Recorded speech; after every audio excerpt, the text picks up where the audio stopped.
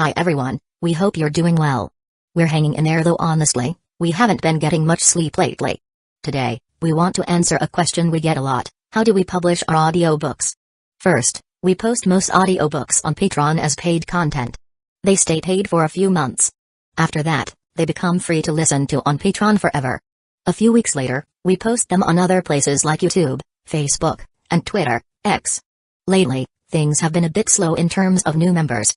So we'd love your help. Please share our site with your friends or in places like Facebook groups, Twitter, X, Discord, Reddit, or novel forums. Even one share can really help us grow. Thanks so much for your support. Alive, 4,400 train coins. Dead, 2,500. Orderly Heaven classifies bounties into 5 levels. Level 4, under 200 coins. Level 3, 200 to 2,000. Level 2, 2,000 to 5,000. Level 1, 5,000 to 10,000. Special, 1,000 plus, no upper limit. Of course, since Orderly Heaven's founding, special level bounties are rare as phoenix feathers. Raise it to 6,000, dead or alive. The king held up a finger. I'll personally add an item from a level 8 treasure chest as a reward. All 3 froze. 6,000 coins. That's level 1 territory. Konyu was already borderline level 1, and this move officially made her 1. And the added item from a level 8 treasure chest. That's not something you can just buy with train coins. Even Orderly Heaven didn't have more than triple digits in total. The king sighed. 3 sections of the Dream Palace gone. I've failed our predecessors. For anyone from the Freedom Organization, dead or alive, their bounty goes up 10%. The king looked at the blonde lily beside him. Daisy, go find the treasurer. Tell him to allocate funds for Dream Palace repairs. Daisy nodded and left. Jongnan hesitated, then looked at the king and gathered his courage. King, our brothers at the front lines are working overtime and facing huge danger. Can we maybe get a little something too? What, are they complaining? Jongnan waved his hands. No, all for heaven. No complaints at all. Then no funds. The king turned to Dong Haizui. Jongnan wisely shut up and sat down. Dong, I hope the next time I return, I'll hear good news from you. Dong Haizui didn't speak, just nodded slightly. At that moment, Jongnan suddenly stood and said, King, I have one more thing to report. The king nodded, signaling him to continue. Based on the frontline inspector's profiling of the rookie greeter, it's been confirmed the individual is Anoka Yunz, who went missing 6 months ago. He claimed to be Anoka Subaru at the transfer station, took away the rookies' badges, gave them Freedom Organization uniforms, and tricked them into thinking it was the Order's uniform. That triggered an inspector's stress response. He accidentally killed the rookie. As Jongnan said this, Dong Haizui and Elsa both looked grim. The king nodded. I remember that kid. He got promoted as your deputy last year, right? Then he looked at Dong Haizui. You knew about this? I did, Dong Haizui said calmly. As you know, there are many items that can change appearances, so looks alone can't be used as proof. As for whether that man is Anoka Yunz, it's only suspicion. Not confirmed. The king nodded in agreement. But calling himself Anoka Subaru? That does sound like something that rascal would do. Dong Haizui stayed serious, didn't respond. Whether or not Anoka Yunz defected is still under investigation. Let's leave it at that for now. That's all. Back to work. With those words, the king vanished on the spot. The 3 stood, bowed 90 degrees to the now empty seat, and left the conference room. From the king's entrance to the end of the meeting, the whole thing didn't even take 3 minutes. Dong Haizui shot a cold glance at Jongnan, finished the last sip of duckshit fragrance, and turned to leave. Elsa also took the milk teas for her and Ziyuan and followed. Hey, get that special recruitment list done quick. The frontliners are waiting on it, Jongnan shouted after Elsa, but she ignored him. In the vast conference room, only Jongnan was left. He watched the 2 leave, loosened his collar, and curled his lips downward. He took a sip of the coffee the king brought. Spat it out. What the hell is this crap, so fucking bitter? Chapter 91, Inspector 7, 00 AM, Central Yurden. The weather was bad today. It started drizzling early in the morning. Inside a breakfast shop in the southern part of the city, 2 inspectors from Orderly Heaven were having breakfast. Zhulei poured some vinegar into his wands, added a few spoonfuls of chili, and looked at Wang Ben across from him. Rainy day, want some chili? Wang Ben shook his head to decline. Did you hear? Chief Zhang pulled people from Paradise overnight to help us check trains. I had no idea so many people were even stationed at Paradise. We're drowning in work over here. Yurden's more than 10 times bigger than Paradise, yet we have the same number of inspectors. Total bullshit. What else would they be doing over there? Kissing up to the higher-ups in Paradise, obviously. How many do you think they'll pull back this time? At least half, right? More than that. I'd say 70%, otherwise it still wouldn't be enough. Good thing it's thunder season. Some rookies are arriving later because of it. Otherwise we'd really be screwed. Why don't you also mention some got here earlier because of it too? Still, we've been lucky not to run into any infiltrators disguised as special recruits. Those inspectors who let infiltrators in are already in the tribunal. Probably all done for. Not inspecting people with special badges. That was a rule from higher up, wasn't it? We follow the rules and still take the fall? The Dream Palace was attacked. Someone's gotta take the blame. So if we run into a special recruit, do we check them or not? Of course we check. Chief Jong said it himself. Doesn't matter who it is, everyone gets checked. Even if the king shows up. Still hoping we don't run into any special recruits. My life's total crap. I wake up every day just to work. Last month's salary still hasn't arrived. Pulling all-nighters every damn day. I'm going bald. When we get this month's pay, want to hit up Paradise. I know a succubus experience center. They just got new talent. Succubi, huh? I still prefer elves. Make her cast a buff spell before we do it. Then hit a heal afterward. Whole package. Feels fucking amazing. Man, you're seriously hopeless. Midlife desperation, man. Joulet shook his head. Back in the day, I only went for succubi when I was young. Elves? People used to laugh at you for that. But once I tried, fuck, elves really are better. I'm thinking, save up train coins for a few more years. Before I retire, maybe I'll buy an elf to take home for my twilight years. Joulet propped his chin with one hand, stirring the wontons in his bowl, face full of longing, like he could already see that day coming. With RP? How much can you even save before retirement? Not eating or drinking still wouldn't buy you an elf. Wang Ben's cold reality check shattered his fantasy. Hey, I heard the bounties for those Freedom Organization bastards just went up again. Honestly, what's the future in this job? Let's go hunt wanted criminals. Are you nuts? You wanna die? I'm not stopping you. You think we can handle those guys? In just 2 days, the Dream Palace lost 3 whole sections. You know what that means? That kind of destruction hasn't happened since Orderly Heaven was founded. They're a bunch of suicidal maniacs. If you want to live a few more years, better drop that idea fast. I'm kidding. Being an inspector's still better. Doesn't pay much, but it's safe. And there's side income. Wang Ben chuckled and waved the shop owner over. Boss, check please. How much? Sir, you're too kind. Just 2 bowls of wontons. No charge, no charge. No way. I pay for what I eat. Wang Ben pulled out a 10-denomination silver coin stamped with the Orderly Heaven emblem and handed it to the shop owner. The owner resisted, but had no choice but to take it. Seeing him accept it, Wang Ben suddenly got serious. I noticed earlier. Your shop's fire safety isn't up to code. The owner froze, then quickly fished out 2 golden train coins from the greasy apron pocket and handed them back along with Wang Ben's silver coin. Officers, this is all I have left. Wang Ben took the coins with a blank face. We won't write you up this time. You've got 3 days to fix it. With that, the 2 stood and left. They put on their hats, opened their umbrellas, and stepped into the rain. Wang Ben tossed a train coin to Joulet. Sponsor for your elf. Joulet smiled and slipped the coin into his pocket. Thanks. I'll invite you when the time comes. Forget it. I don't like sharing with other guys. Wang Ben looked ahead and frowned. Fuck's sake, why's the rain getting heavier? Chi Zhao stood by the train window, watching the pouring rain outside. In the distance, 2 men in black holding umbrellas were walking toward him.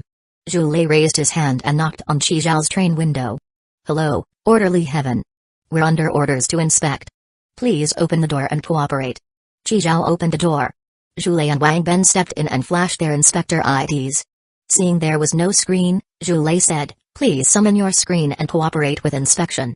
Chi Zhao pulled a badge from his pocket and held it up. I'm a special recruit this year. No inspection required. The 2 froze, their expressions changed, and they instinctively stepped back. Chi Zhao stepped forward. They stepped back. Take a good look. You, throw the badge over. Joulet caught the badge. It really was a special recruit badge. He adjusted his cap and cleared his throat. Recently, wanted criminals have been disguising themselves as special recruits to sneak into Yurden. Now even special recruits have to cooperate with inspections. Summon your screen and show us your identity info. Now. Chi Zhao didn't move, and Zhu Lei started looking annoyed. Do I need to repeat myself? Or are you really just a wanted criminal in disguise? With that, both of them drew their issued pistols and aimed at Chi Zhao. Summon your screen. Show your info. If you refuse, we're authorized to kill you on the spot. Notify the captain. Found a suspected wanted criminal posing as a special recruit. Requesting backup. Wang Ben pulled out his comm device and called for reinforcements. The response came, a team was on the way. Chi Zhao sighed and raised his hands, muttering quietly. So damn slow. What did you say? I didn't say anything. Just then, a woman in an orderly uniform appeared beside Chi Zhao. Seeing who it was, Zhu Lei and Wang Ben were startled. They quickly holstered their pistols and saluted. The woman was Xia Yuan, daughter of Personnel Chief Elsa. She was also one of the people responsible for recruiting this year's rookies. Strictly speaking, her rank was even higher than their captains. The special recruitment list was issued last night. Anyone on the list is exempt from inspection. Don't tell me you haven't received it yet. Xia Yuan stepped forward and stared at them. Haven't received it? Looks like I need to report this to Chief Zhang. Zhu Lei and Wang Ben frantically shook their heads and spoke in unison. No, we got it. Got it? Oh, so you just didn't read it? Then why are you still checking special recruits? This is what frontline work ethic looks like. Chapter 92, you can tell he's talented at a glance. Had I been a step later, would our special recruit have been shot dead by you guys? Didn't you get the verdict from Orderly Heaven's tribunal yesterday? The inspectors who accidentally killed a special recruit got it way worse than those who let wanted criminals in. Zhu Lei and Wang Ben stood there trembling, not daring to speak. Just then, 3 more people came rushing over in the pouring rain. The one leading the group hadn't even stepped inside before shouting aggressively, "Which one of you is the special recruit? Come out and meet me." It was their team leader, Zhang Lin. Xia Yuan stepped forward again, blocking the doorway. Zhang Lin saw who it was and pushed up his glasses. Oh dang, isn't his sister Wan? When did you come to South City? If you'd told me, I'd have picked you up. Just got here. Picking someone up.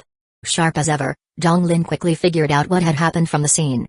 When he saw Chi Zhao standing off to the side with a face full of amusement, he praised sincerely, "So this is the newcomer you recruited, Sister Wan. Nice. Kid looks like serious talent at a glance. Didn't even get tricked into giving up his badge. That's our Sister Wan for you, always sharp-eyed." After his rainbow praise for Xia Yuan, Zhang Lin turned to Zhu Lei and the others. The list was posted in the private group last night. What, you guys don't check it? What the hell are you even doing? Get off work and just ignore messages, huh? Do I need to personally beg you to read them? You guys still don't get the nature of our job? We're inspectors. We serve the people. We're supposed to be on call 24/7. And you actually threatened a special recruit with a gun? You've caused such a huge mess. There's no saving you now. Off to the tribunal with you. Both of you. Xia Yuan, seeing Zhang Lin playing bad cop, spoke up at the right moment. Captain Zhang, no need to go that far. Besides, the tribunal's pretty swamped right now. Zhang Lin flashed her a fawning smile, then turned his head and glared again at Zhu Lei and Wang Ben behind her. You're losing this month's bonus. I said it. Got a problem? Go take it up with Chief Zhang Nan. Zhu Lei and Wang Ben were scolded so hard they didn't even dare lift their heads, like a couple of wilted chickens, necks tucked in. What are you waiting for? Get to work already. Zhu Lei jogged a couple of steps, bent down, and handed the badge back to Chi Zhao with both hands. Then he and Wang Ben fled the carriage like they were running from a disaster. As Zhu Lei passed by Zhang Lin, he got kicked in the leg. Always stirring up trouble for me. After sending the 2 people he brought along off to work, Zhang Lin turned back to Xia Yuan with a big grin. Sister Wan, about that transfer request I filed to Paradise. It's been over a year and still no response. Xia Yuan looked at the hopeful Zhang Lin and said, submit your application again before the end of the month. This time, make it clearer. Zhang Lin got the hint and nodded eagerly like a pecking chick. Position changes, promotions, and staffing in Orderly Heaven were ultimately decided through evaluations conducted by Chief Elsa and her team. Especially promotions. Sister Wan, alright then, I'm off to work. I'll buy you milk tea later. Zhang Lin looked at Xia Yuan and chuckled sheepishly. Xia Yuan tilted her chin slightly to signal go ahead, then reached up and pressed the button to close the carriage door. Zhang Lin never even set foot inside the train the whole time. As soon as Chi Zhao docked at Yurden and joined the chat room here, he searched and added Xia Yuan as a friend. And from her, he learned about the big incident that had happened in Yurden recently. Just as he suspected, Kong Yu had pretended to be a welcome officer from Orderly Heaven, And after tricking special recruits into giving up their badges at the transfer station, she exploited the loophole that holders of special recruit badges weren't subject to checks. Letting a bunch of wanted criminals sneak into Yurden and launch an attack on the Orderly Heaven headquarters, Dream Palace. Now, everyone with a badge was getting arrested on sight. Konyu, you're screwing me over big time. Holy shit. Wait a second, what's even the point of her screwing me over like this? Doesn't make sense. She doesn't benefit from this at all. Unless she knew I was a special recruit all along? Chi Zhao drew in a sharp breath. Once that idea entered his head, he couldn't shake it. He was more and more convinced that Konyu had known he'd already been recruited by Orderly Heaven, and giving him the badge was just a test. Chi Zhao had initially considered giving a badge to Zhejian so she could avoid inspection. Looking at it now, thank God he didn't. If he had, and Zhejian had gotten caught, not only would their station reward module be exposed, she might even rat him out. Game over. Chi Zhao stashed away the badge and looked toward Ziyuan. Didn't expect her to still have a tracking mark on me? Even managed to teleport directly here. Ziyuan took off her hat, let down her pinned-up hair, gave her head a shake, and yawned. When she looked at Chi Zhao again, her expression had shifted back to that innocent, soft look she wore back in Dawn City. Brother Chi Zhao, you're finally here. I thought something happened to you, I was so worried. Something did happen. I almost didn't make it. I ran into a group of wanted criminals at the last station. Wanted criminals? Brother Chi Zhao, are you okay? Were you hurt? I got a little banged up, but they're all dead. Oh right, I heard you can claim bounty rewards for killing wanted criminals. How do you collect that bounty? I brought the bodies with me. They're in cold storage. Ziyuan, huh? She immediately hit the button, and the carriage door opened again. At this time, Zhonglin and his people were inspecting another newly arrived train not far away. Hearing Ziyuan call him, he hustled right over. Sister Wan, what do you need? By then, Chi Zhao had already moved Li Jieyang and the others' corpses to the carriage entrance. Zhonglin opened the bag and saw a frost-covered head inside.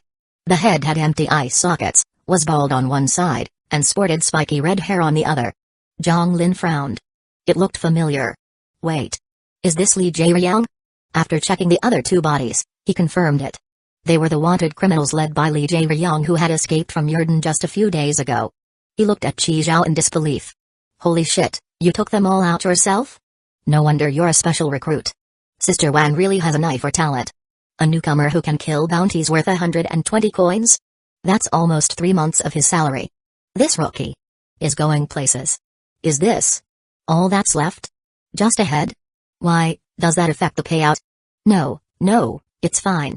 Zhonglin waved his hands. A head's enough. As long as we can ID them. Then Zhonglin called 2 people over to drag off the bodies of Li Jieyang and the others.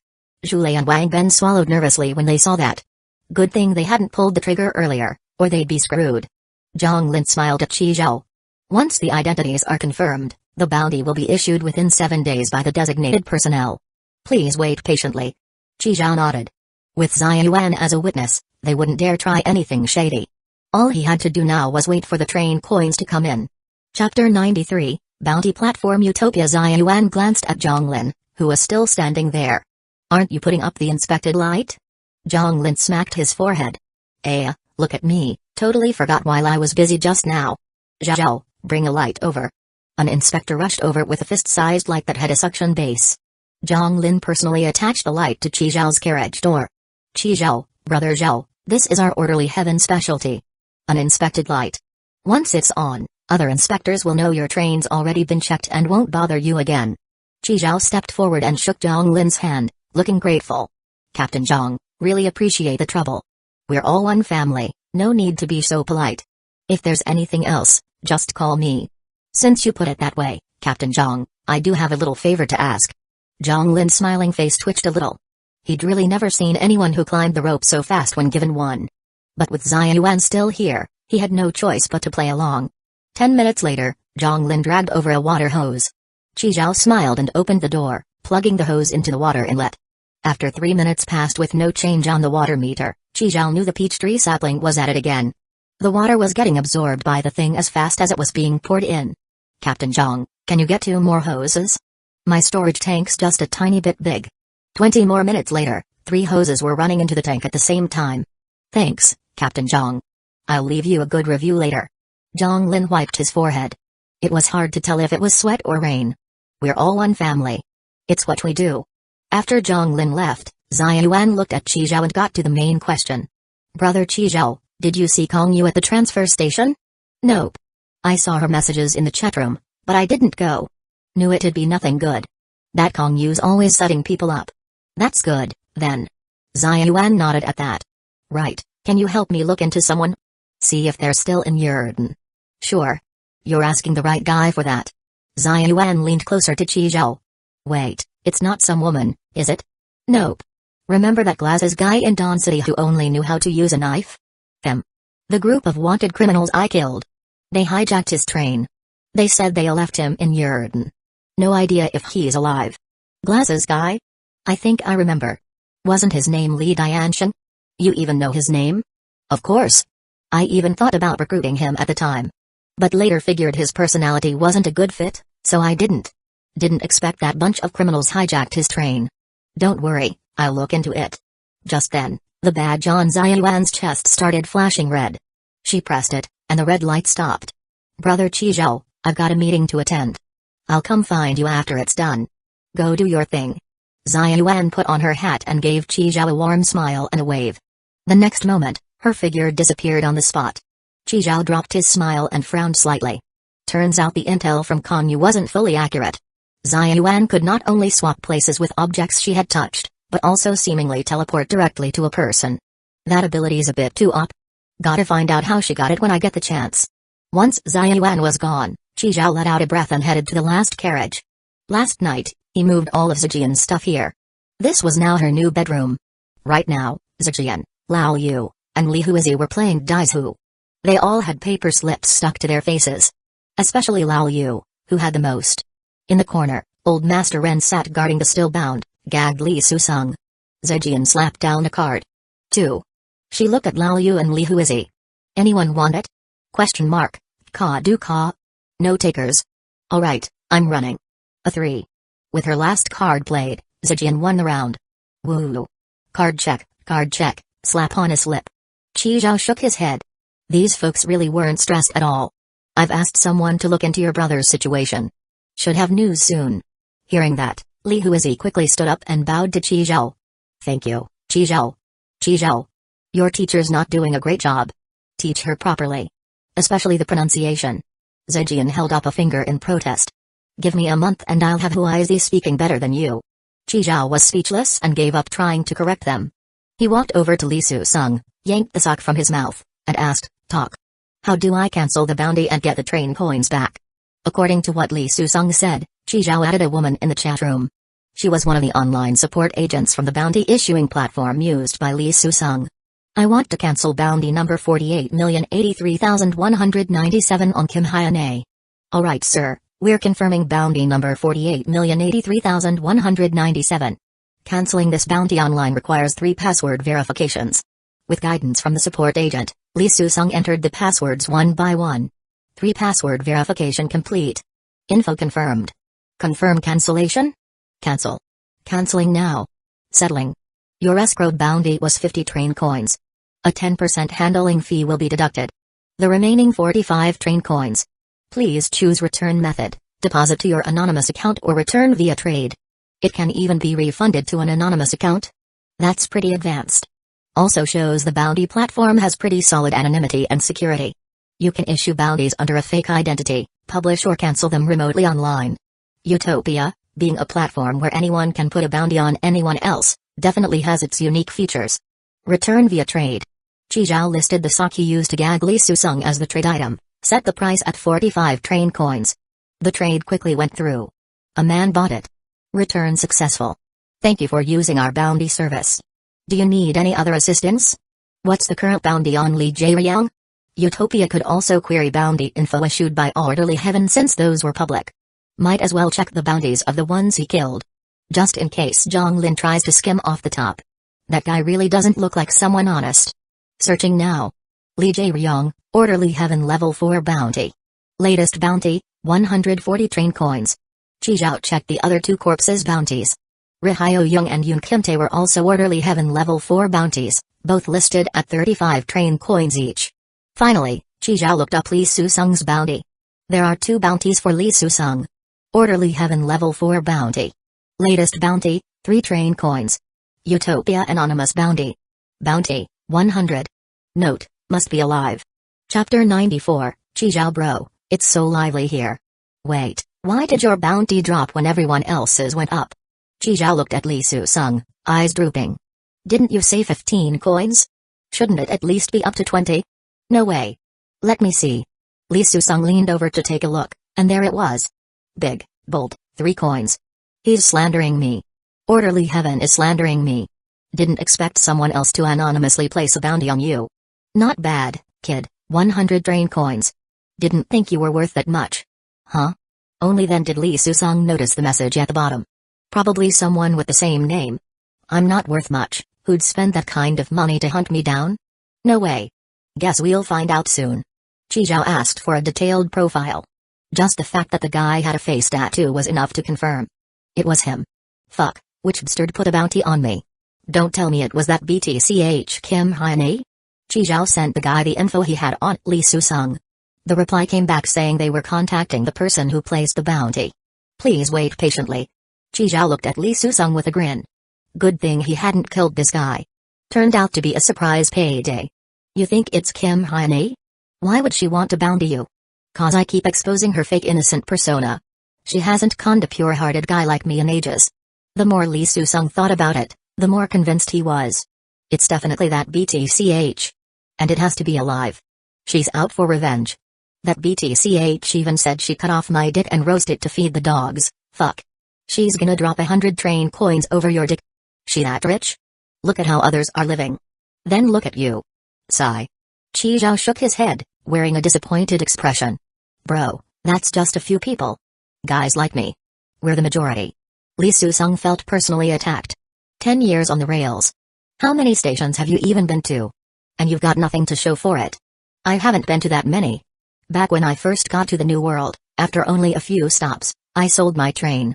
Chizhao, your train? You sold it? Chizhao genuinely hadn't expected that.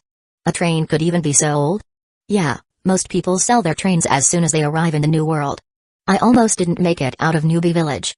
The worst part of every day was hitting a new stop at 8 a.m. You never knew where the hell you'd end up. Could be a battlefield, a zombie nest, some freak world. One misstep and you're toast. Back then, it really did feel too risky. I didn't want to keep living like that, so I sold my train. Who'd you sell it to? Orderly Heaven. Orderly Heaven even buys trains? Yeah. Not just Orderly Heaven. Some private big shots buy them too. They'll pay 30% upfront, another 30% over time, and once the train's sold off, they settle the final payment. But most people still prefer to sell to Orderly Heaven. It's a bit cheaper than selling to a private buyer, but they're reliable. You won't get screwed over. How much did you get? Depends on how many carriages your train has and how much it's been upgraded. Mine went for 53 train coins. Train coin transaction? What good is that if you sold your train? To live in Yurden, you need order coins issued by Orderly Heaven. Train coins are used to exchange for order coins.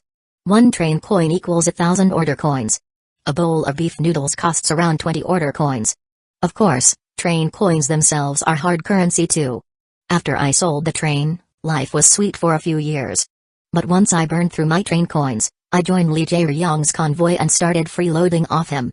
Wait, I've got a question. When it's departure time, doesn't the train just leave? Oh, that. What level are you now? Still under 20, right? Once you hit level 20, you'll unlock a rest module. Then your train can stay as long as you want at any public station. Yurden that big? Big. Super big. It's like a few hundred South Koreas put together. Honestly, life in Yurden's not bad if you stay out of trouble. There's work, there's entertainment. It's just like Earth.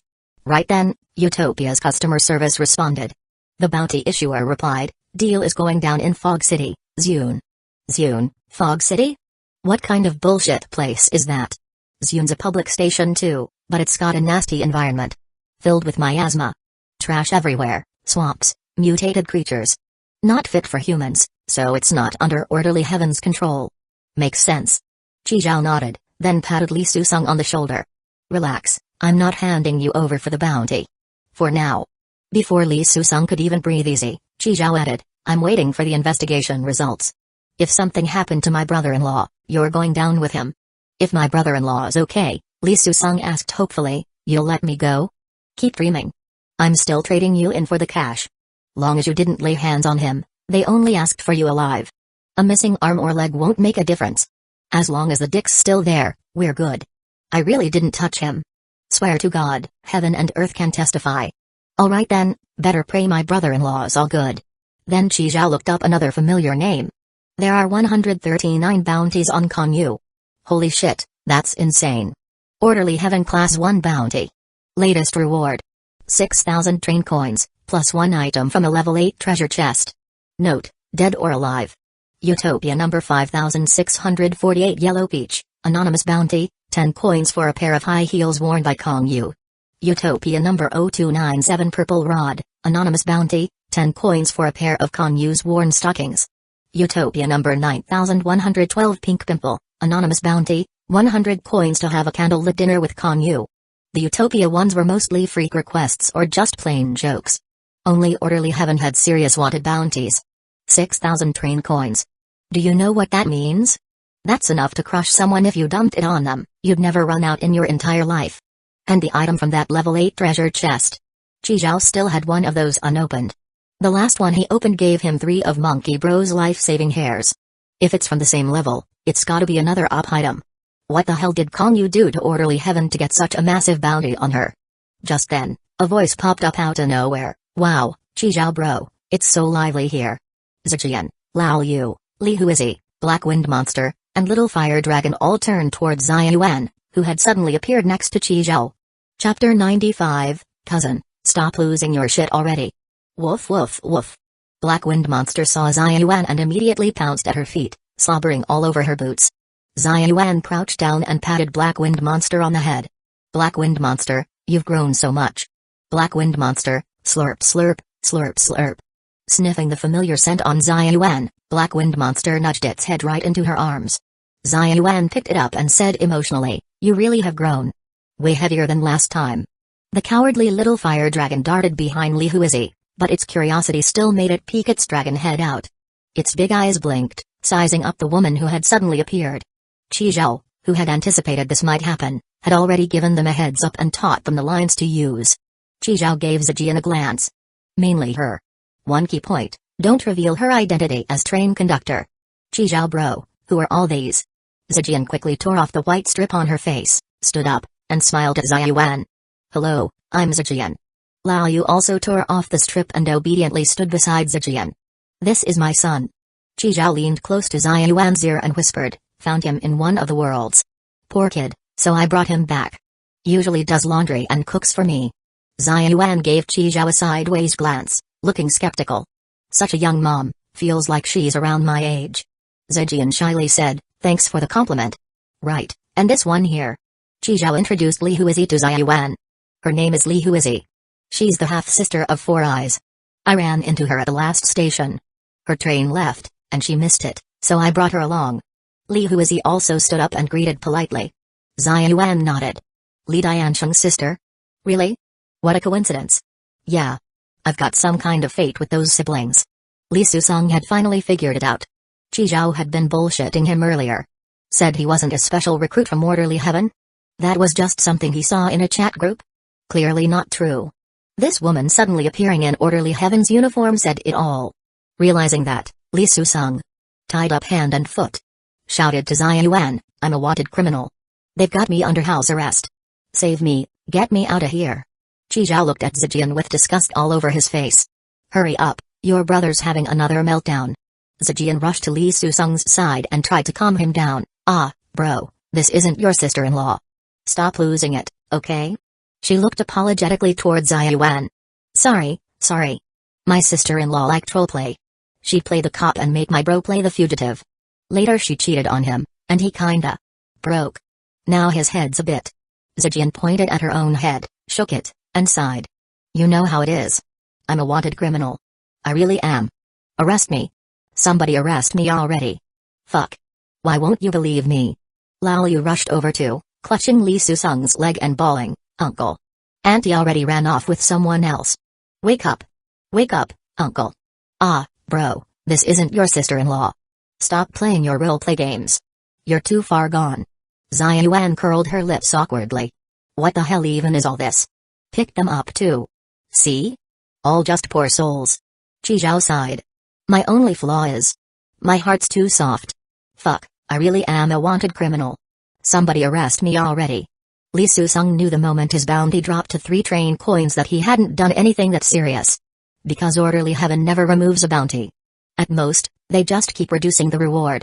Once the bounty drops to 1 train coin, it's pretty much the same as revoking the warrant. Everyone knows it, they just don't say it out loud.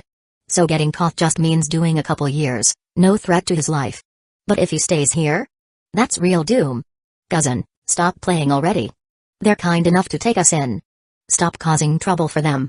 Zijian warned Li Susung in Korean, keep running your mouth and who knows what Chi Zhao might do next. You better behave. Chi Zhao changed the subject. Wait, weren't you in a meeting? It's over already? Hasn't even started yet. The chief hasn't shown up. I figured I was free anyway, so I came to check on you. Just then, the badge on Ziyuan's chest lit up red again. Ah, chief's here. Well, carry on, I'm heading off now. Zijian smiled and waved goodbye to Ziyuan. As Ziyuan left, the flicker of hope in Li Susung's heart died again. He looked at Chi Zhao and gave an awkward smile. Then suddenly turned his head and slammed it into the carriage wall. Thud. And knocked himself out. Watching Li Susung sprawled on the ground, Chi Zhao shook his head. Lao Yu, go find a pair of dirty socks and stuff his mouth. Got it, train conductor. Honestly, it wasn't Li Susung that Chi Zhao was most worried about. It was Ziyuan. She was scary as hell. If she just randomly teleported in while he was doing something shady, he might literally go limp from shock. No warning, no heads up. Just pops in? So rude. Chi Zhao went alone back to the bathroom, watching the water tank fill while scrolling through chatrooms and Utopia's platform, looking for a guaranteed method to generate follower modules. No luck. Nothing came up. So it's really all RNG when it comes to modifications? No way to force it? Chi Zhao then started asking around about the module you could refresh using train coins. There was a bounty for that one on Utopia. Utopia number 0012 White Milk, anonymous bounty, 3,000 train coins and 3 level 7 treasure chests for 1 module card of Modification Maniac. That price was insane. Chi Zhao had seen a level 7 treasure chest on the trading platform. Going for 300 train coins. So that's 3,900 train coins just for 1 special module. Which just shows how rare those module cards really are. Whoever posted that bounty on Utopia had to be insanely loaded. Almost certainly someone from a major organization. Just then, a message came in from Ziyuan. Chi Zhao bro, the meeting's over. But I just got assigned an emergency mission. I'm heading into the inner realm, so I can't stop by your place. Also, because of what happened this year, the chief is calling a meeting for all special recruits from this cycle. Since it's thunder season, train stops are unpredictable. Plus, none of you have hit level 20 or unlocked the rest module yet, so it's been postponed. Thunder season should last about another month. So basically, you've got to hit level 20 before then. Only by unlocking the rest module can you return to Yurden. Put simply, this is a capability test. If you don't hit level 20 within the month, you'll lose your special recruit status. All those benefits? Gone. Got it. I've asked someone to look into Li Dianshan. Let's stay in touch. Reach out if anything comes up, okay? Okay.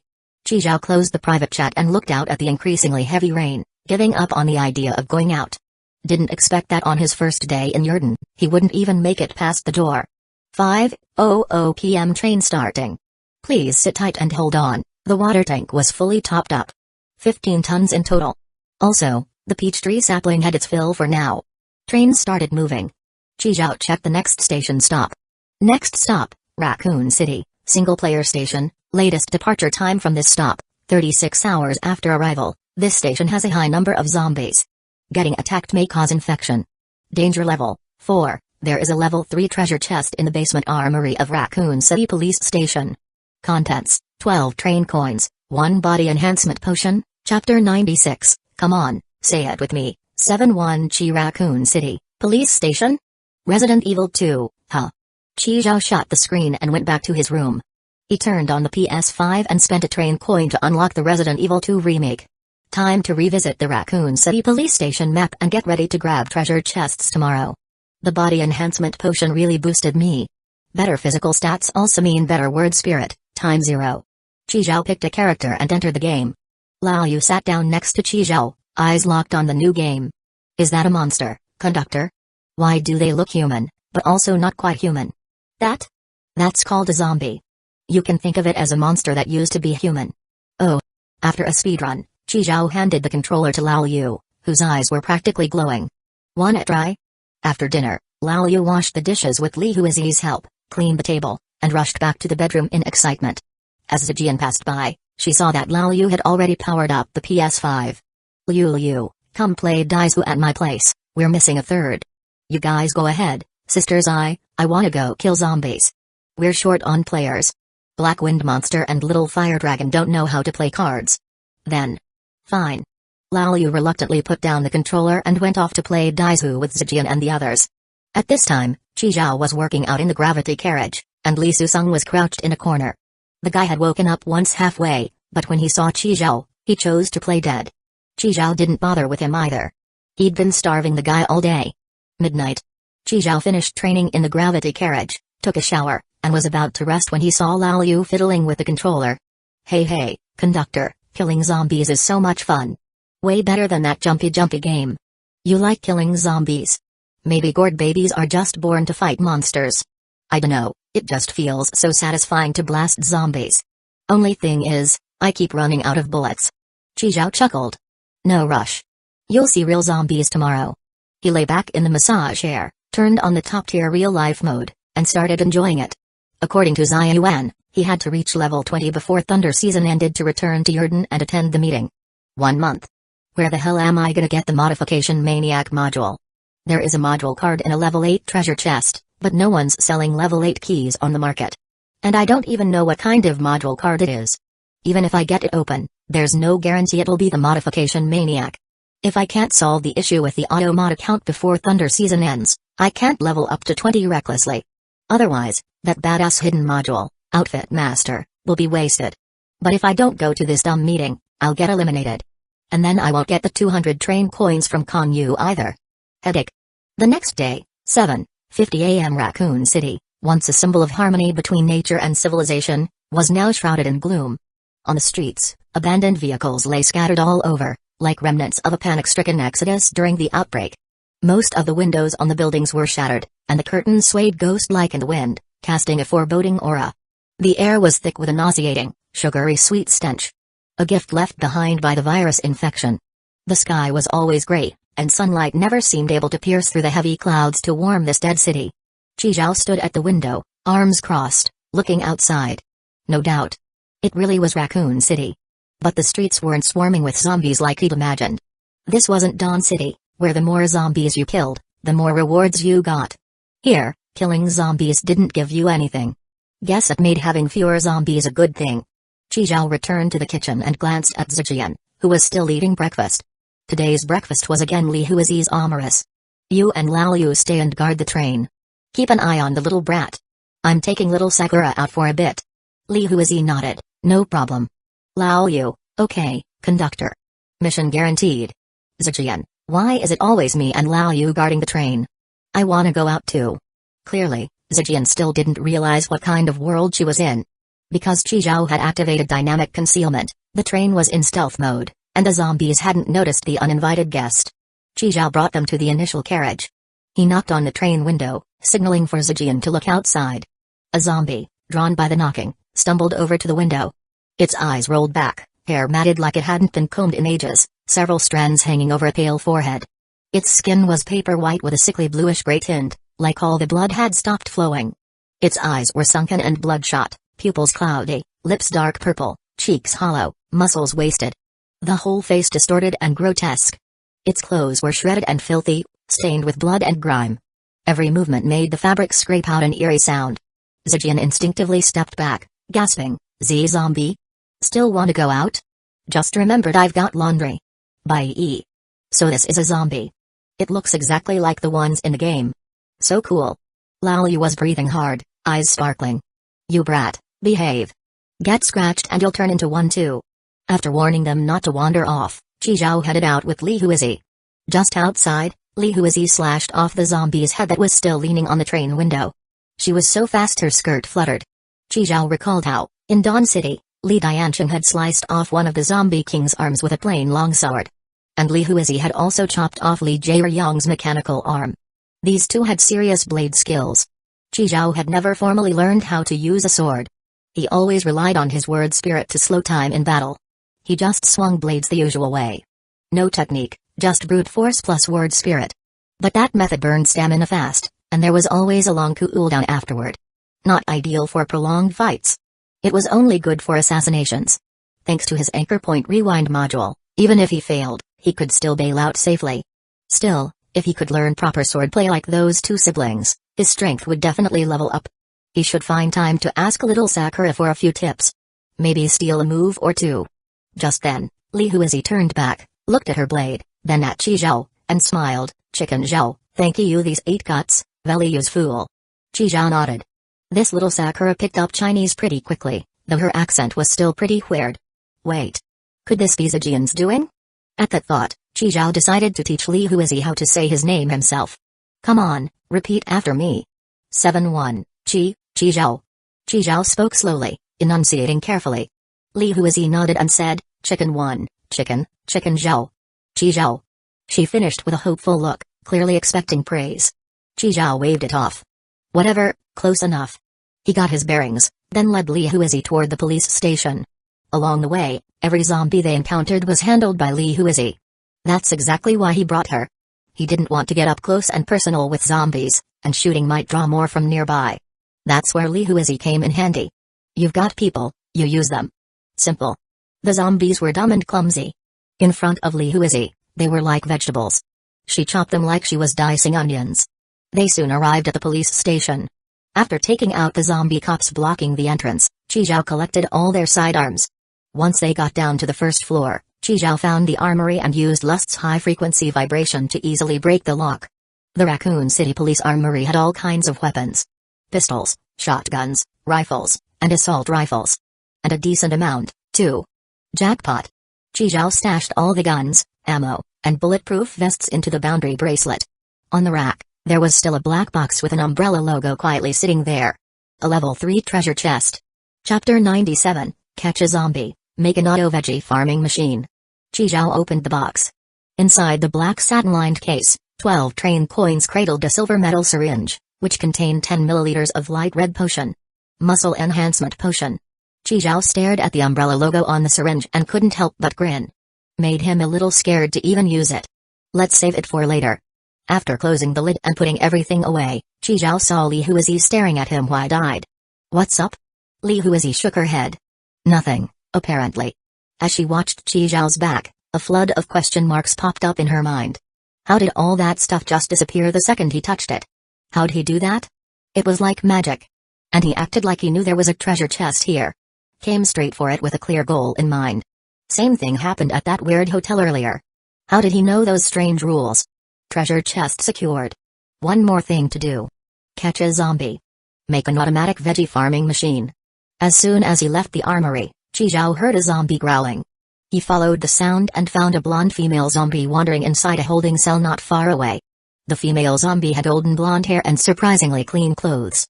Only a few purple-red veins showed on her face. Obviously freshly turned. Her body was curvy and her skin pale but pretty. The kicker? She was still wearing sky-high stilettos. At least 15 centimeters. And her bright red nails gleamed. She walked with a wobble like she might fall at any moment. But what really caught Chi Zhao's attention were her terrifying proportions.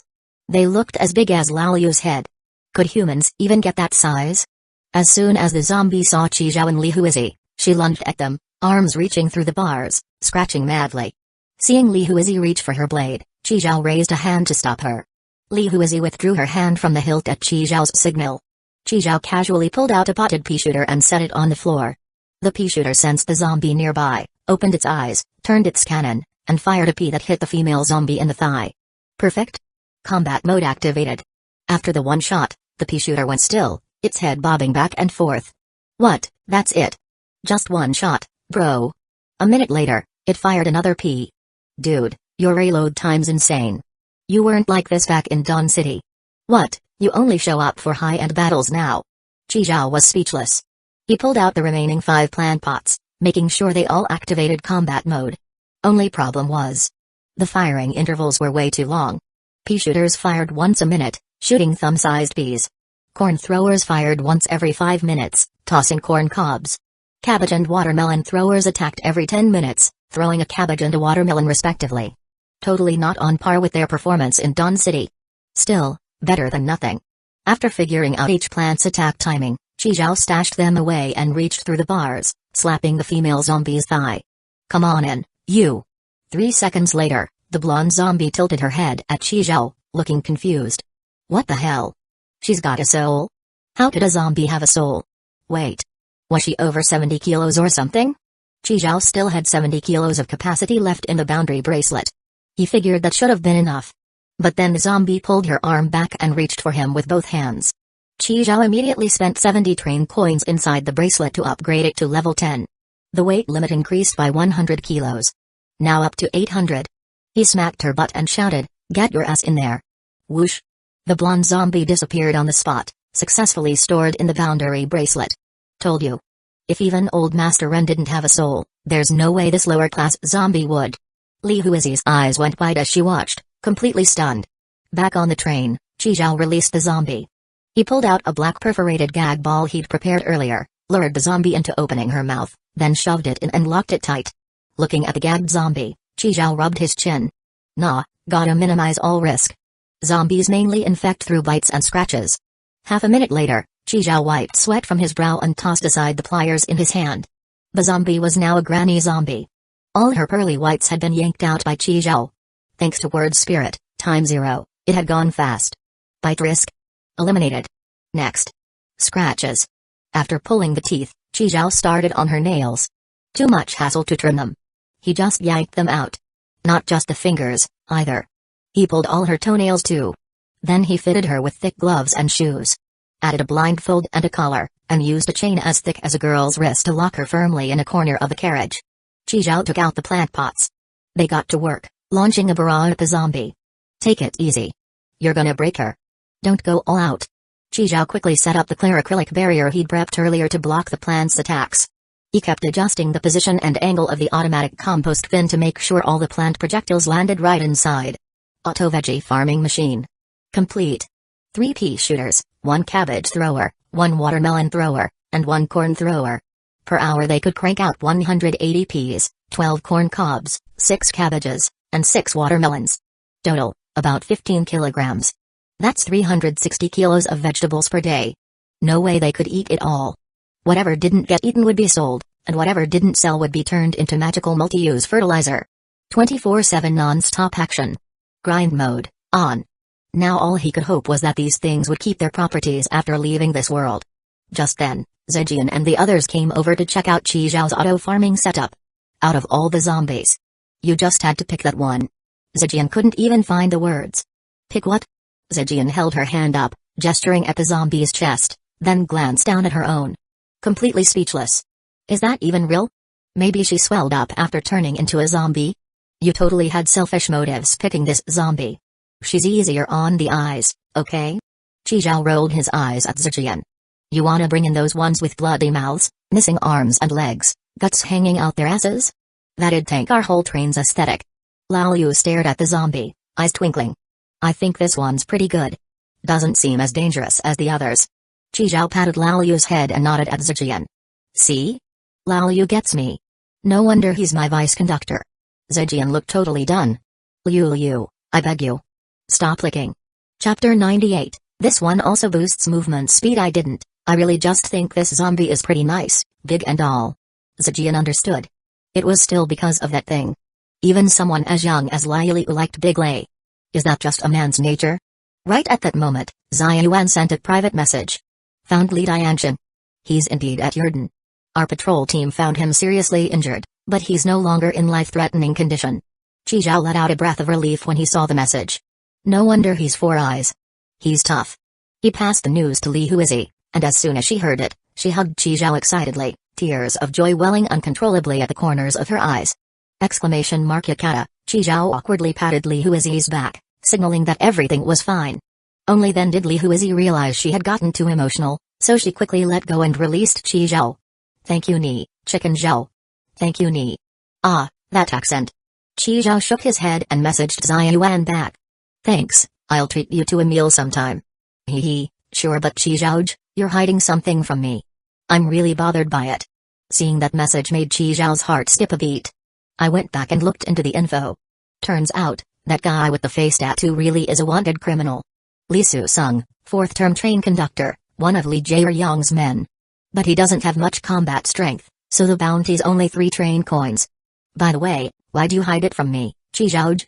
Of course she saw through that crappy acting. She'd just played along and given him a way out.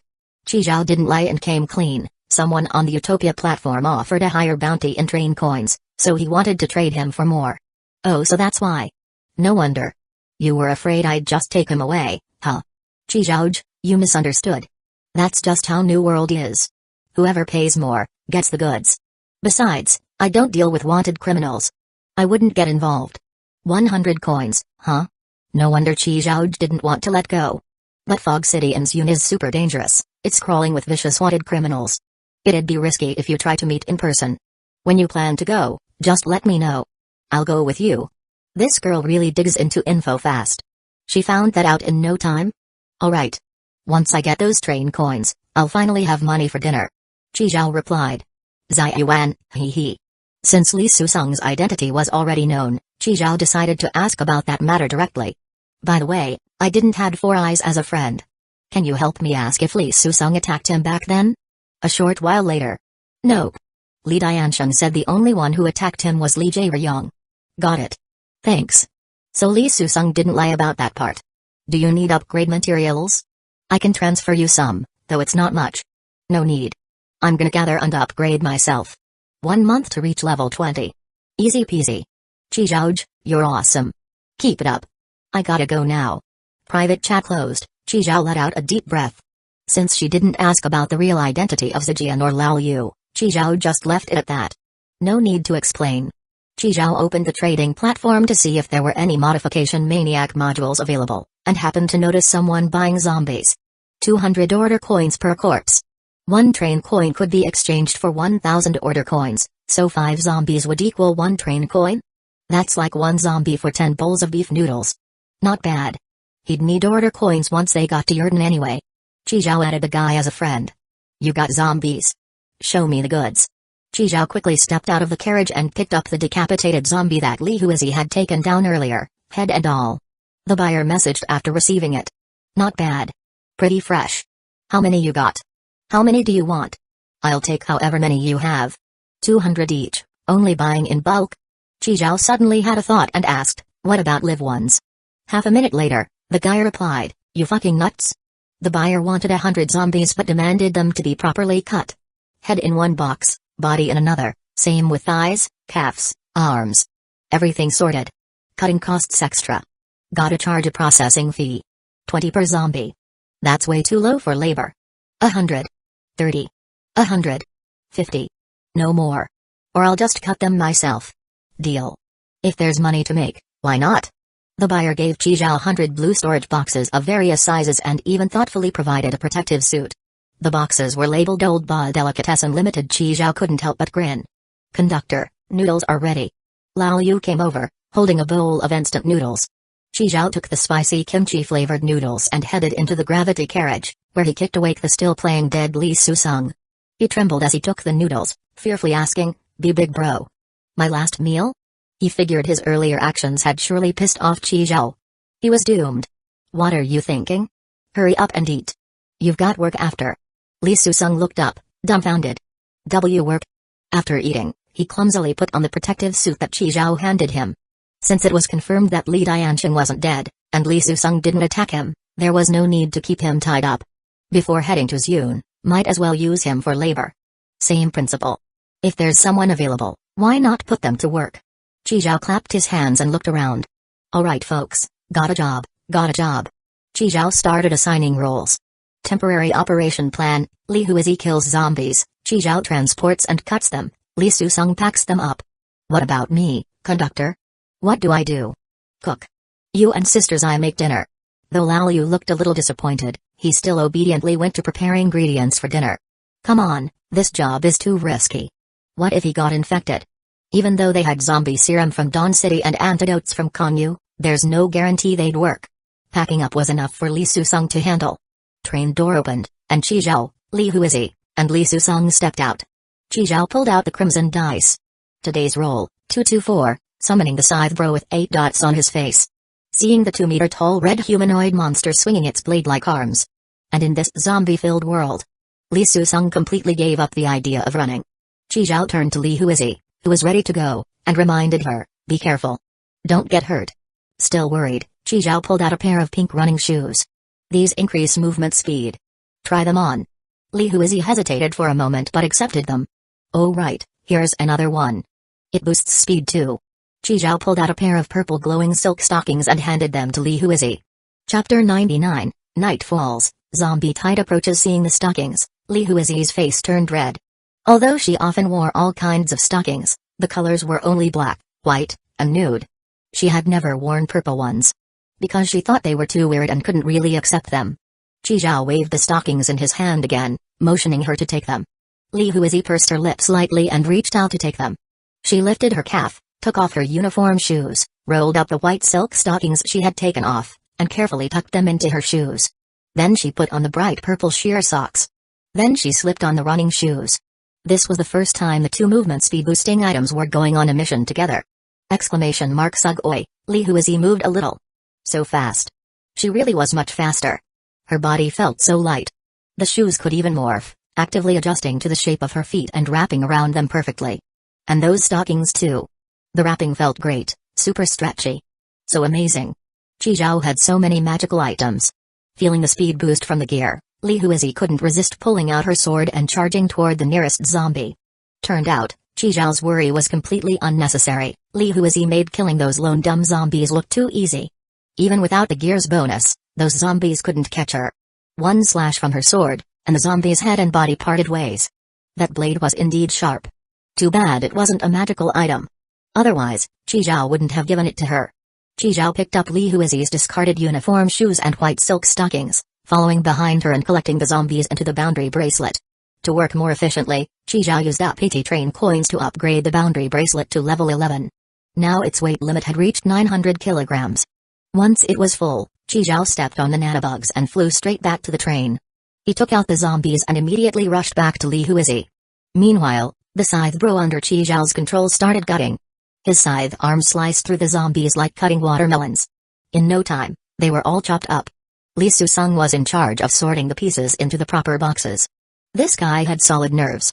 Despite the gory, R-rated mess in front of him and just having finished eating instant noodles, he actually didn't throw up.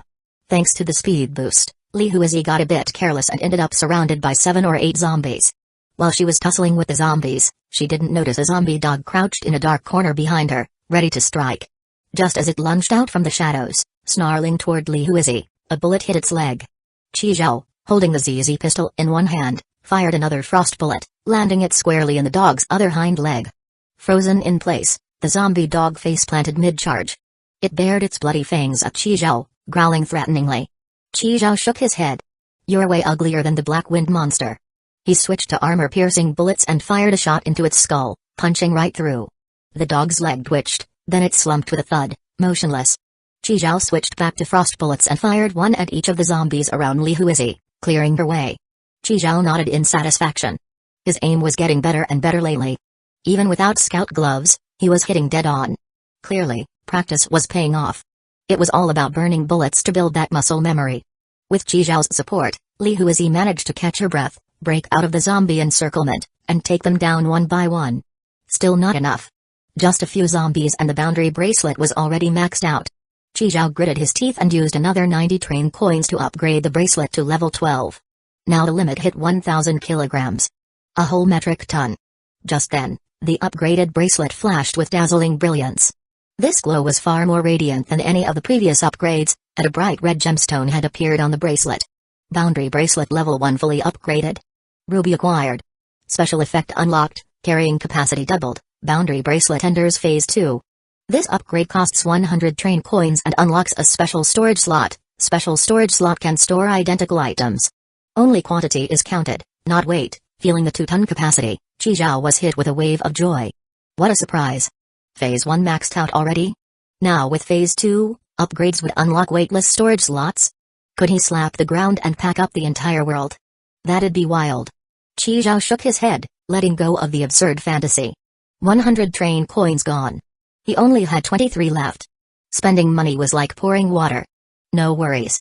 He still had Lee Soo-sung, worth 100 train coins. Once he joined Orderly Heaven, he'd also collect the 200 coin balance from Kong-yu.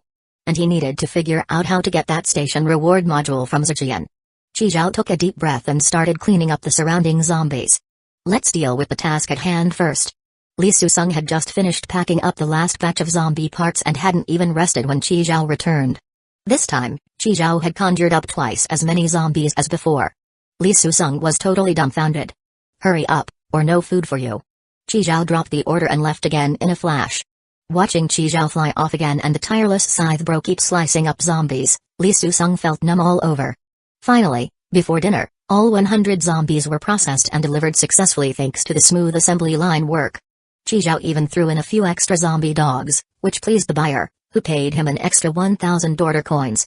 With the processing fee included, Chi Zhao ended up with a total of 26,000 order coins. All in 1,000 denomination bills. 26 in total. They looked like regular cash, except with Orderly Heaven's emblem on them. Converted, that was only 26 train coins. Making money was hard, Chi Zhao sighed. At that point, Lee Soo-sung was so tired he couldn't even sit upright. He collapsed to the ground, opened his protective mask, and greedily sucked in air. 2 big words were written all over his face. Despair. Have a seat. You worked hard this afternoon.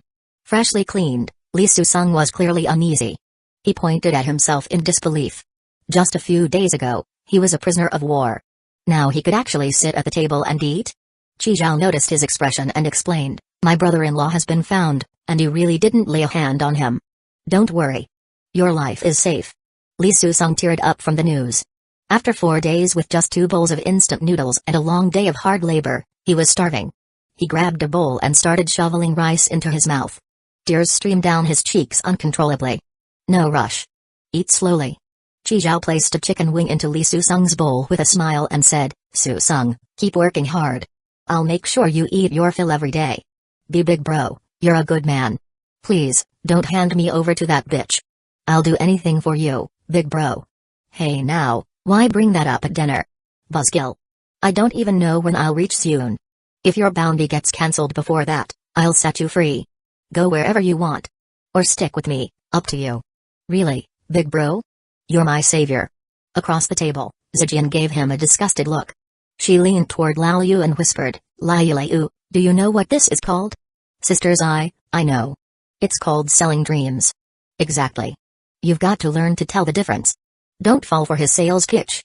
Lao Yu looked puzzled. But the conductors never sold me dreams before. Zijian sat back and slowly shook her head. Liu? You're hopeless. After dinner, darkness fell outside. Chi Zhao, as usual, entered the gravity carriage. But this time, he didn't train. He took out a level 3 treasure chest and retrieved the muscle enhancement potion inside. Looking at the pale red liquid, Chi Zhao rolled up his sleeve and injected it. As the potion entered his body, his lower abdomen began to feel warm. He closed his eyes, sensing the medicine spreading through his body. His muscles started to tense, and his heartbeat sped up. A sign the potion was working. A few minutes later, Chi Zhao opened his eyes. He felt full of strength. He stretched his limbs and found himself more agile and powerful. His heart pumped stronger with each beat. His developing ABS became more defined, and the V-line on his waist was smooth and eye-catching. Chi Zhao turned on the treadmill, preparing to challenge the 5-kilometer run in triple gravity that he'd never been able to finish before. Late at night, a silent raccoon city rustled with noise from all around. Glass-shattered malls, sewer grates, overgrown schools. 1, 2, 3. More and more zombies emerged from every corner, filling the streets to the brim. They all simultaneously turned their attention to the lit-up train where Chi Zhao was. Like a wave, they surged forward. Some zombies tried pushing open sewer covers, but before they could climb out, they were trampled by others and fell back in. Night had fallen. The zombie tide had arrived. Chapter 100, The train conductor's stamina is insane this time. Bang bang bang bang bang. A burst of urgent knocking rang out, followed by pounding from all directions of the carriage, along with deep, guttural growls. Chi Zhao immediately sensed something was wrong. He jumped off the treadmill and sprinted through multiple carriages to reach the initial carriage. Lao Yu turned his head and, seeing it was Chi Zhao, let out a breath of relief. Train conductor, there's so many. So many zombies. We're surrounded by zombies.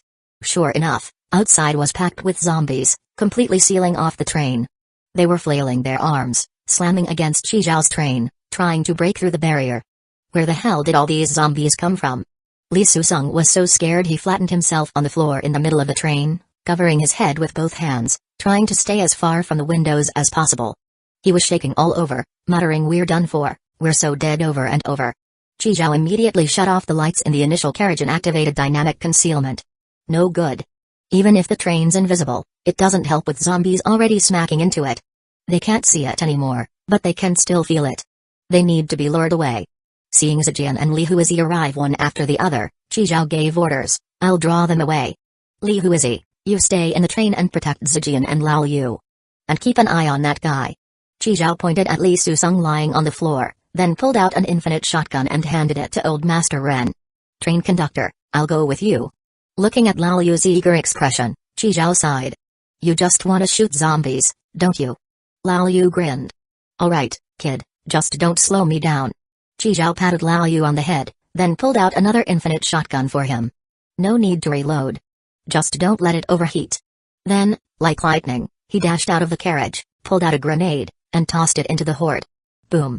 A sudden burst of light and the deafening explosion grabbed the zombies' attention. Spotting a live human, they all turned and charged at Chi Zhao. He pulled out a shotgun he had confiscated from the police station's armory during the day, and blasted the head off a zombie lunging from the left, all while retreating and firing. Damn it, so this is where all the zombies have been hiding. You guys all work night shifts or something? There were even more here than in Dawn City.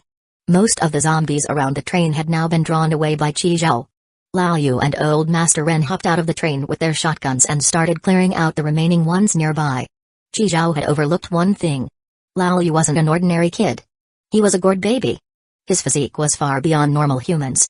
Right now, with Chi Zhao's infinite shotgun in hand, he was popping one zombie after another, grinning from ear to ear. He was fast, too. The zombies couldn't keep up.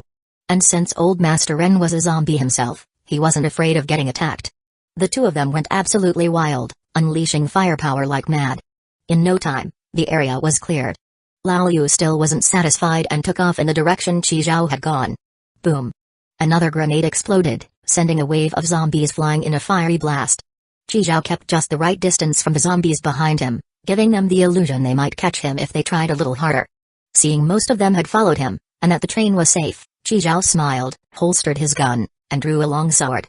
He thought back to something he asked Li Huizi that afternoon. How could she decapitate zombies so easily with a single swing? According to Li Huizi's explanation, with gestures included. The key was in how you held the blade.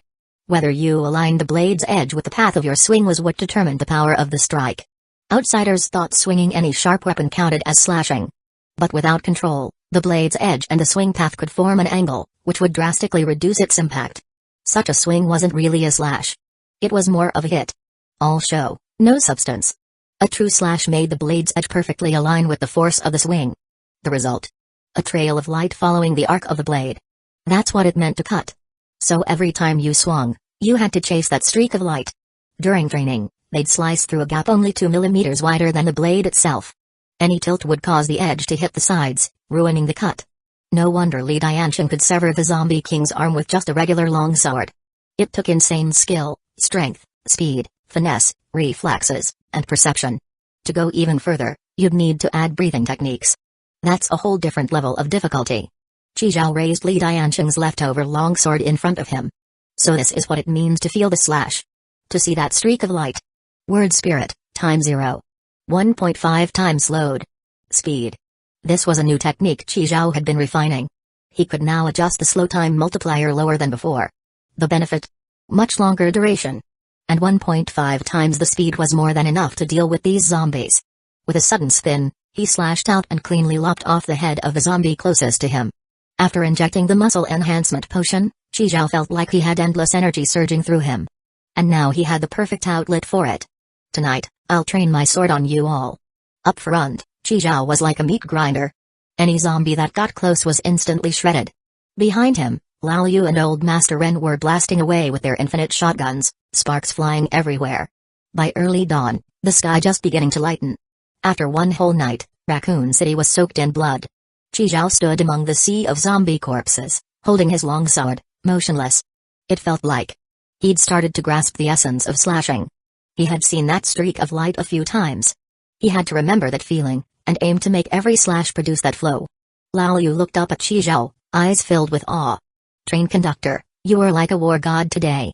And you lasted forever. One man, one kid, one zombie. Slaughtered an entire city in a single night. When do I not last? Qi Zhao rolled his eyes. So, had your fun? Yeah, way more fun than shooting zombies in a game. In the game I always run out of bullets.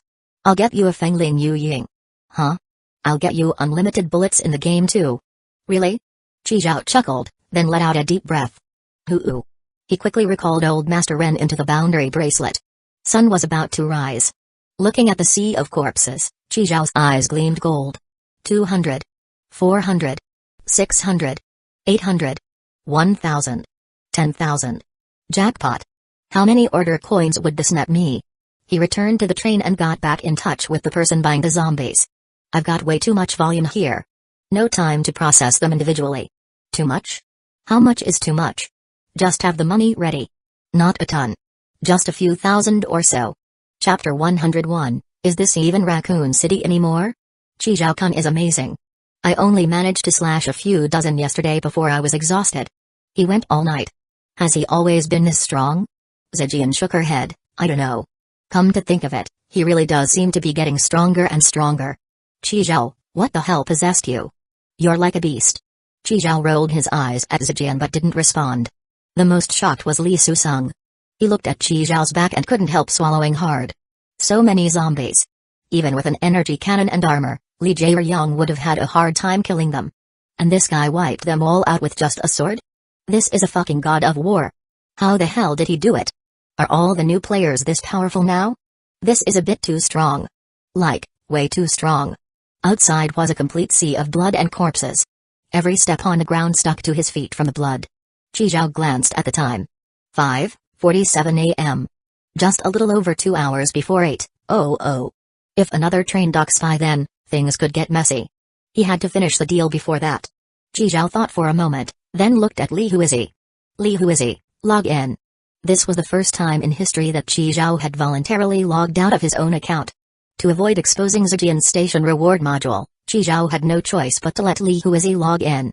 As soon as Qi Zhao logged out, the previously hidden screen reappeared. Li Huizi successfully logged in and followed Qi Zhao's instructions to add the other party as a friend. Within a very short time, after reaching 30 transactions, they successfully established a special transfer relationship. Next, Qi Zhao emptied his boundary bracelet as much as possible, then started madly looting corpses. He stomped on nanobugs and dumped the collected bodies at the train door. The others carried them into the light ring to be transferred.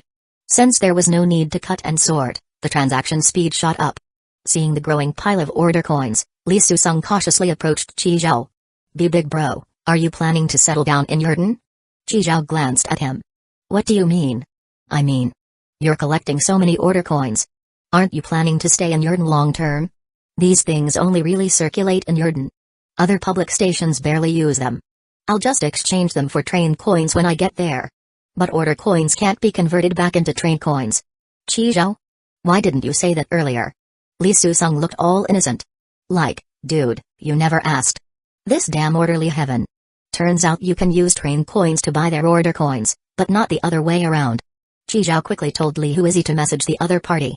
For the rest of the trade, I want train coins. No, we don't support train coin transactions. I'll give you a better rate. No, we don't support train coin transactions. 1 train coin for 10 zombies. Oh, that's a very tempting offer. Hold on, I'll ask the boss. A minute later, the reply came. Deal. Perfect. Even though the unit price was slashed in half, train coins are way more versatile. Before 8:00 rolled around, Qi Zhao had hauled and traded off all the zombies. In total, he received 120 train coins and 230,000 order coins. Qi Zhao pulled out a 1,000 denomination order coin and held it up. This 1 bill can buy 50 bowls of beef noodles.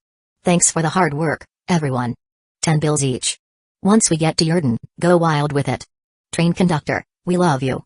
Zijian, Lao Yu, and Li Huizi lined up and each took 10 order coins from Qi Zhao. Seeing they all got theirs, Li Susung looked at Qi Zhao expectantly. Susung, I'll hold on to yours for now. Once you regain your freedom, I'll give them to you all at once. Li Susung. After the transaction, Li Huizi logged out, and Qi Zhao logged back in. Just then, it hit 8:00 a.m. A white train appeared right on time, pulling into the streets of Raccoon City. Only 400 to 500 meters from Qi Zhao's train. It had over 30 carriages, each covered in bizarre murals. These designs were vividly colored and strange in shape, unforgettable at first glance. There was a grayish-white skull, with hollow eye sockets and sharp teeth that gave off a creepy vibe. A pink octopus, with soft tentacles and giant eyes, radiated mystery. A yellow female torso, with curvy lines and a charming smile, oozed sensual allure.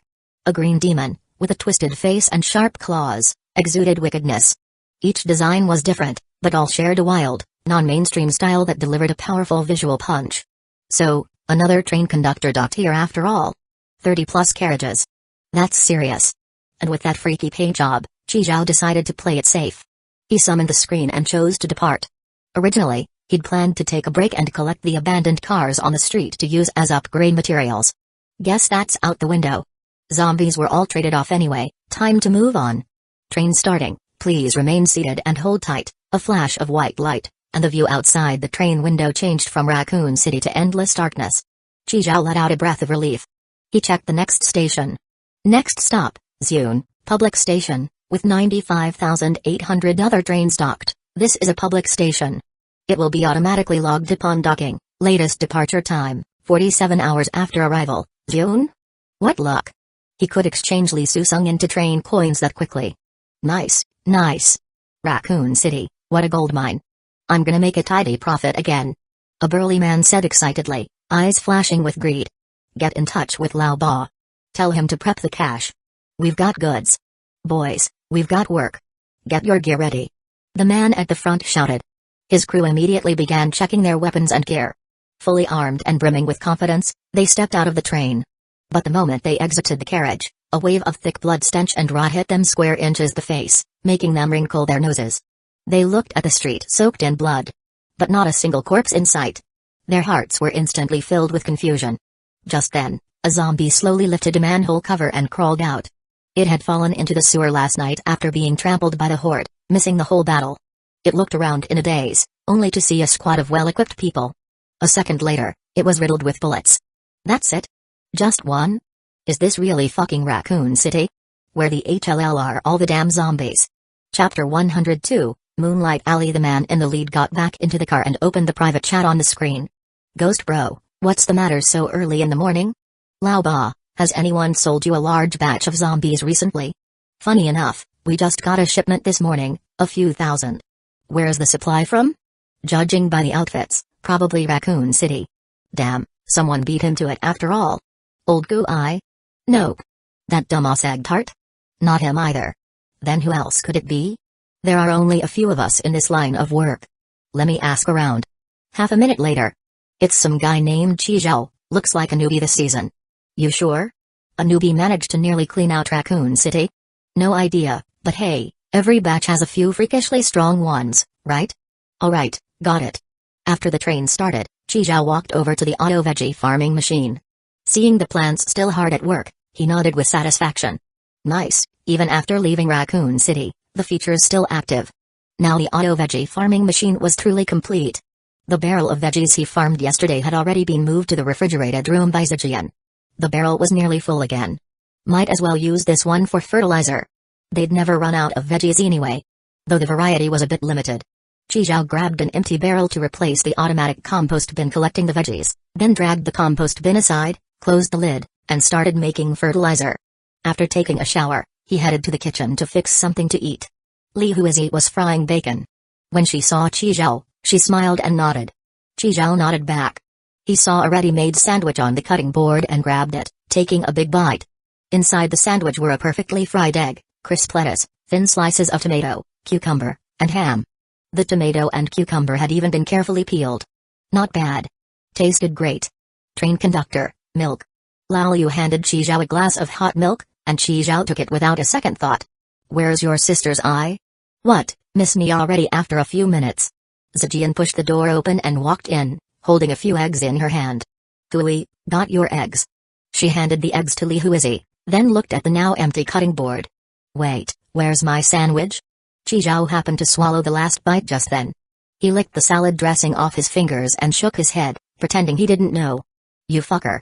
That was specially made by Hui for me. Just ask her to make you another one. Come on, what are we if not close? Chi quickly finished his milk, ran back to his bedroom, and dove under the covers to catch up on sleep. After slaughtering zombies all night, his stamina was at its limit. Li Huizi patted Zijian's back and showed her the freshly fried heart-shaped egg. You're the best, Hui. Chi a real bastard. Zune, Piltover, Moonlight Alley. The famous snack street of June Piltover. Vendors here came from all over, with a mix of humans and non-humans. Truly a chaotic mix. Especially at night, when colorful lights and signs lit up, it created a dazzling scene. Kongyu and Anoka Yuns weaved through the lively alley, with vendors shouting non-stop. Dream tea. One sip and you'll achieve all your dreams in the dream world, forget all your troubles, and become master of your dreams. Grilled dragon ribs. Premium hind leg meat from adult gray dragons. Firm and springy. Fresh magical goat kidney. Just one skewer and you'll feel like a man again. Tonight your wife's gonna beg for mercy. Kongyu wore a perfectly tailored black suit that accentuated her waistline. Her matching pants had clean lines that showed off her legs, paired with black knee-high boots, making her look sharp and put together. An exaggerated but somehow fitting pair of black Toad-kun sunglasses covered part of her face. Anoka Yun dressed far more casually. He wore a yellow SpongeBob t-shirt, pink Patrick-printed beach shorts, and a white baseball cap to hide his blonde hair. Just raided Dream Palace, weren't we supposed to be resting? Now another mission? Day in, day out, I'm even busier than back in orderly heaven. And I don't even get paid as much. Ugh. Wanna raise? Go talk to Big Bro. Complaining to me is pointless. Kongyu said coldly. So why are we here in Zune anyway? To find the key. Key? Big Bro lost his car key? Got some intel. Someone here can make a key that unlocks a level 8 treasure chest. Holy shit, they can make keys for treasure chests? If we can mass produce that, we're rich. Anoka Yun's eyes instantly lit up. A key for a level 8 treasure chest. Those are worth more than gold. Kongyu stopped at a stall. The sign read in big bold letters. Piltover must eat squid fish cakes. The chubby vendor was flipping squid on an iron skillet, occasionally squirting in some secret sauce. Anoka Yun's stomach growled at the sight. Boss, one order of the signature squid fish cakes, extra spicy. Got it, 50 order coins a portion. The boss wiped the sweat off his forehead with a white towel hanging around his neck. Anoka Yun looked back at Kongyu. You know what, Yu, it's on me. 1 glass of iced water. Kongyu looked at the boss. Make sure it's with true ice. Anoka Yun blinked. True ice? The so-called magic ice that never melts? Didn't expect Piltover to have that. The boss looked up when he heard that and glanced at Kongyu. True ice? Missy, that stuff's been banned for ages. You two with the security squad or something? Don't test me, I don't have it. Kongyu raised her hand and took off the oversized black Toad-kun glasses. She repeated, 1 glass of iced water. With true ice. Sweetie, I really don't have it. Didn't you guys just inspect me yesterday? I'm an honest vendor, just making a hard-earned living. I don't mess with illegal stuff. Kongyu put her sunglasses back on and said calmly, nice weather today. Great for walking the dogs. The boss's expression froze. He hesitantly asked, how many dogs do you have? 6. 5 males, 1 female. 3 big, 3 small. 2 black, 4 white. The chubby boss looked around nervously, then turned and opened the freezer behind him.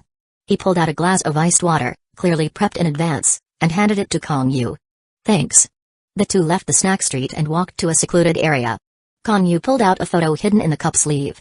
In the photo was a blonde woman with fair skin, a high nose bridge, and rare sapphire blue eyes. She looked like a mixed blood. Anoka Yun wiped the sauce off the corner of his mouth. Damn, so you were here to grab intel. Kongyu flipped the photo. On the back was an address. Fog City, Xiagang District, Building 23. Chapter 103, The method of making a level 8 key. Fog City is located in a massive crater in the lower terrain of June, named for the year-round smog and toxic miasma that shroud it. It's home to the most impoverished people. Dirty, dilapidated, chaotic, and decayed are its trademarks. That's why it's a favorite hiding spot for fugitives wanted by orderly heaven. Xiagang District is the rich district of Fog City, where rows of uniquely designed villas stand, each different from the other. Kongyu and Anoka Yun, wearing black hooded cloaks and multi-use internal filters, walked through the narrow alleys filled with a faint green smog. This crappy place doesn't even have villa numbers. How long's it gonna take to find the right one?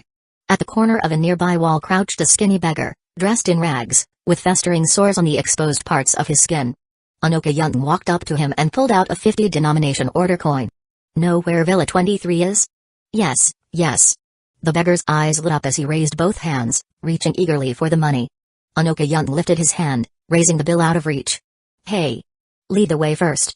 In front of a dark green villa, the beggar stopped.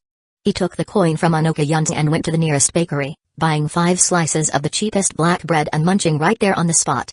It was pretty hard to find. Anoka Young raised his hand and knocked on the door.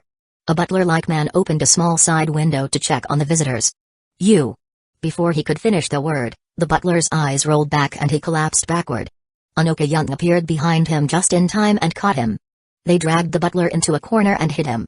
Then the two of them walked through a corridor lined with purple dingling flowers on both sides, arriving at the main hall. "Who are you? How did you get in here?" The 2 guards stationed there barely had time to sound the alarm before Anoka Young knocked them out. They removed their internal filters and tossed them aside. Thanks to the villa's air filtration and oxygen systems and excellent ventilation, there was no need for multi-use internal filters to breathe normally. Damn, this villa's fancy as hell. Must have made a fortune. Anoka Young picked up a croissant from the dining table, chewing as he praised it. By now, Konyu had already gone up the spiral staircase to the 2nd floor. They found Kim Hyane fast asleep in the bedroom. Konyu pressed her gun to Kim's forehead and said quietly, "My question's simple. The method to make a key." Kim Hyane's body trembled uncontrollably. Anoka Young gently draped a robe over her shoulders. "Don't lie. If we can find you, you know what that means." Anoka Young grinned at Kim Hyane. "I don't kill women. But she might." "Oh right, forgot to introduce her. She's Konyu." "Konyu?" Kim Hyane's head snapped up. "Konyu from the Freedom Organization. The mastermind behind the destruction of Orderly Heaven HQ's Dream Palace just 2 days ago, a top-tier wanted criminal with a bounty of 6,000 drain coins. No wonder.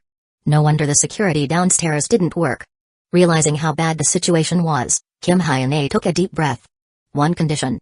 After I tell you the method, you let me go." "Relax, babe. We're not into killing. As long as you cooperate, everything's negotiable."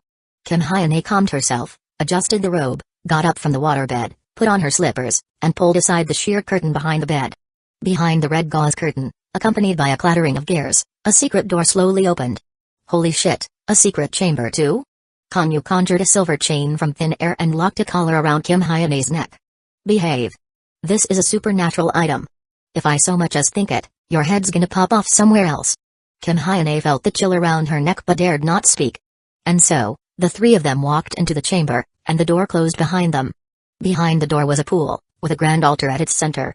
Atop the altar stood a silver holy grail, embedded with all kinds of exquisite gemstones. "This is the Grail of Greed. Offer 4 different hearts, and you get a key to unlock the treasure chest." "That easy?" Anoka Young leaned forward to peer into the Grail of Greed. Inside was over half a cup of blood, its surface reflecting Anoka Young's face. Kim Hyane sneered and continued, "The 4 hearts are, heart of love, heart of hatred, heart of love hate, and the hardest one. Heart of love hate love." Anoka Young turned to Kim Hyane. "What the hell does that even mean? Sounds so abstract." "You feed the Grail blood, bind with it, and sign a contract. The heart of love is the heart of someone who truly loves me. The others are the same. So the heart of love hate is from someone who both loves and hates you? It's love first, then hate." Kim Hyane corrected him. "Oh, and love hate love is. They love you, then hate you, then love you again? That's way too complicated. No wonder the key to a level 8 treasure chest is so hard to make." Listening to Kim Hyane explain the method of making the key, Konyu couldn't help but frown. She tightened the chain and dragged Kim Hyane closer, eyes locked onto her. "How do we know you're telling the truth?" Kim Hyane's face turned red from the choking. Cough. Cough cough. "What else do you want me to say? I've already told you everything. Then make a key. Now." Chapter 104, Offline Transaction. I can't do it." Yoon Kim Tae looked troubled. "There are already 3 hearts in the Grail. Only the heart of love hate love is missing. Getting someone to love or hate you is easy. Love turning into hate. That's how the heart of love hate forms. So that part's not too hard. The hardest part is someone choosing to love you again after hating you. That kind of heart is the hardest to obtain. That kind of situation is way too rare. I won't be able to get a heart of love hate love in a short time." Konyu yanked the chain tight. "I don't need explanations. Just answer my question. Make the key. Prove it to me." As the collar tightened more and more, A severe sense of suffocation hit Yoon Kim-tae. She gripped it tightly with both hands, trying to slow down the choking. Her face was turning purplish like an eggplant. Wait, I have one, I do. The collar stopped tightening. Yoon Kim-tae gasped for air. She had nearly passed out just now. Huff. Huff. Huff. Still shaken, Yoon Kim-tae continued, I put a bounty on someone on Utopia. His heart should meet the requirement. This afternoon I got word. He'll bring people to trade tomorrow morning. There's a machine outside logged into my account. You can go check it. Everything I said is true. Konyu glanced sideways and signaled Anoka Yunsen to check. In under 2 minutes, he came running back, excited. Confirmed. It's real. Trade time is tomorrow at 10:30. Locations at the Yummy Cafe on Vanilla Street in Piltover. Yo, guess how much bounty she put up? A whole 100 train coins. Wakaka, I thought you were rich. But damn, you're loaded. He scooted closer to Yoon Kim-tae, rubbing his hands together and flattering her. Sweet sister, your bro's a bit tight on cash lately. You got any more train coins to spare? And no more. Haven't made any keys in a while. Spent all the money I made before. Don't lie to me. Flipping a villa this size is tiring as hell. Yoon Kim-tae helplessly pointed at the chain looped around her. I already told you about the grail and how to make the keys. You really think I'd lie over a few train coins? I really don't have any left. You women just blow through money, sigh. Anoka Yunsen looked regretful, but suddenly clapped his hands like he just had a bright idea, grinning, got it. Here. When the deal goes down, I'll tag along. I'll snatch the guy, you say the goods never arrived, cancel the bounty, and then withdraw the bounty to give it to me. Good sister, how about it? Keep the goodies in the family. When posting a bounty on Utopia, the bounty amount has to be deposited to the platform up front. If the bounty succeeds, the platform deducts 5%. Canceling manually costs a 10% deduction. For face-to-face bounties, depending on the bounty amount, a basic witness officer service is provided. The platform sets the specific location and time for the trade, to ensure both sides' interests are protected. The witness officer ensures both parties' interests aren't harmed. Witness officers come in 5 levels: silver, gold, platinum, diamond, and grandmaster. You can pay extra for a stronger witness officer. Hearing Anoka Yunsen's plan, Yoon Kim-tae was sweating. Snatch the guy? What about the witness officer? Anoka Yunsen scratched his nose and scoffed. For 100 train coins, the platform at most assigns 2 gold-level witness officers. I can take him easy. Not to brag, but your bro here is a certified witness officer on Utopia too. Guess what level I am? Yoon Kim-tae looked him over, recalling how he had one-shotted that goblin earlier. She guessed boldly, platinum. Good sister, you're like the worm in my gut. Spot on. Yoon Kim-tae. Hey, Yo-yo, didn't you also get certified as a witness officer? What level did you get? Utopia said I was too dangerous. Might threaten both parties in a trade. So they didn't approve me. Anoka Yunsen, Utopia has no fucking taste. The purple ground seemed to be corroded by some mysterious and powerful force. What was once solid terrain had twisted, fractured, and collapsed. Huge cracks crisscrossed everywhere like a grotesque spiderweb, tearing the whole world into countless fragments. A thick purple mist filled the sky, blocking out sunlight and casting a suffocating sense of despair. In this ruined land, everything seemed lifeless and withered, leaving behind only desolation and silence.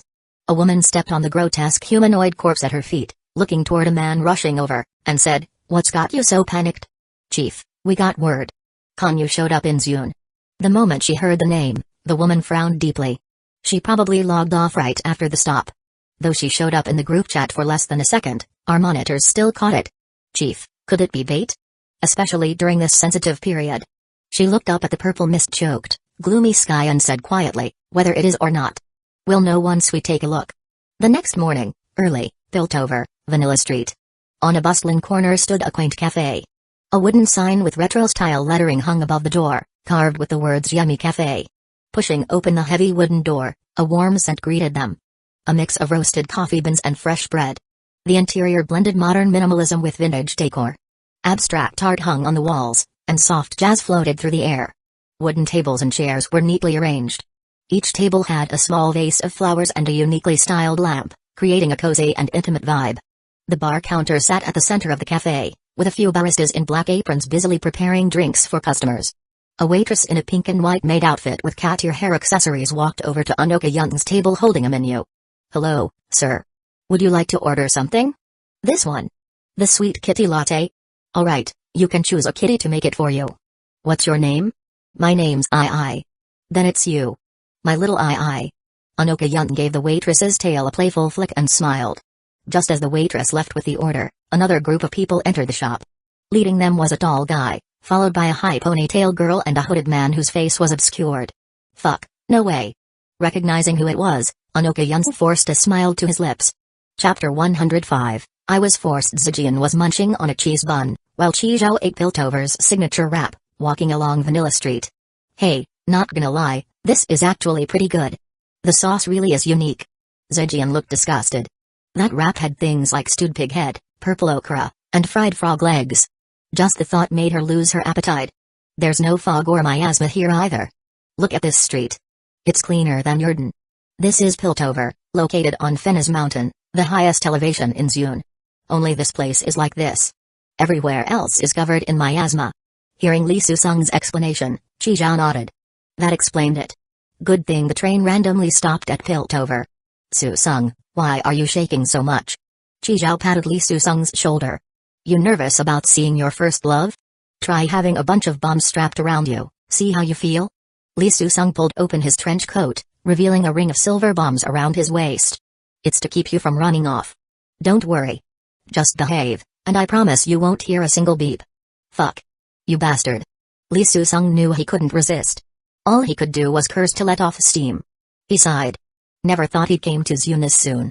Is this what people in Longo call destiny? Chi Zhao was right, really. He wasn't nervous about the bombs. It was because of the woman he was about to see. The woman he hadn't seen in years. His first love. Of all the possible reunions, he never imagined it'd be like this. Chi Zhao tossed his wrap bag into the trash can beside the yummy cafe, wiped his mouth, clapped his hands, and looked at Zijian. We're here. Wipe your mouth too. You're the interpreter, keep it professional. Zijian, bullshit. I knew nothing good would come from bringing me along. They stepped into the shop and immediately spotted Yun Kimtae sitting in a prominent seat.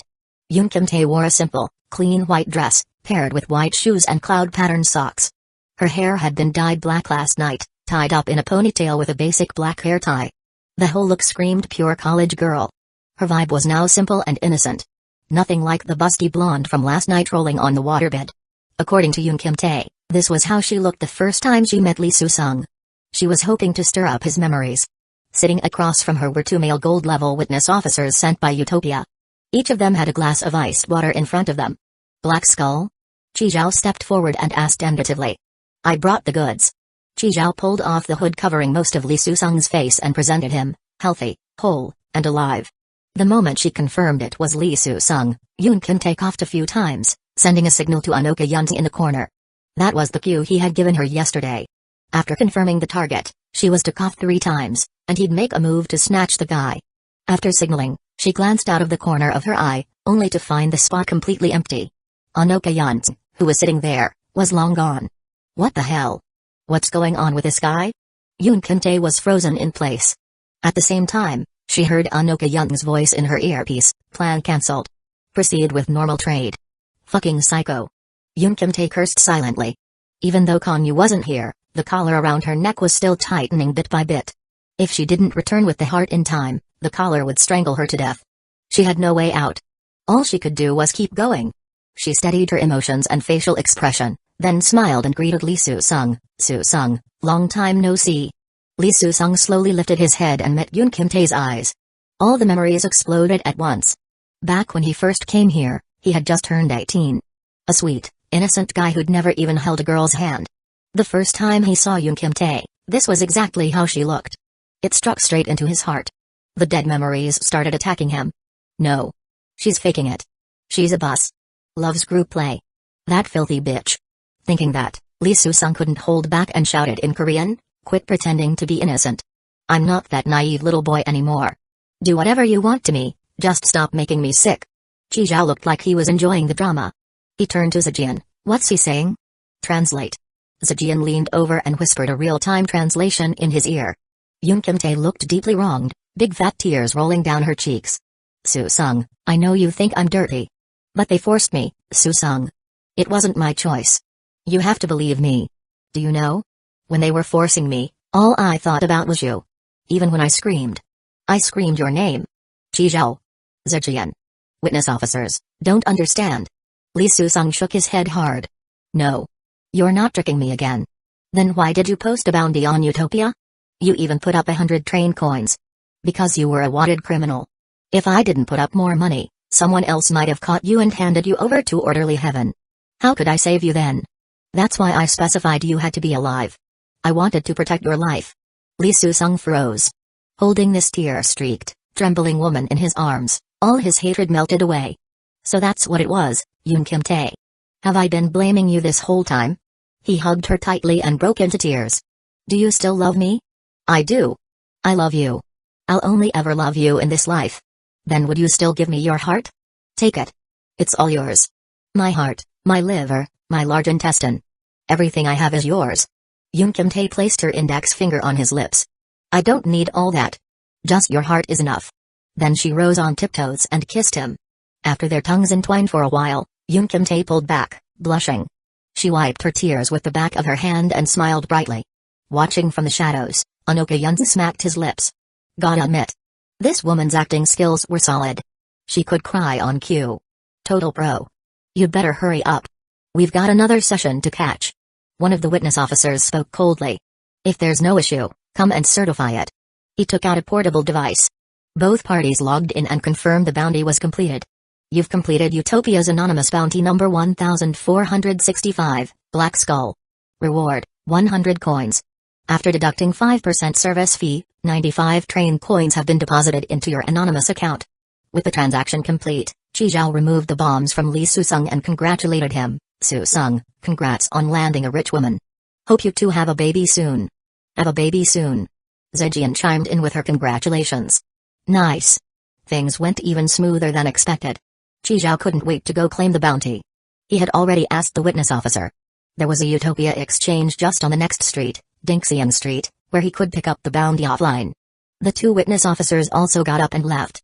It was half an hour later when they found the Utopia exchange. Chi Zhao stepped into the open-doored building. Hello sir, how may I help you today? Picking up a bounty. Right this way, sir. Following the staff member's instructions, Chi Zhao successfully withdrew the 95 train coins from Lee Soo-sung's anonymous account. He also changed the login password while he was at it. Now that account was fully his. Leaving the exchange, Chi Zhao boarded a city shuttle and rushed to his next destination. Pioneer Tech City. According to Lee Soo-sung, Lee Jae-ryong got all his gear modified there. He was going to get Old Master Ren a full mechanical upgrade. Chapter 106, My shop is famous for being fast. Piltover's special mode of transportation. The shuttlecraft. It's basically like a taxi on Earth, except it's self-driving. It looks like a metal silkworm cocoon, with the entrance at the back end.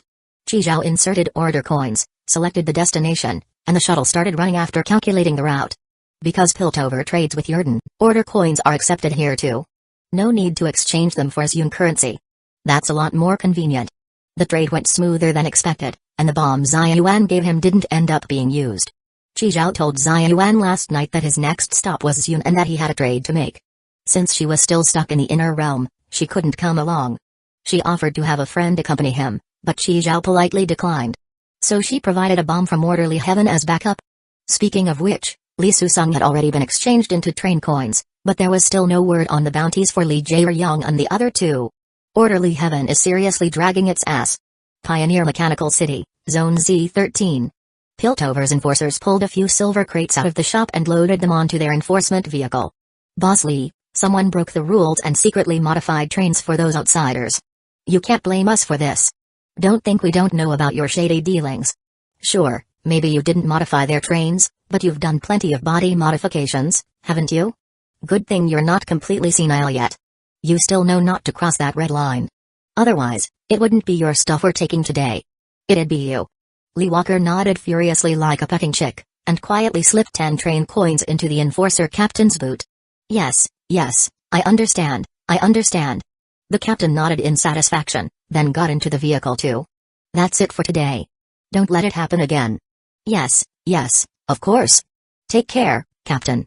Come by for tea sometime. The captain waved and shut the window. As the enforcement vehicle drove off, Lee Walker couldn't hold it in anymore. I just got that shipment, DM in it. It's all been confiscated, fuck. Fuck orderly heaven, sons of bitches with no shoals. Their reach is too fucking long. Do you know how hard it is for me to make a living? Fuck. The enforcers took all the nuclear modules. Now he didn't even have money for rent for the second half of the year. The lady next door, the shop owner, watched the drama unfold with glee and said mockingly, "Lee, I told you not to get too close to those train conductors. You never listen. Got yourself in trouble, huh? Fuck off, you dumbass." Lee Walker spat and flipped her the finger. "I'm reporting your ass for selling fake goods tomorrow. Go ahead. The director of the inspection office is the cousin-in-law of my aunt's nephew's wife's aunt's little brother-in-law. Report all you want." She snorted and swayed her thick hips and tiny waist back into her store. Fucking hell, I really want to kick her square inches the ass. Lee Walker turned back into the store. His apprentice Victor was busy picking up the stools the enforcers had knocked over. Victor was under 1.6 meters tall and had just become an adult. He had striking gray hair and wore thick round glasses. "Master, didn't you also do some mods for someone last time?" Lee Walker quickly covered Victor's mouth, peeked outside, and once he made sure no one was around, whispered sharply, "What the hell are you saying, trying to get your master killed? You think you're grown up now, huh? Ready to fly solo?" MMPH. Victor slapped at Lee Walker's burly arm, signaling he couldn't breathe. Only then did Lee Walker let go.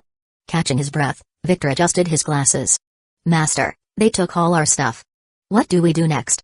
Lee Walker crossed his arms and said confidently, "Good thing I saw this coming. I already used the leftover money to order a new sign. I'm doing cosmetic surgery now. Gonna make money off the ladies. Nose jobs, eye jobs, boobs, ass. Doesn't matter. Just as profitable." The new sign arrived quickly. The future star sign was taken down and replaced. Zijian looked at the new sign, confused. "Big beauty? Didn't Lee Susung say it was called Future Star? They changed the name? The address is right. Let's just go in and ask." Chi Zhao pushed open the door and walked in. Lee Walker was flipping through the latest fashion magazine. When he saw someone enter, he quickly got up to greet them. Didn't expect a customer already right after changing the sign. Cosmetic surgery really is a goldmine. "Hey, handsome, what can I help you with?" Lee Walker leaned in close to Chi Zhao's ear. "We also offer male private part modifications. You'll have complete control over your timing. Even in overdrive mode, you can last all day. Size, shape. Change it however you want. You can even add lights and sound effects. We've got the latest electric shock function too. One zap and you're in heaven. Grand opening special. 30% off all procedures, plus a free lifetime membership." Lee Walker, "Boss Lee? Huh? You know me? A friend recommended you." After Chi Zhao explained why he came, Lee Walker waved his hands frantically. "You've got the wrong guy. We don't do nuclear-powered mods for you train conductors. I'm a law-abiding citizen, don't try to bait me. It's not for me. It's for him." Chi Zhao pulled out Old Master Ren. "What the hell is that? A zombie? A zombie? You could think of it as the ancestor of all zombies." Lee Walker nodded and began examining Old Master Ren. "Well damn, this little old dude even got his nails done. Got some vanity, huh? No mods for trained conductors, but no one said we can't modify zombies, right?" Now that Chi Zhao mentioned it, yeah. There weren't any rules against zombie mods. Modifying zombies shouldn't be illegal. Yeah, shouldn't be. Lee Walker comforted himself with that thought. But then he remembered. All his nuclear modules had just been confiscated. Even if he wanted to, he didn't have anything to use. "Sorry, you're too late. I really can't help. Everything's banned now, and all my stock was seized. I've got the materials." With that, Chi Zhao pulled out Li Jae-ryong's body. The head was missing, but Lee Walker immediately recognized it. This was one of his own creations. He rubbed his temples. Money not earned is money wasted. "Alright, how do you want it modified?" Chi Zhao held up his fingers and listed out the mods he had in mind. "You've got a lot of requests." Lee Walker looked troubled. "Even if you've got your own materials, with this level of work, it's gonna cost 50,000 aura coins," Victor said quietly as he adjusted his glasses and put down the calculator. Lee Walker froze. This little shit dared to quote that high? This job was worth 30,000 tops. Was he trying to make him look like a fool? Lee Walker didn't want to lose this rare customer and was just about to say it wouldn't cost that much. Deal. Chi Zhao took out 50,000 order coins and placed them on the table. Cheaper than he expected, and paid in order coins too. "Oh my god, my lord." Lee Walker scooped up the order coins, picked one up and took a deep sniff like a greedy maniac. These train conductors are all filthy rich. 50,000 order coins, and he didn't even blink. "How long will it take?" "Won't be long. My shop's famous for being fast. Good and fast. Victor. Take our guest to B2. Give him top-tier passion, top-tier service. Chapter 107, don't worry, I already included it. Hey beauty, your boyfriend sure is generous. Hee hee hee. Lee Walker finished counting the money and stashed it in the drawer, grinning at Zhejian. He's not my boyfriend.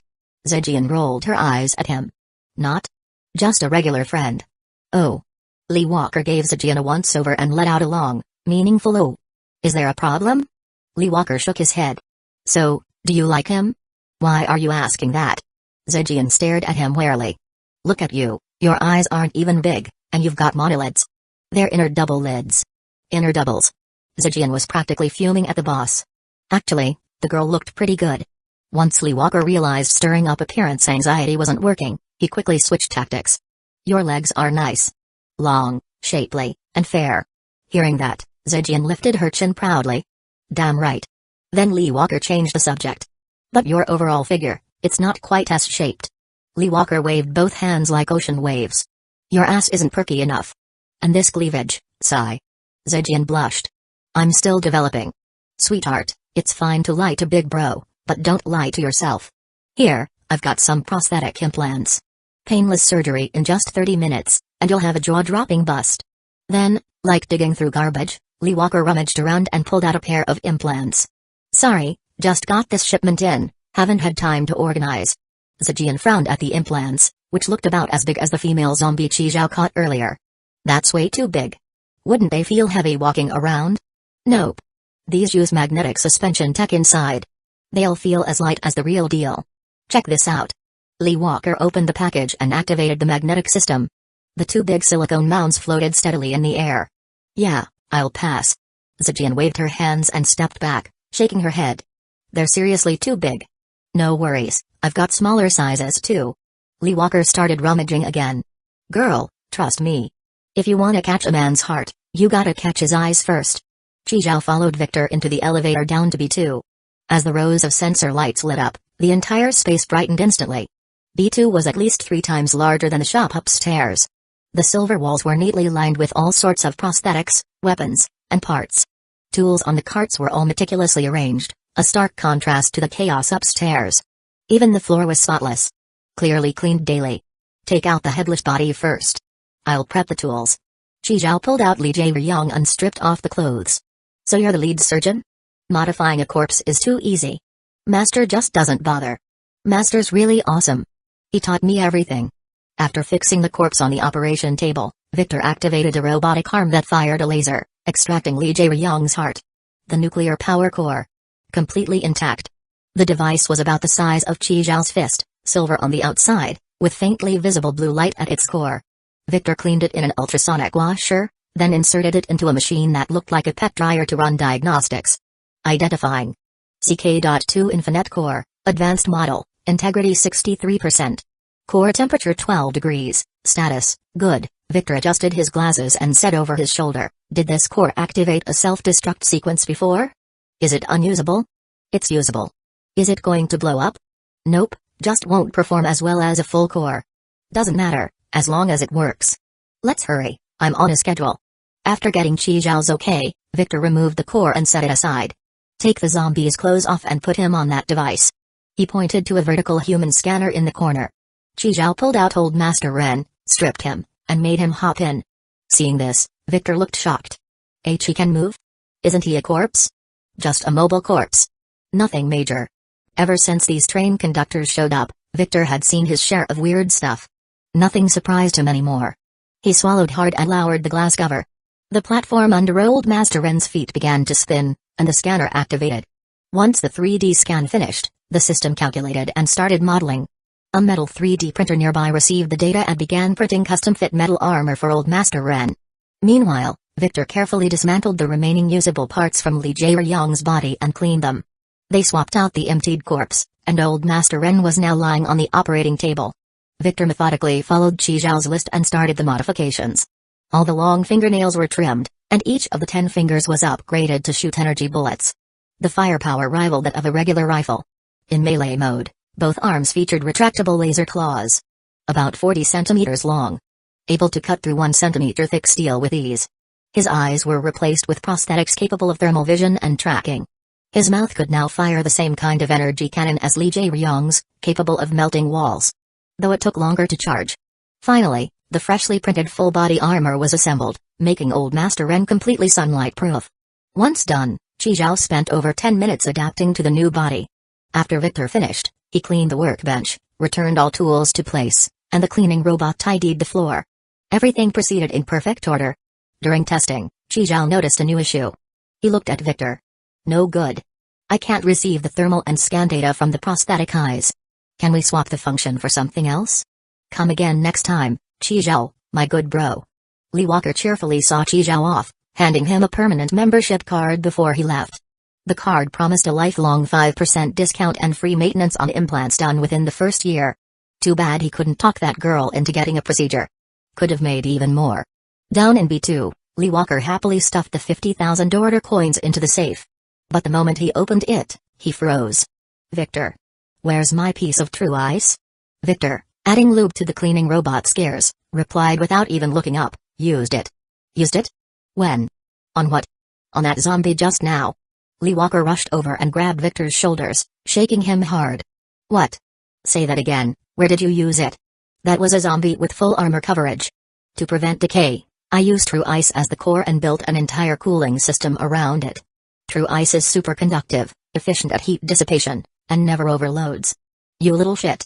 Li Walker stared at Victor, who looked totally confident, and nearly cracked a molar. Fuck. Do you know how much that tiny piece of True Ice cost?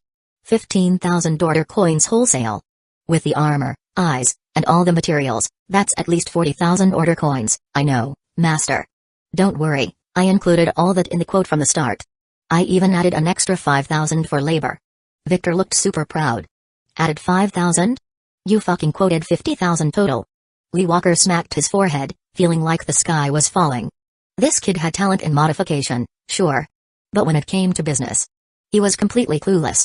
He just lost at least 30,000 order coins on this job.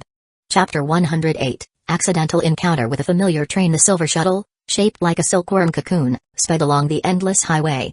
Li Walker wasn't wrong about one thing. His shop really was fast when it came to modifications. From entering the store to finishing the modifications, the whole process didn't take more than 4 hours. Now they were on their way back. Daylight hours in Seoul were short, and though it was only 4:30 in the afternoon, the sun was already starting to set. Zijian leaned against the train window, staring blankly at the dense forest beneath the overpass. What are we eating later when we meet up with Hoizi and Liu? Boss Lee said there's a night market called Moonlight Alley. It's pretty famous. Night market. Yay. I'm gonna spend like crazy.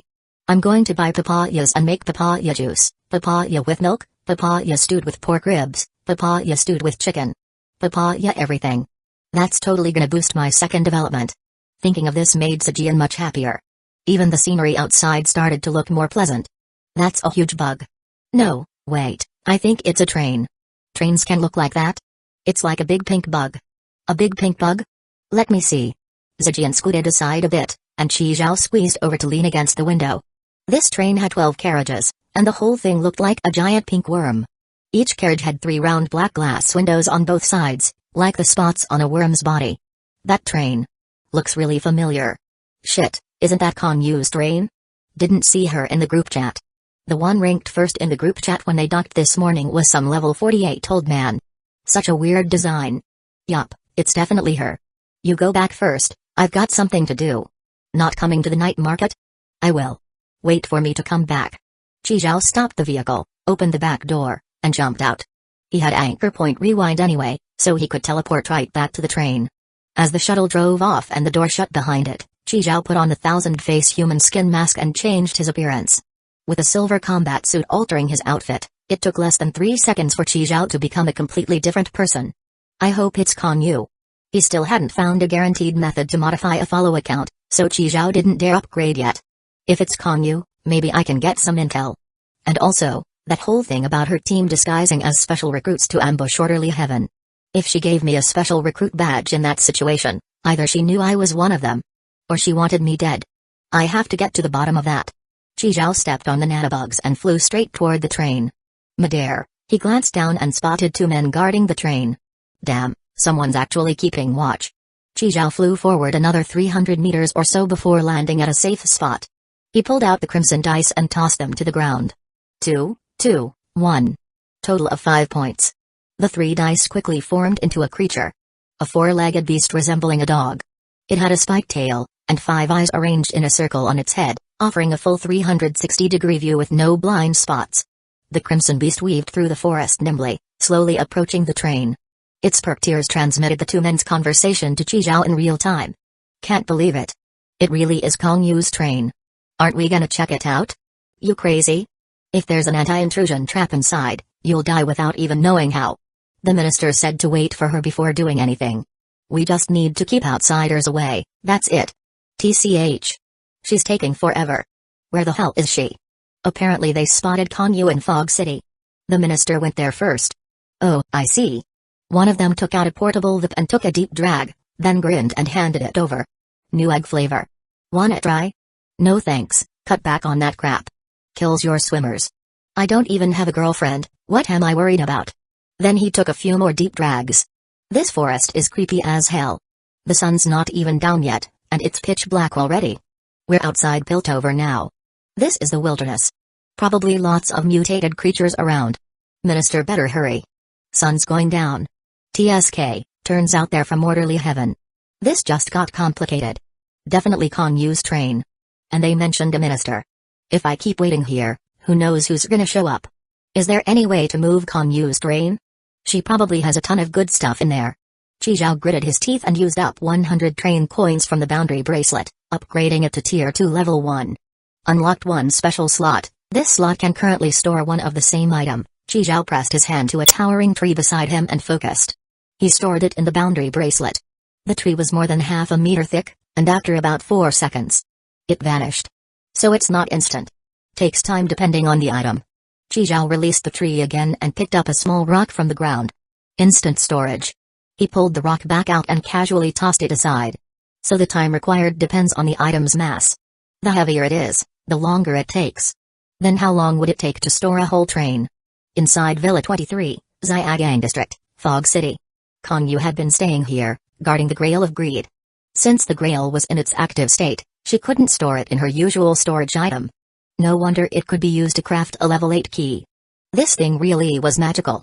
After spending the entire afternoon eating, drinking, and sleeping with Kim Hyun-a, Lee Su-sung was feeling thoroughly satisfied.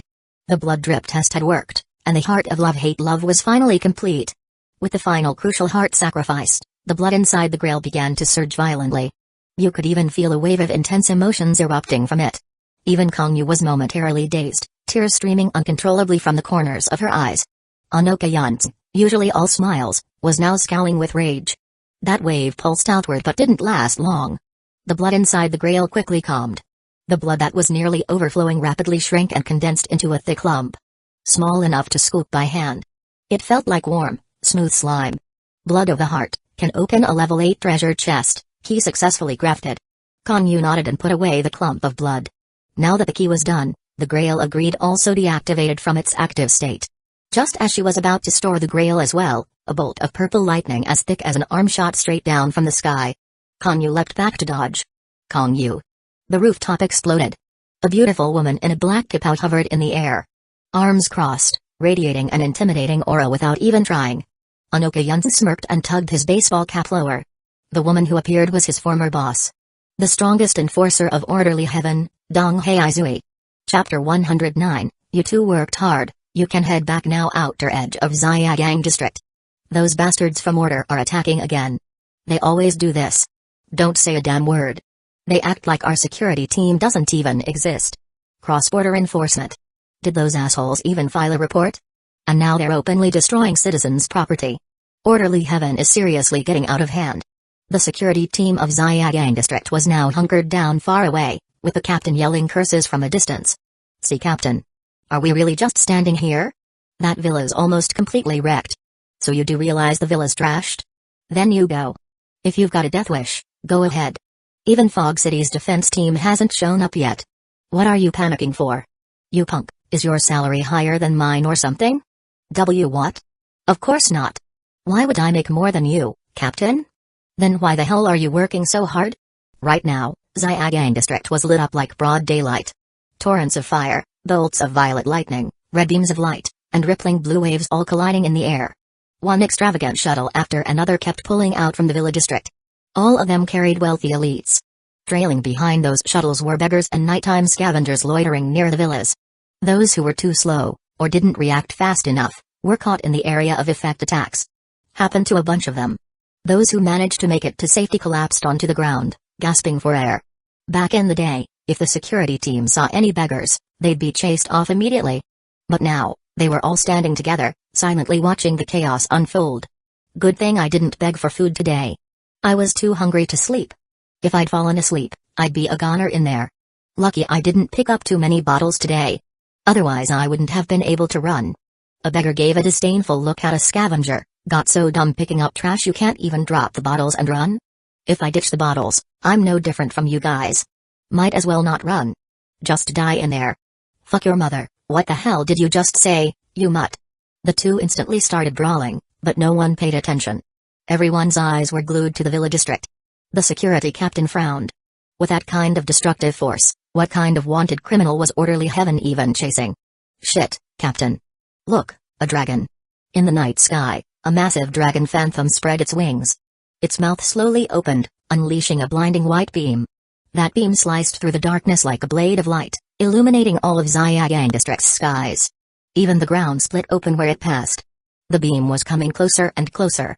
The captain turned to his terrified team. Shit. What are you all standing around for? Run. Dong Haizui narrowed her brows and glared across the gorge at Konyu. That Konyu was nimble like a flea on an elephant. Couldn't hit her, couldn't catch her. She just kept jumping around, and there was nothing Dong Haizui could do about it. Konyu, hiding like this doesn't suit your style. Konyu smiled, her lips curling. We know each other too well. You think taunting me is gonna work? But you. Why'd you stop blasting? Worn out already? Dong Haizui, getting old, huh? Need a break or something? Tired? Ha ha, my heart rate hasn't even gone up yet. Come on, bring it. Just then, a flash came from the ring on her wrist. A message.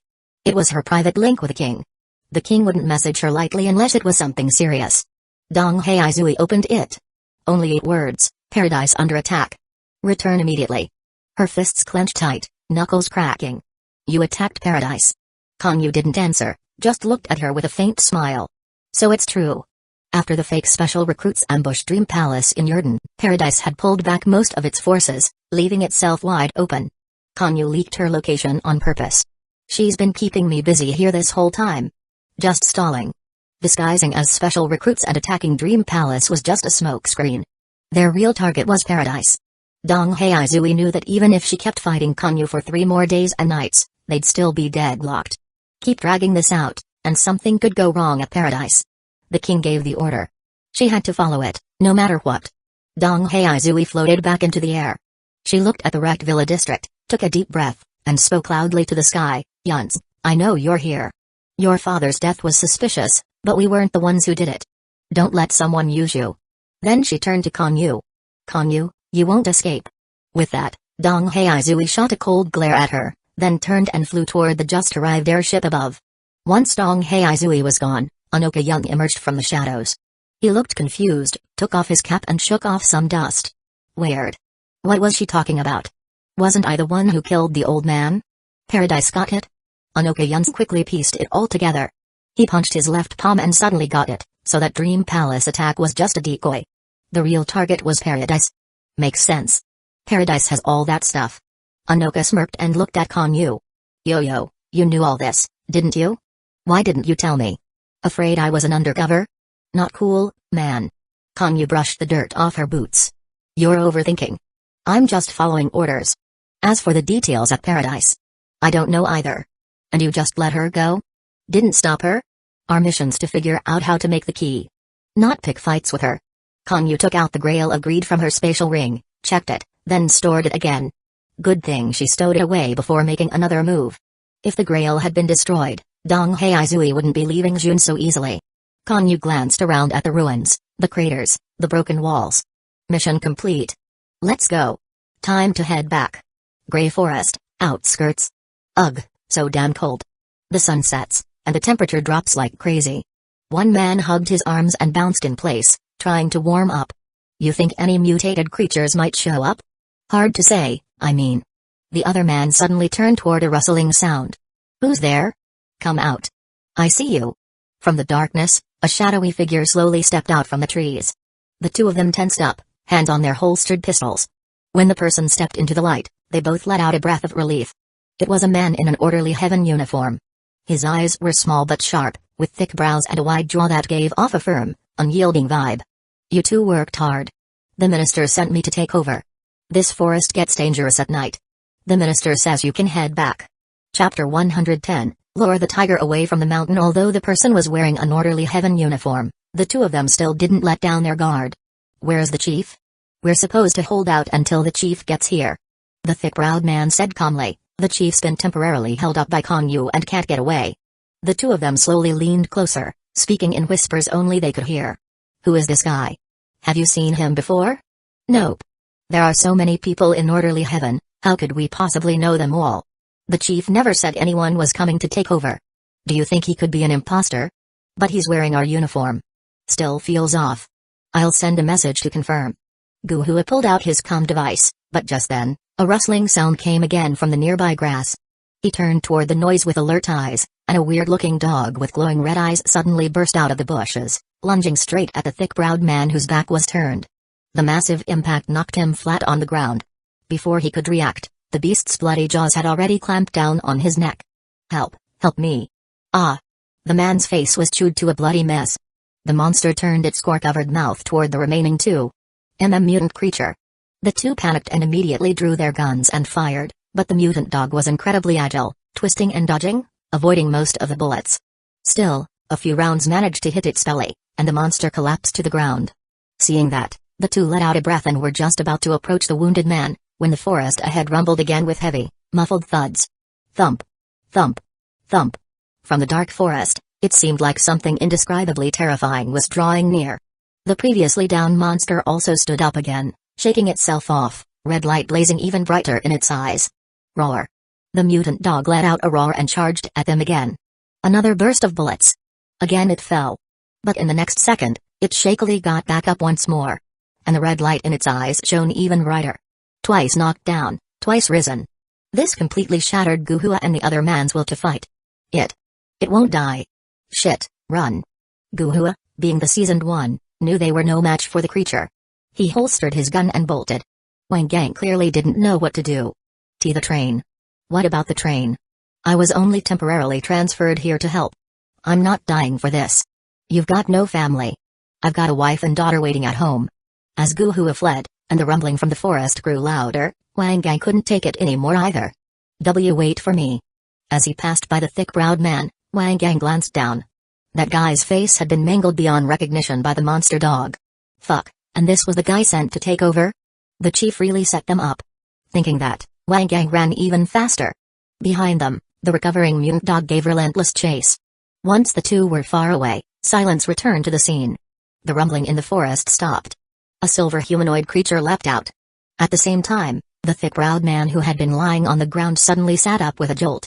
He wiped the blood from his face, got up, put old Master Ren into the boundary bracelet, and walked over to the train. The wounds on Chi Zhao's face, torn apart by the dog, began to heal. That had been a disguise using the thousand-face human skin mask. Chi Zhao placed his hand on the train.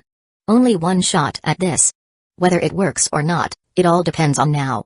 Chi Zhao's palm was sweaty with tension.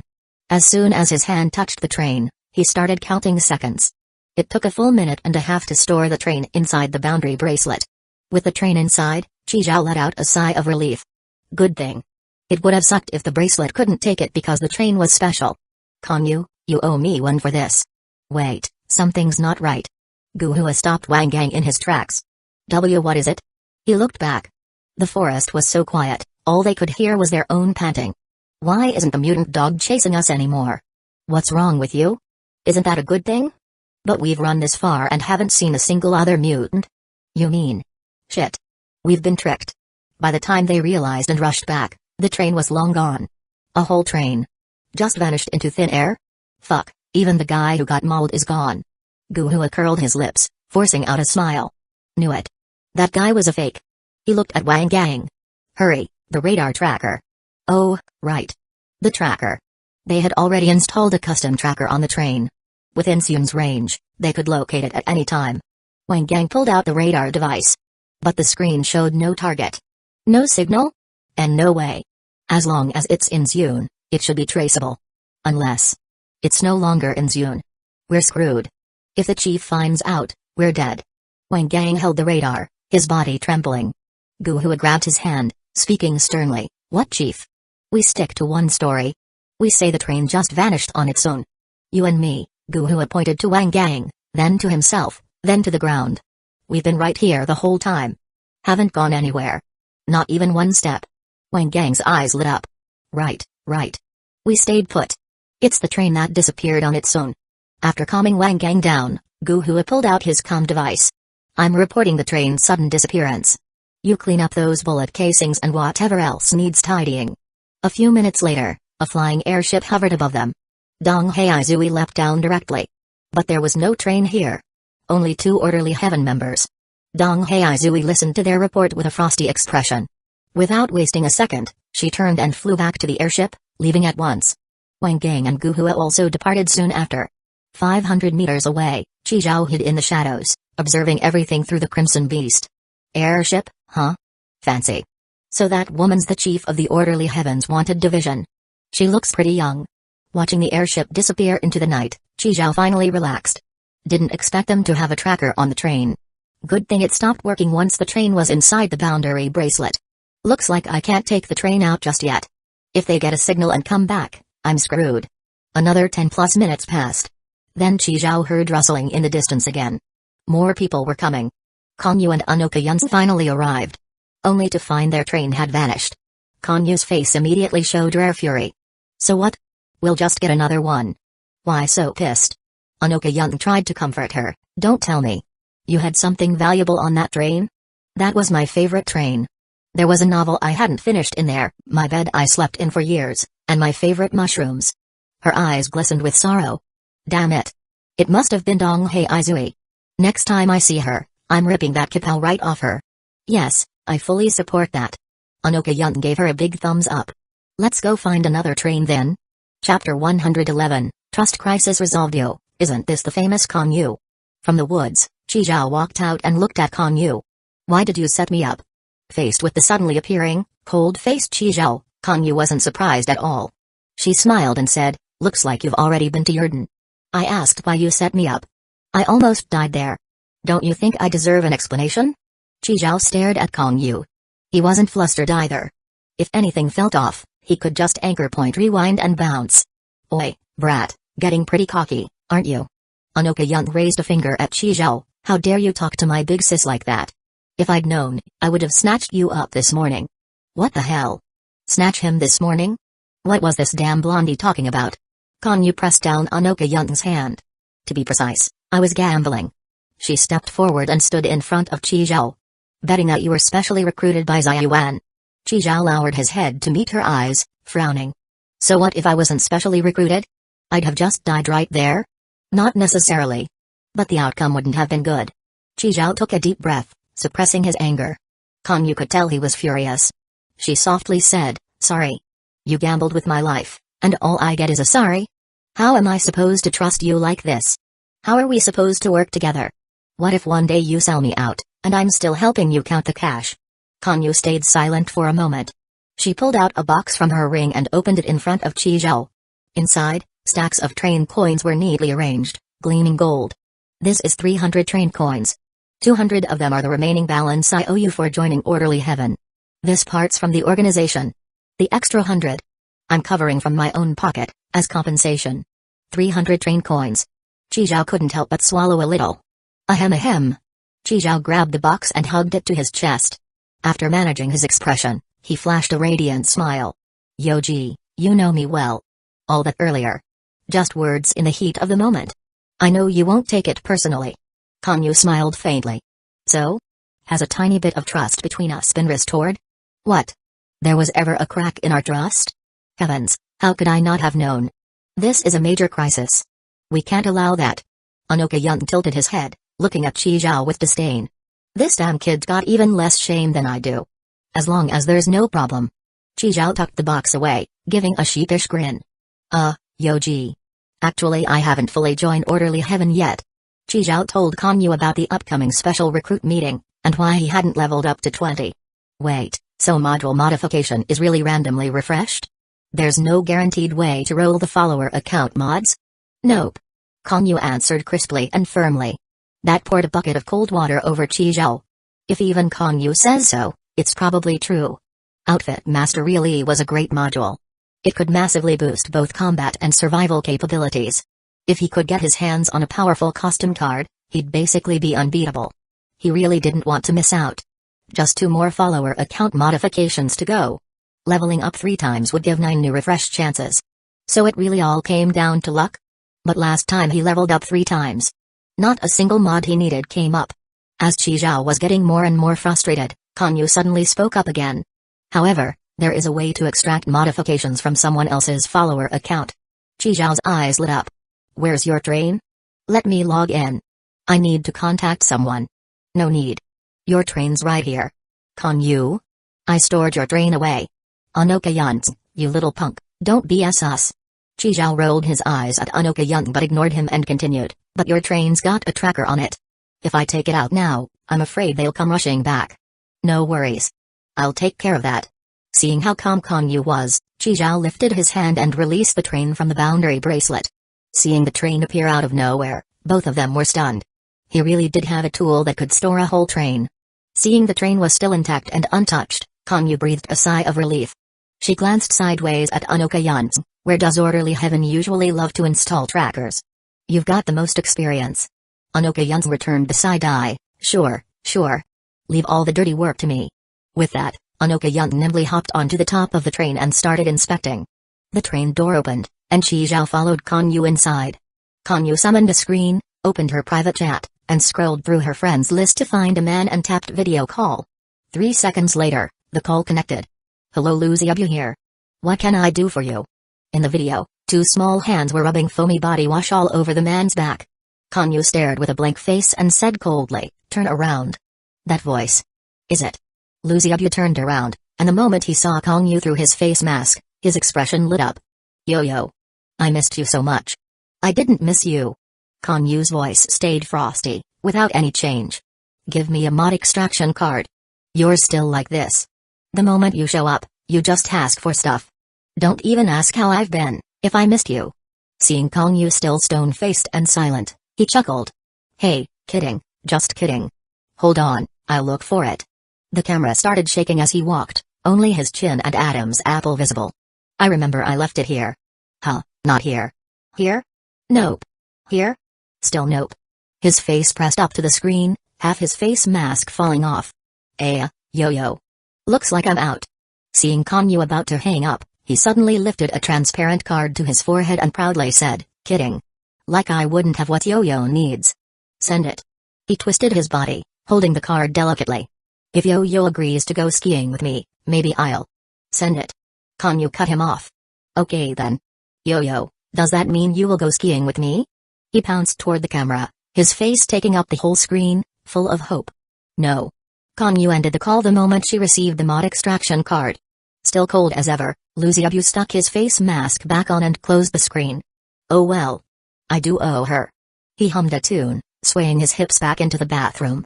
The maid by his side began rubbing the foam into his hair. He continued humming and swaying, enjoying the scalp massage.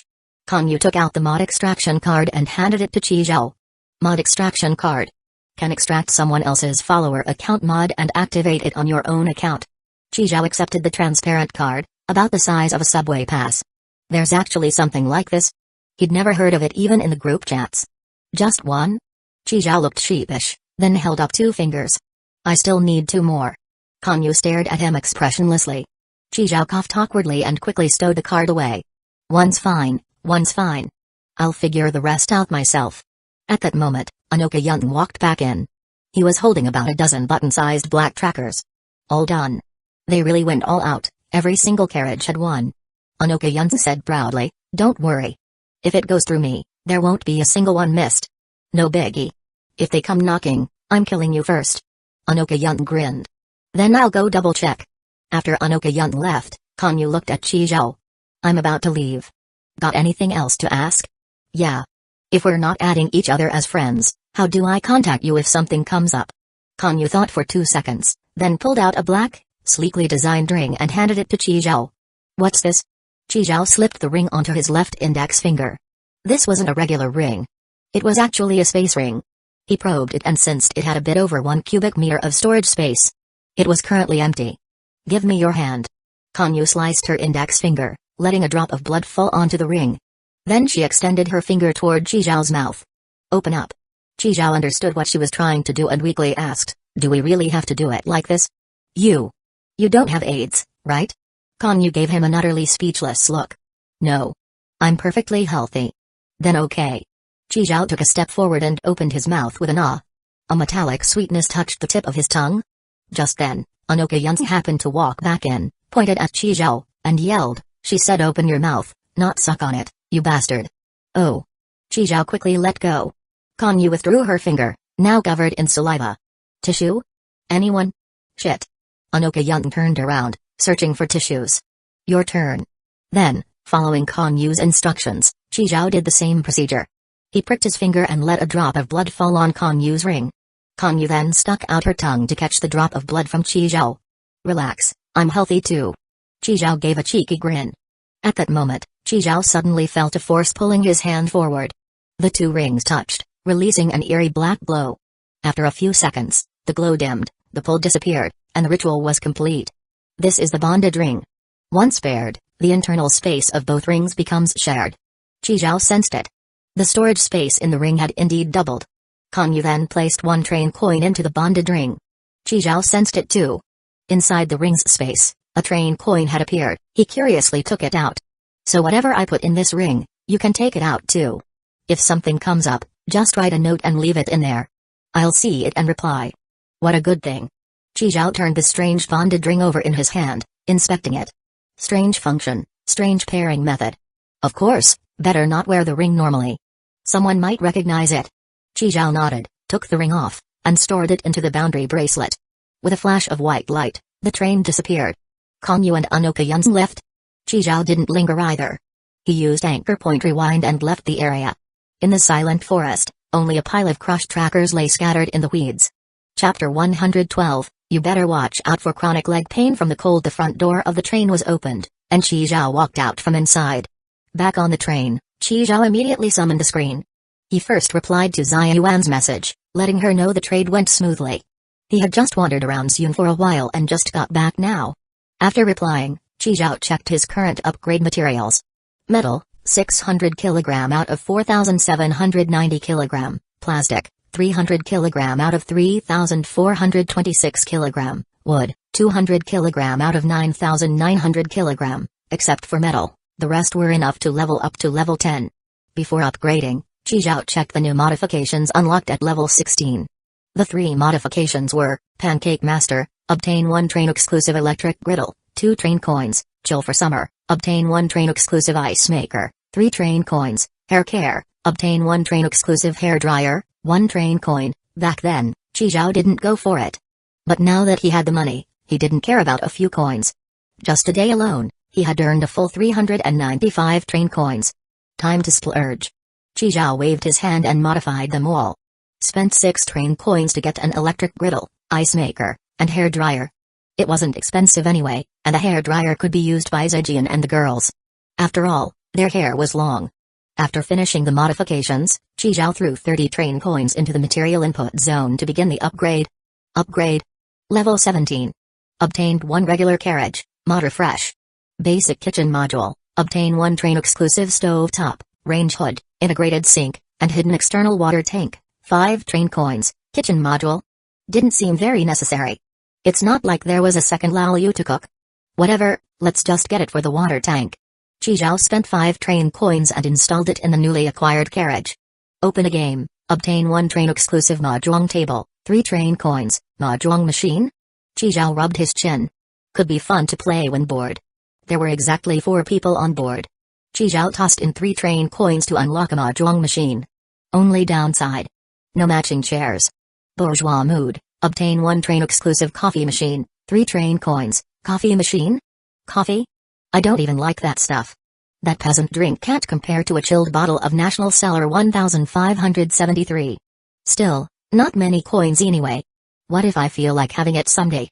Chizhao threw in 3 train coins and got a coffee machine. Unfortunately, still no follow account modification. Next. Upgrade. Level 18. Obtained 1 regular carriage, maximum stop time extended by 1 hour, current latest departure time, 16:00. You may still choose to depart at 10:50, at level 18, stop time was extended another hour. Next up, Mod Refresh. Kitchen Waste Recycler, obtain 1 automatic compost bin, can turn food scraps into fertilizer, 5 train coins, automatic compost bin.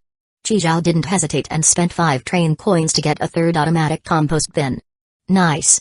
This will boost the efficiency of the auto veggie farming machine even more. Getting that peach tree is just a matter of time. Top choice, upgrade 1 carriage to initial carriage, 30 train coins, huh? Upgrade a carriage to initial carriage? Chizhao noticed the wording. Cold storage carriage, planting carriage, gravity carriage, those were all modifications. But this one said upgrade. Come to think of it, initial carriage is actually the most useful. Material input zone, trading platform, and coin slots for modifications. Those only existed in the initial carriage. Having a second one would double the input zone alone. Plus, initial carriages had another trait. They couldn't be dismantled. That alone made it worth modifying. Totally lived up to the name. Top choice. 30 train coins. It was pricey for sure. Chizhao gritted his teeth, tossed in 30 train coins, and chose to upgrade the second carriage to initial carriage. Arriving at the second carriage, what used to be a cargo container-style carriage now had train windows just like the first one. Chizhao suddenly realized. So all the carriages on Kong-Yu's train were initial carriages. She even luxuriously turned one into a planting carriage. TSK, that's real wealth. Last one was carriage color modification. Chizhao didn't even bother looking.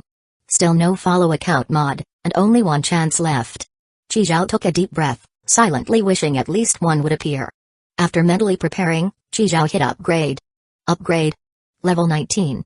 Master Builder, follow account, fixed modifications in the train can be repositioned at any time, 30 train coins, there it is. Follow account mod. Master Builder. 30 train coins. Looks like it allows for layout changes anytime. This one's super useful. Previously, due to lack of carriages, he had to combine the bathroom and kitchen. They didn't get in each other's way, but still. It's weird to eat next to a toilet. Now the problem could be solved. Move the bathroom and washing machine, and put both kitchens together. Then Laoyu could cook on both sides at once. As 30 train coins were spent, Chizhao's 9th follow account mod was unlocked. Nice, just one more to go. Inside Chizhao's bedroom, Laoyu was gripping the controller, locked in a mental duel with the tyrant. His body twisted and turned as if Leon on the screen would twist along with him. On the couch, Zijian watched Laoyu with bored eyes. Laoyu, is this game really that fun? You've played it so many times. It's fun. I love killing zombies, hee hee. Li Huizi was braiding Zijian's hair. It's been so long. Why isn't that guy back yet? Wait. He didn't ditch us to go enjoy himself somewhere, did he? No way. The train conductor's not that kind of person. Laoyu immediately refuted. His trust in Chizhao was absolute and unlimited. Just then, the carriage door slid open, and Chizhao walked in. Came back and heard someone whispering behind my back. Laoyu paused the game right away, dropped the controller, and ran up to Chizhao, train conductor. You're finally back. I already collected the fertilizer from the automatic compost bin, and added new veggies in. Blackwind Grand Marshal was walked too. He did his business outside. I even washed and dried your underwear and socks, train conductor. Zijian. Chizhao patted Laoyu's head. Well done. That's my vice conductor for you. Hungry? Let's go, I'll take you to eat something good. Laoyu was wearing a dark blue mini suit with a deep red bow tie. All he needed was round glasses and he looked just like Mini Conan. How about it? I picked it out. Pretty nice, right? Zijian said proudly. It was only then Chizhao noticed that Zijian and Li Huizi had changed clothes and even put on some light makeup. Zijian wore a black spaghetti strap top with sky blue denim shorts, her long legs completely on display. She even had rare light makeup on. The whole look screamed Slay Queen. Li Huizi wore a Sakura pink JK miniskirt paired with classic white over-knee socks. All pink and white. She looked like a freshly ripened peach. How do we look? Zijian stood up and did a spin. The tassels on her top twirled with her. I was gonna wear Huizi's blue dress and match as sisters. But The bloodstains wouldn't come out. It's unwearable. Qizhao curled his lips. It's not like we're going to some five-star hotel. It's just a night market. You all are dressed like influencer girls out to slay the streets. Oh, what's this? A rare compliment from your dog mouth? Qizhao rolled his eyes at Zijian. I was talking about little Sakura, not you. It's late and the temperature's dropping outside. At least she had the sense to wear some stockings. You better watch out or you'll end up with chronic leg pain from the cold. Chapter 113, Zijian's blacklisted account. If you like looking at stockings, just say it. No need to beat around the bush. Hui's got plenty of stockings anyway, I can wear them too. Mixing pairs. Careful or you'll spread athlete's foot. We don't have athlete's foot. It won't spread. Qizhao curled his lips. Just messing with you. Come here, I need to talk to you. In the initial carriage. Qizhao pointed at the screen and said, log in. What for? Zijian looked confused, but still did what Qizhao said. Train conductor number 19,999,999 Zijian, logged in. Alright, go ahead and get back to your stuff. Aren't we going to the night market? Heading out soon. Qizhao waved her off. Oh right, go tell Laoyu to bring Black Wind Monster's dog collar. You're taking Little Black with us? Not leaving it to guard the train? You really think a dog can guard a train? Zijian thought for a second, true. After Zijian left, Qizhao clicked to view her detailed profile. That missing follow account mod. He'd get it from her account. Train conductor, Zijian, level 10, number of carriages, 19, 2 initial carriage, 1 cold storage carriage, 1 planting carriage, 1 gravity carriage, 14 regular carriage. This girl didn't have a single follow account modification. Qizhao's mouth twitched. Unbelievable. Whatever, might as well upgrade her account. Those extra carriages were his anyway. Qizhao checked his leftover materials after leveling up 3 times earlier. Metal, 600 kg out of 2,990 kg. Plastic, 300 kg out of 2,526 kg. Wood, 200 kg out of 9,300 kg. Plenty of resources. On Zijian's account, none of the 3 available modifications were useful. Qizhao directly tossed in 10 train coins and clicked upgrade. Modification refresh. I want pink, changes exterior, interior, and flooring of carriages to pink, 1 train coin per carriage. Eye-catching moment, adds rainbow night lights to the carriage ceiling, 1 train coin per carriage. K-Song King, turns a carriage into a karaoke carriage, 10 train coins. Qizhao's eye twitched uncontrollably. Seriously? What the hell are these mods? Who would get this crap? It's a straight-up waste of train coins. Keep going, upgrade. 3 minutes later, Qizhao's face was as dark as Black Wind Monster's rear. This account of Zijian's. Fuck, it's cursed or what? Leveled up 4 times, 12 modifications, not a single follow account mod. Fuck me. Are follow account mods really this hard to get? It's definitely not my train, right? Not only were there no follow account mods, most of the mods were appearance-based junk. In Qizhao's eyes, totally worthless. Only 1 mod was decent. Increased carriage size. Length went from 5 meters to 7 meters. Width went from 3 meters to 4 meters. Height went from 2.8 meters to 3.5 meters. The cost was crazy too. 10 train coins per carriage. Qizhao did the math. The original carriage volume was 42 cubic meters. After the upgrade, it reached 98 cubic meters. More than double. At least the price matched the value. Qizhao only chose to modify the 2 initial carriages, the cold storage carriage, the planting carriage, and the gravity carriage. This way, the initial carriages could hold larger upgrade materials. Cold storage could stock more food. Gravity carriage could hold more equipment. Planting carriage gave the peach tree sapling more room to grow and allowed more vegetables to be planted. Shame though. If he had more coins, Qizhao would have upgraded a few more. Still had to save some train coins to upgrade the boundary bracelet. Even though the bracelet was a total money pit, its growth was visible to the naked eye. Dumping money into it gave instant results. In Phase 2, it unlocked special slots. Even the entire train could be stored. Man, these train coins really don't last long. Metal left, 590 kg, still needed 10 kg for another upgrade. Qizhao opened the trading platform and bought 50 kg of metal. Once a big chunk of metal was tossed into the material input zone, Qizhao prepped for the final upgrade. If it didn't show up this time, that'd be it for tonight. Qizhao took a deep breath and gritted his teeth, throwing in 10 train coins. Upgrade. Level 15. Modification refresh. Qizhao stared hard at the screen, praying for those 4 characters. Ghostfire Train, Adds dazzling lights and sound effects. Suway suway suway. 6 train coins. Summer party. Turns a carriage into a pool carriage. 8 train coins. Multi-thread. Follow account. Adds a second screen to the train, allowing login from another account in guest mode. Access controlled by the main account. 30 train coins. There it is. Seeing the words follow account, Qizhao almost cried. Persistence pays off. Finally got it. Qizhao took a deep breath after reading the mod's description carefully. Multi-thread. Adds a second screen, lets another train conductor log in. So if he logged in Zijian's account, would her station reward module still work? Holy shit. If that works, this is gold. With mod extraction cards nowhere in sight, this might be the perfect alternative. With 30 train coins spent, multi-thread was successfully installed. On the other side of the carriage, a new screen popped up. Nice. Qizhao pulled out the mod extraction card and held it up to the screen. Mod extraction card detected.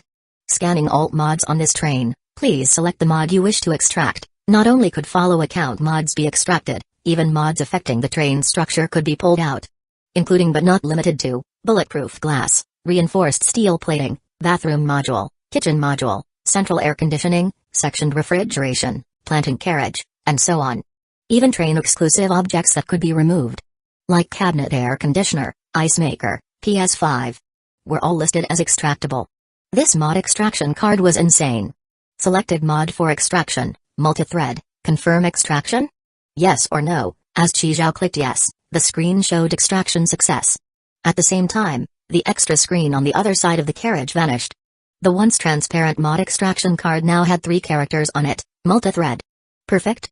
Qizhao logged out of Zijian's account and back into his own. Then he held the mod card near the screen. Mod card detected. Activate this mod? Yes or no. Qizhao clicked yes, and the mod card in his hand disappeared. At the same moment, the screen showed, multi-thread activated. On the other side of the carriage, the vanished screen popped back up.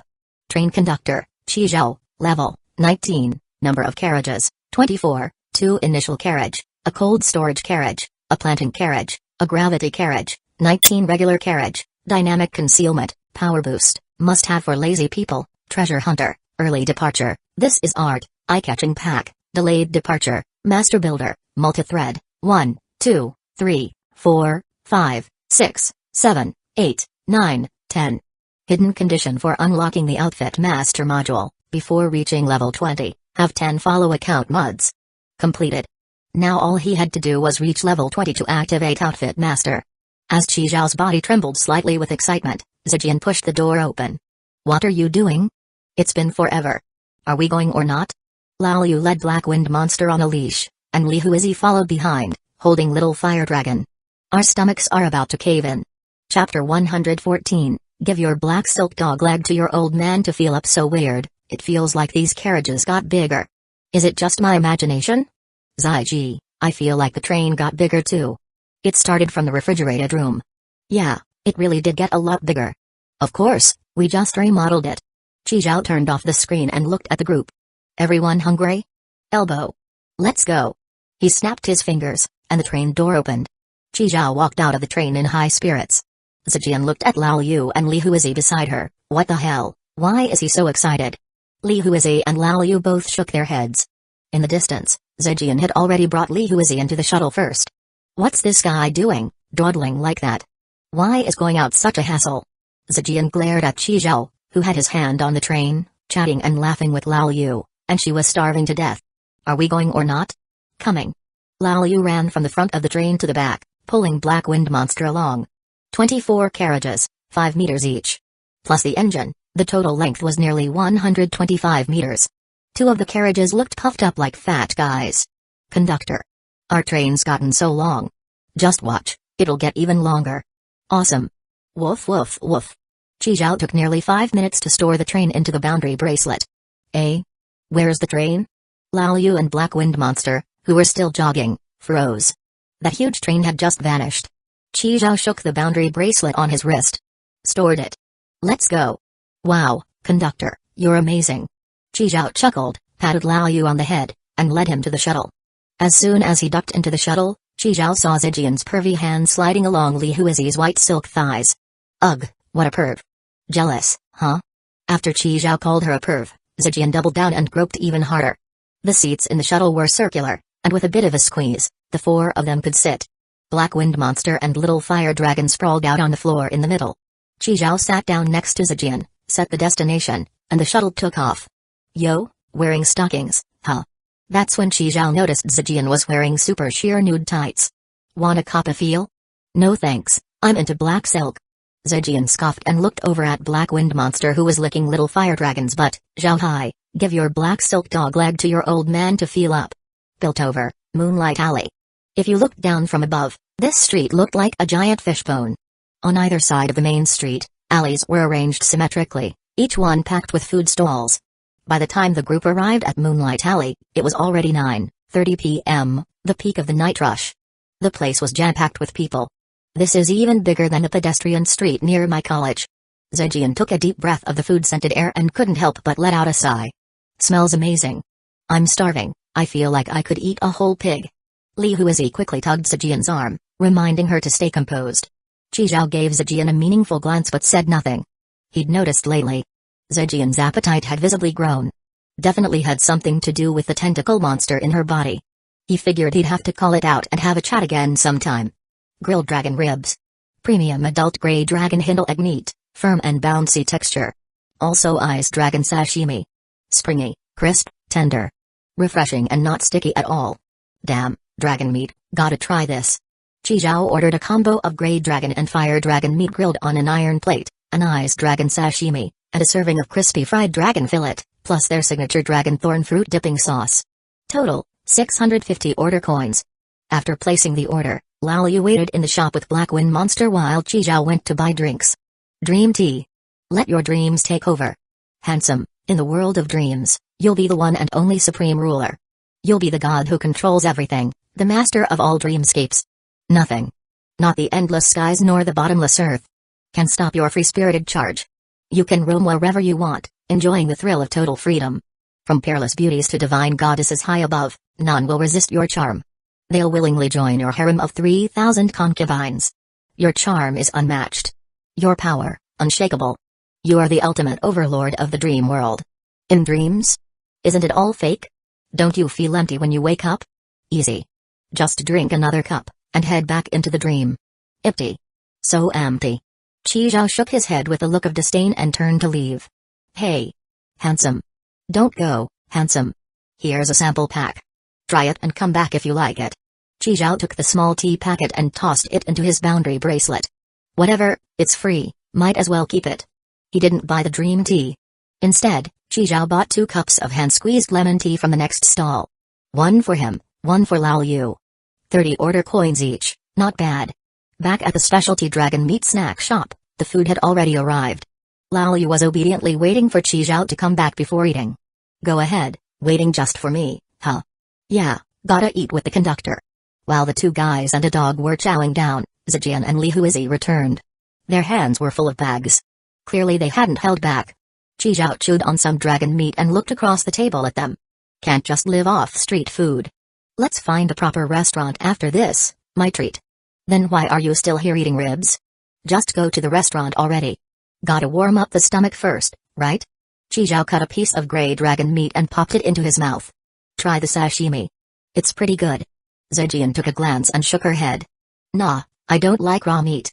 She turned around, grabbed a piece of crispy fried dragon fillet, and tossed it into her mouth. This one's good.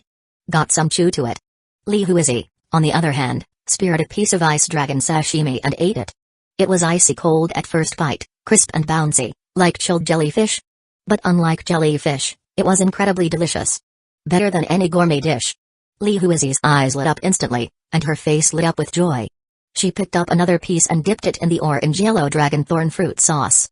With the sauce, the ice dragon meat was sweet and sour with a hint of spice in the aftertaste. More complex and layered. She couldn't help but praise, so good. Qi Zhao smiled and raised his hand toward the shop owner. Boss, 10 more servings of ice dragon sashimi and fried dragon fillet. Packet to go. The boundary bracelet had time stop, so no worries about freshness. Put plum powder on the dragon fillet. Zijian quickly added. Got it. The boss replied over his shoulder. Lao Yu, whichever one you like, pack up a few to take back. Conductor, I love the flame dragon ribs. Spicy and tasty. Boss, 10 orders of fire dragon ribs too. Chapter 115, Hakka Cuisine? More like Cthulhu Cuisine. Leaving the specialty dragon meat snack shop, Chi Zhao and the others began looking for a proper restaurant. Along the way, several big restaurants were completely packed. Even the waiting areas outside were lined with long queues. Seeing this, Zhejian said helplessly, "Good thing we had that little warm-up. Otherwise, I'd be starving to death." Conductor. "There's a Cthulhu Cuisine place over there. Looks empty." Hakka Cuisine? A bunch of traditional Hakka dishes popped into Chi Zhao's head. Salt-baked chicken, stuffed tofu, Hakka pot dishes, pig stomach chicken, stuffed bitter melon, braised pork with preserved mustard greens, 3-cup chicken, etc. Let's go check it out. Following Lao Yu, the group walked into an alley off the main road on the right. The place was indeed large, and luxuriously decorated. But perhaps because it wasn't on the main street, the restaurant was completely quiet. No guests in sight. Just as they walked in, a middle-aged man dressed as a server enthusiastically greeted them.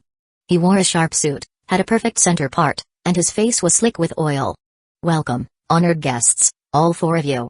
With a professional smile, the server looked at Chi Zhao. "Honored guest, may I ask? This dog and dragon, would you like our kitchen to process them for you?" "There's no processing fee here, you can rest assured." Black Wind Monster tilted his head, showing he didn't understand. Little Fire Dragon, who could understand human speech, got so scared he dove behind Li Huizi, clinging to her white silk-clad leg, trembling. Li Huizi had to squat down and comfort him. Chi Zhao looked at the server and replied, "No thanks, not necessary." Just then, Lao Yu indignantly said, "They're family, not food." The server finally realized and quickly apologized. Apologies, Conan-kun. "I'm not Conan, I'm Lao Yu." Sorry, Lao Yu-kun." Chi Zhao waved his hand, signaling it was fine. The server let out a breath of relief and shouted, "6 honored guests. Star Color private room. This way, please." Following the server up to the 2nd floor, they entered the Star Color private room. Inside, dazzling, colorful lights flashed everywhere. It looked like a KTV lounge. "Boss, can you turn off the lights? It's blinding." No problem. We will absolutely meet every request of our honored guests." The dizzying lights turned off, and the server handed a menu to Chi Zhao. Chi Zhao didn't even open it, just passed it behind him to Zhejian and the others. "You guys order." "I'm not picky." "Then I'm gonna order a full table of dishes. We can take the leftovers for midnight snacks." Zhejian, along with Li Huizi and Lao Yu, began flipping through the menu. After just a few pages, their expressions started to change. They were frowning, faces tense. Zhejian even covered her mouth and started gagging. "What the hell is all this? What's wrong?" She tossed the menu at Chi Zhao. "See for yourself." "Ugh." Chi Zhao calmly took the menu and started browsing. Things like starfish pie, Cthulhu eggs, stir-fried mycelium crawlers, brain in a jar. Weird dish names paired with nauseating pictures made even Chi Zhao a little queasy. He closed the menu and looked at the server who was still smiling eagerly. "Don't you have some more, traditional Chinese-style Hakka dishes? You want Chinese style? We have those too. We also offer Chinese-style Cthulhu cuisine. Lamb eyeball dumplings. Each dumpling wrapped around a whole, plump lamb eyeball. Octopus roast chicken. A full demon octopus stuffed right into a chicken's ass. Slow roasted with secret sauce for 8 hours, juicy and bursting with flavor. Revolving worms is another of our specialties. Stronger flavor than intestines, and more bouncy too. And Cthulhu seafood pour." Zhejian, looking like she was about to die, interrupted the server. "Enough. That porridge looks just like my blue toilet cleaner." "Ugh." Just then, another server entered with a black tray. "Excuse me," bringing out a dish. "What dish? We didn't order anything." Chi Zhao threw the menu aside, clearly annoyed. "You guys running a scam joint? Forcing dishes on people now?" No. You misunderstand, honored guest." The server quickly waved his hands and explained while setting down the dish. "This is our signature. Filth pus soup. It's free, just for you all to sample." 6 bowls of yellowish-brown, sticky, strange-smelling pus soup were set in front of them, bubbling with big fat blisters. Chi Zhao stirred one with a spoon and fished out a snail. Still alive and crawling up the spoon. That was it. Everyone couldn't take it anymore and bolted from the restaurant like their lives depended on it. Outside, after leaving the restaurant, Chi Zhao looked back at the sign carefully. Turns out it really was Cthulhu cuisine. Zhejian was dry heaving while holding onto a wall, and Li Huizi gently patted her back. "Now I get it. A place with a line isn't necessarily good. But a place with no people is definitely bad." Meanwhile, in the private room next to Star Color on the 2nd floor. A pair of green eyes peeked through the window, watching Chi Zhao and the others flee the restaurant. Chapter 116, Wood Egg Fruit Buapime Stuffed. Zhejian patted her round belly and let out a satisfied belch. Chi Zhao and the others walked out of the hot pot from the pot restaurant, happiness radiating from everyone's faces. Li Huizi and Lao Yu were still carrying the complimentary gift bags from the shop, filled with toys and snacks. The delicious hot pot completely swept away the gloom from their earlier misadventure at the Hakka cuisine place. This place's soup base is legit, no wonder the line's always so long. 30 plates of lamb rolls. Zhejian, didn't you say you were allergic to lamb? Huh? Did I? I don't remember saying that. My bad, you're just allergic to lamb head. Chi Zhao corrected her. Let's go, now that we're full, time to head home and sleep. Huh? Already? We're not walking around a bit? We rarely get to come out. Just count it as a post-meal stroll. Chi Zhao let out a burp. I don't have the energy to walk anymore. Lao Yu agreed with Chi Zhao and added, same here. Sister's eye, let's go back. It's already 1. Even Blackwind Grand Marshal's getting sleepy. Alright. I still wanna buy some fruit. Huizi, wanna come? Li Huizi nodded, and Zhejian happily hooked her arm through hers. She tossed the gift bag in Huizi's hand to Chi Zhao. Then you guys wait here for a bit. We'll be right back after buying fruit. Zhejian and Li Huizi found a big fruit store. Papaya, papaya. Zhejian scanned the dazzling array of fruits, looking for her target. Once she spotted the papayas, she grabbed the largest bag and started piling them in. Just then, a woman in an apron, who looked like a shop clerk, approached Zhejian. She held a red fruit, about the size of an egg. Sweetheart, this works better than papaya. She leaned in and whispered in Zhejian's ear, this is called the wood egg fruit, a specialty from another world. Eat it tonight, and by tomorrow morning, you'll see the results. Look at me. Grew this big just from eating this. After speaking, she spun around to show off her proud curves. They're out of stock everywhere lately. If you miss this, you'll have to wait at least a month. Zhejian hesitantly took the wood egg fruit from the woman's hand and looked it over. It really works that well? Absolutely. Even men see results. But, well, for men, it works down there. You get it? Whoa, that magical? It even targets specific areas? We're all sisters here. No way I'd trick you. Look, my shop's right here. If it doesn't work, you can come find me anytime. Only 2 left. I'll cut you a deal. 5 train coins. Train coins? Zhejian awkwardly put the wood egg fruit back down. Ever since she boarded Chi Zhao's train, she hadn't had a single train coin. Not even one. Back in the day, I'd wake up from a nap and find my train loaded with coins. Fuck. Zhejian found Li Huizi on the other side, picking strawberries. Huizi, got any train coins? Lend me a few. Li Huizi shook her head. Nope. Zhejian instantly felt like a broke-ass girl out shopping with her broke-ass bestie. Spotting something she wanted but couldn't afford, no way, for the sake of my future. I'm borrowing some from Chi Zhao. She found Chi Zhao and Lao Yu sitting on the roadside. Reaching out her hand, she glanced at the nearby store and said, lend me 5 train coins, I'll pay you back. She didn't dare look Chi Zhao in the eye. Anyone borrowing money always feels guilty. This guy treats train coins like gold. He might say no. Yup, very possible. Come on, hand them over. Don't make me kneel and beg. I still have some dignity left.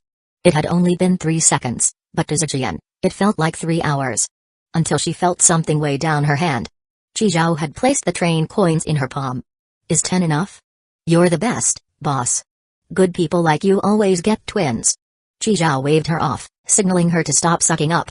Same rules as always. Borrow 10, pay back 13. Knew it. You're such a skinflint, Chi. The shop's lady boss took the 5 train coins from Zhejian and packed the 2 wood egg fruits into a fancy gift box, handing it to her. Sweetheart, I knew you had good taste. Eat it before bed. It works better that way. No need to peel it, just wash and eat. Zhejian carefully put it away, then looked at Li Huizi. Huizi, anything you wanna buy? I've still got 5 train coins. Li Huizi shook her head. She'd only bought some regular strawberries and grapes. Then let's head back. Even though she'd bought the wood egg fruit, Zhejian still didn't give up on papayas and bought a full bag anyway. She turned with her bag of fruit, happily about to leave. Then smacked straight into a solid chest. Ah, sorry about that. Zhejian looked up at the person she bumped into. ABS. Blonde hair. Black horns. Long time no see. That voice. Confirmed. It was the male succubus from the transfer station. He still wore the black leather collar around his neck, But the nun who had held his leash was nowhere in sight. Zhejian suddenly felt hot, her face flushing red. She reached up to brush her hair back and softly replied, "A long time no see." Zhejian left the fruit store.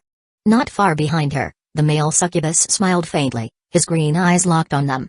The silver chain around his neck slowly materialized. At the same time, the nun appeared beside him. "How was it?"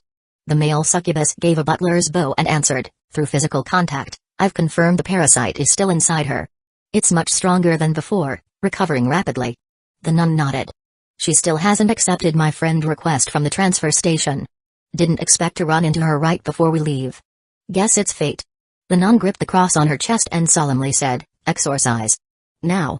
I'm afraid if we wait until next time, she won't be herself anymore." The male succubus nodded in understanding. "But we can't act here. This is Piltover's protected zone. Got to respect Piltover's enforcers. Follow her. Confirm when she's out of Piltover, then take action." The nun unfastened the collar on the male succubus's neck. His figure gradually turned translucent until he vanished completely. Succubus, Lesser Invisibility Spell. Chapter 117, Who Wants to See Your Wiggly Worm? Inside the shuttle. Bought that many papayas? Planning on a second puberty? None of your business. It's fine, Tiny's cute too. Fuck. Li Huizi sat quietly to the side, holding a small box, silently listening to the two bicker. She was learning quickly and could already understand a few phrases now and then. Like that one. Definitely a curse word. "Lao Yu's still here, don't swear." "Train conductor, it's fine. Sister Zai talks like that all the time when she games." Zhejian got up, patted Lao Yu on the head, apologized, and promised not to swear again. After sitting back down, she looked at Qi Zhao beside her. The more she looked, the more annoyed she got, already plotting how to fire back. Suddenly, she came up with a great idea. She glanced wickedly at Qi Zhao's crotch, corner of her mouth lifting as she chuckled, "Is yours tiny too? Real cute? You're not sleeping tonight? Huh? Gonna show you the one-eyed dragon. PFFT." Zhejian ignored him and turned to play with Li Huizi instead. "Hey, Huizi, why's your face so red? Is the car too warm? I'll lower the temperature a bit." Li Huizi waved her hands quickly, saying she was fine. Mainly because she understood the last few things they said. She brushed her hair behind her ear, looked at Qi Zhao, and asked, "Chicken Zhao, when are we going back to Yurden?" "What, worried about your Appa?" Li Huizi nodded. "Tomorrow." Qi Zhao looked at Li Huizi. "We're heading back to Yurden tomorrow. Once they get back, he'll trade the medal and hit level 20. Unlock the rest module, and test docking at Yurden to see if, under dual thread mode and in guest login, Zhejian will still trigger the station reward module." Back at the original spot where the train first docked, Qi Zhao took the train out from the boundary bracelet. This place was remote enough that no strangers had shown up all day. Safer this way. Come on, the fruit Huizi and I bought." Zhejian urged Qi Zhao anxiously. As soon as Qi Zhao took the 2 bags of papayas from the bracelet, Zhejian rushed to grab them and turned into the train. Bye, going to bed." "Not so fast. Come with me a seconds, what for?" Zhejian was eager to eat her wood egg fruit and sleep her way to growth. "Show you the dragon, hurry up." "Stop dawdling. What's so special about a wiggly worm?" "Not interested. Don't regret it." Reluctantly, Zhejian followed Qi Zhao into the initial carriage. "Huizi, don't shower yet, wait for me and we'll go together." "Okay. I'll wash some fruit with Liu first, then wait for you." Inside the initial carriage. "You're not seriously showing me something here, are you?" Log in, always logging in." Zhejian dragged her feet to the screen and logged into her account. Why is this screen moved? Wasn't it over by the train door before? Just got remodeled. So weird. A visitor login request popped up on Qi Zhao's light screen. He clicked accept, and Zhejian successfully logged in on her end. Guest mode? Access pending admin approval? What the hell? The admin was, of course, Qi Zhao. He had control over what functions Zhejian's account could access. Train conductor chatroom access granted. With this unlocked, a notification popped up on Zhejian's screen. "You have a new friend request, someone added me?" Zhejian opened the message. It was from a woman. Her profile pic looked kinda familiar. J. Albie. What a weird name. Zhejian pouted, but ended up hitting accept. Trading platform access granted, station reward access granted, free boarding and exiting access granted, one by one, permissions were granted, and the modules on her screen changed from gray back to color. Now, aside from upgrade and modification, Zhejian could use everything else. This remodel's amazing. Are my good old days of waking up to a pile of coins about to come back? You'll find out tomorrow. Chi Zhao was currently on the trading platform, dealing metals. Heading to Yurden tomorrow? Yeah. Oh yeah. Last time I trained hard, I didn't even get to explore. This time, I'm really gonna look around. Borrowed 10 coins tonight, right? I'll pay you back first thing in the morning. Chi Zhao rolled his eyes at Zijian. Don't even know if your module's gonna work yet. Don't celebrate too early. Of course it'll work. Look, it's already lit up. Zijian pointed at the screen, completely serious. Alright, if that's all, you can go back now. Zijian looked speechless. What? Still wanna see the dragon? Come on then. PFFT PFFT PFFT, who wants to see your wiggly worm? Seeing Chi Zhao start to unbuckle his pants, Zijian ran off without even looking back. She rubbed her hands together like a fly, jogging all the way. Huizi, I'm here. Kay flapped his wings, hovering in the night sky. Same as before at the transfer station. Still that man and the kid, but now there's also a woman. And their relationship looks pretty good. There's also a dog. And a little fire dragon. The dog seems like just a regular dog. Hearing Kay's report, JLB nodded. Kay, what do you think their relationship is? Probably friends. Like boyfriend-girlfriend? Doesn't seem like it. More like just friends. They're on the train now. Could leave at any moment. What should we do? Use dream erosion. Let them have a nice dream tonight. Non-discriminative use? Got it. Kay flapped his wings and slowly descended, gently placing JLB on the ground. Then, cloaked in magic, he approached Chi Zhao's train invisibly. Once within range, he began casting the skill that would put nearby living beings to sleep. Dream erosion. Just then, a blade pressed against his neck. Hey bro, you look kinda familiar. Chapter 118, Parasite. Chi Zhao held lust. The blade was pressed against Kay's neck, emitting a faint high-frequency vibration. This little tail. Isn't his our good old perverted toad-kun? Chi Zhao grabbed Kay's black heart-shaped tail. Middle of the night and you're not sleeping at home. What the hell are you sneaking around out in the boonies for? Kay's face was now full of confusion and shock. When did he spot me? And he just showed up behind me with no warning at all? Did he use a flash step? So he's not a regular person either. He's awakened some supernatural powers too. And this blade? Why does it vibrate like a fucking pleasure stick? Even though he was joking around, Kay could clearly feel the coldness and killing intent coming from that vibrating blade pressed against his neck. Train conductor, it's him. At that moment, Lao Yu, who had been hidden in the distance, also revealed himself. Lao Yu pointed at Kay and said, it's him. He's been tailing us ever since we came out of Moonlight Alley. Kay looked over at Lao Yu, startled again. There's another one? This little punk isn't normal either. He can go invisible? And I was following them completely hidden the whole time. How the hell did he spot me? Kay gave a bitter smile. No wonder they caught me the moment I got close. So they already knew I was following them. Chi Zhao gave Lao Yu a thumbs up. Nice work. I'll reward you later. Head back. And hey.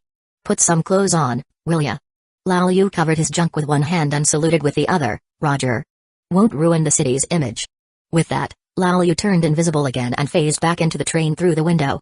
Ever since that time in Jiao family village, when Chi Zhao said, you gourd babies can't even sniff out a monster. Useless. Lao Yu had taken it to heart. After returning, he started training his nose to recognize different scents on people. And sure enough, he ended up developing a new skill, monster sniffing scent detection. And as a succubus, Kay naturally smelled different from humans. Even though he was tailing them while invisible, his scent couldn't go invisible too. That's how Lao Yu caught him. Stop looking. Kay felt the blade press even tighter against his neck. Where's the nun you're dragging around? Which tree's she hiding behind? Kay didn't say a word, silently accelerating the activation of dream erosion. Hiss. Suddenly Kay felt a sting on his butt. Chi Zhao had yanked his tail straight. Quit playing games. You think I can't feel that? Chi Zhao looked fully alert, but the moment he got close to Kay, a wave of drowsiness suddenly hit him out of nowhere. Cut the tricks. Don't play with me. As he spoke, Chi Zhao pressed down harder. Kay, let's just stop here. At that moment, JLB slowly walked out from the trees nearby. Under the bright moonlight, her nun robes looked like they were glazed with frost. Cancel dream erosion. Kay let out a sigh, but still followed JLB's command. He stopped the activation of dream erosion. Only after confirming that weird drowsiness had faded did Chi Zhao let go of his tail. But lust still hovered at his throat. One wrong move, and Chi Zhao was confident he could take him out in a flash. JLB walked up to Chi Zhao and gave a slight nod. No offense. A silver chain appeared in her hand, and the collar on its end snapped onto Kay's neck automatically. Now can we talk with the blade down? Of course. Chi Zhao slowly pulled back lust. But the very next second, the blade was pressed against JLB's neck. Let's talk like this. I get anxious easy. JLB raised an eyebrow. Damn, he's fast. He just appeared behind her out of nowhere, not even a hint. Kay's eyes widened. Seeing JLB in danger, he raised his right hand, revealing sharp claws. Succubus claw strike. Kay. JLB stopped Kay with a sharp tone, signaling that she was fine. Seeing Kay retract his claws and back away slowly, Chi Zhao nodded with satisfaction. Alright, talk. What do you want?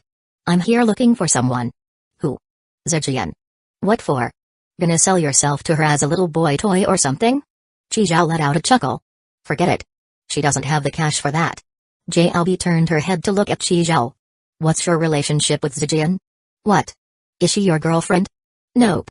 JLB nodded slightly and began speaking softly. Do you know what a soul is? Before Chi Zhao could answer, JLB went on, souls do exist. And they're eternal. When a life ends, the soul enters another soulless body.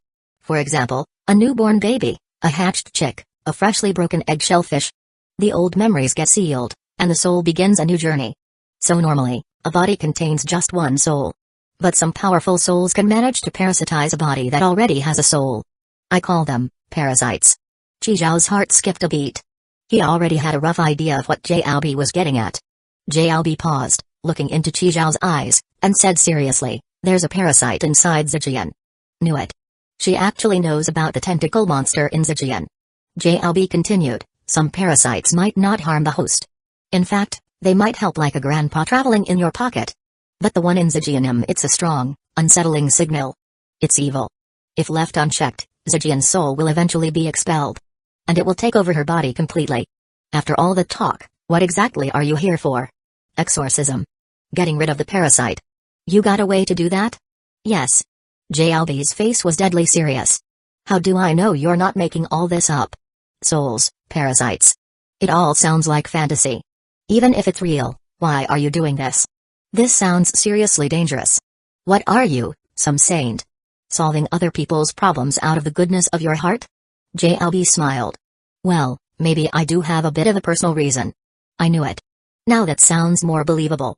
Chi Zhao put away lust, took a step back, and leaned against a tree trunk. Let's say I believe you. How confident are you in your method? Will it hurt Zijian? He'd finally managed to get a dual-thread modification on her, and hadn't even tested her station reward module yet. Chi Zhao wasn't about to let something mess it up now. If anything went wrong during the process, he'd really be out of luck.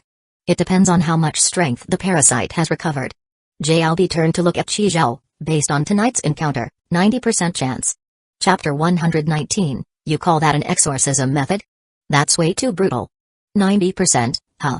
Chi Zhao swept his gaze over JLB and her servant, then let out a yawn. So how exactly do you do it? Walk me through it. Kill Zijian. Chi Zhao. That's it? Then what? Keep going. Like I said before. Once the soul senses the body's dead, it'll leave it. By then, I'll use the soul capture net to catch Zijian's soul and stuff it back into her body. As long as we revive her before brain death, it's all good. Chi Zhao looked speechless. Your exorcism method is way too brutal, don't you think? There's no way to just force the parasite out? No. No, as in it doesn't exist. Or you just don't know how? We don't know how. Chi Zhao took a deep breath, pushing down his anger and squeezing out a smile. This one's unexpectedly honest. There's something I lied to you about earlier. Actually, Zijian is my girlfriend. She's really important to me. Your method's too rough. What if we can't bring her back? Then what am I supposed to do? We usually bring them back. JLB replied calmly. Usually? And what if you don't? You gonna pay me back? She's my only precious one. Let's just be real. I don't trust you. Chi Zhao raised his eyebrows. Don't even think about laying a hand on her.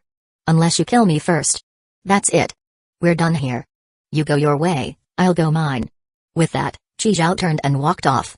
Seeing how determined he was, JLB's face turned serious. She took a deep breath like she had made a huge decision. Wait. What now, lady? JLB took off the cross hanging around her neck and stabbed it into the ground. With the cross as the center, a white shield of light 3 meters in radius shimmered into view.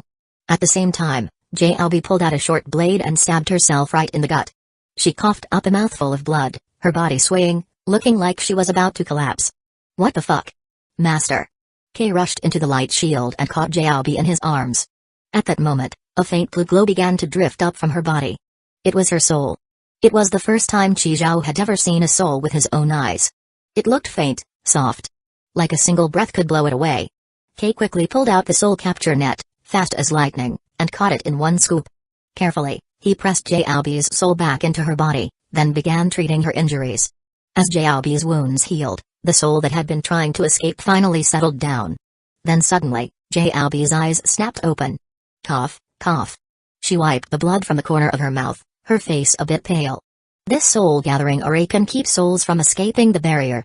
And block stray souls from getting in too. So, are you reassured now? The whole sequence had left Qi Zhao dumbfounded. Girl, you're really going all in, huh?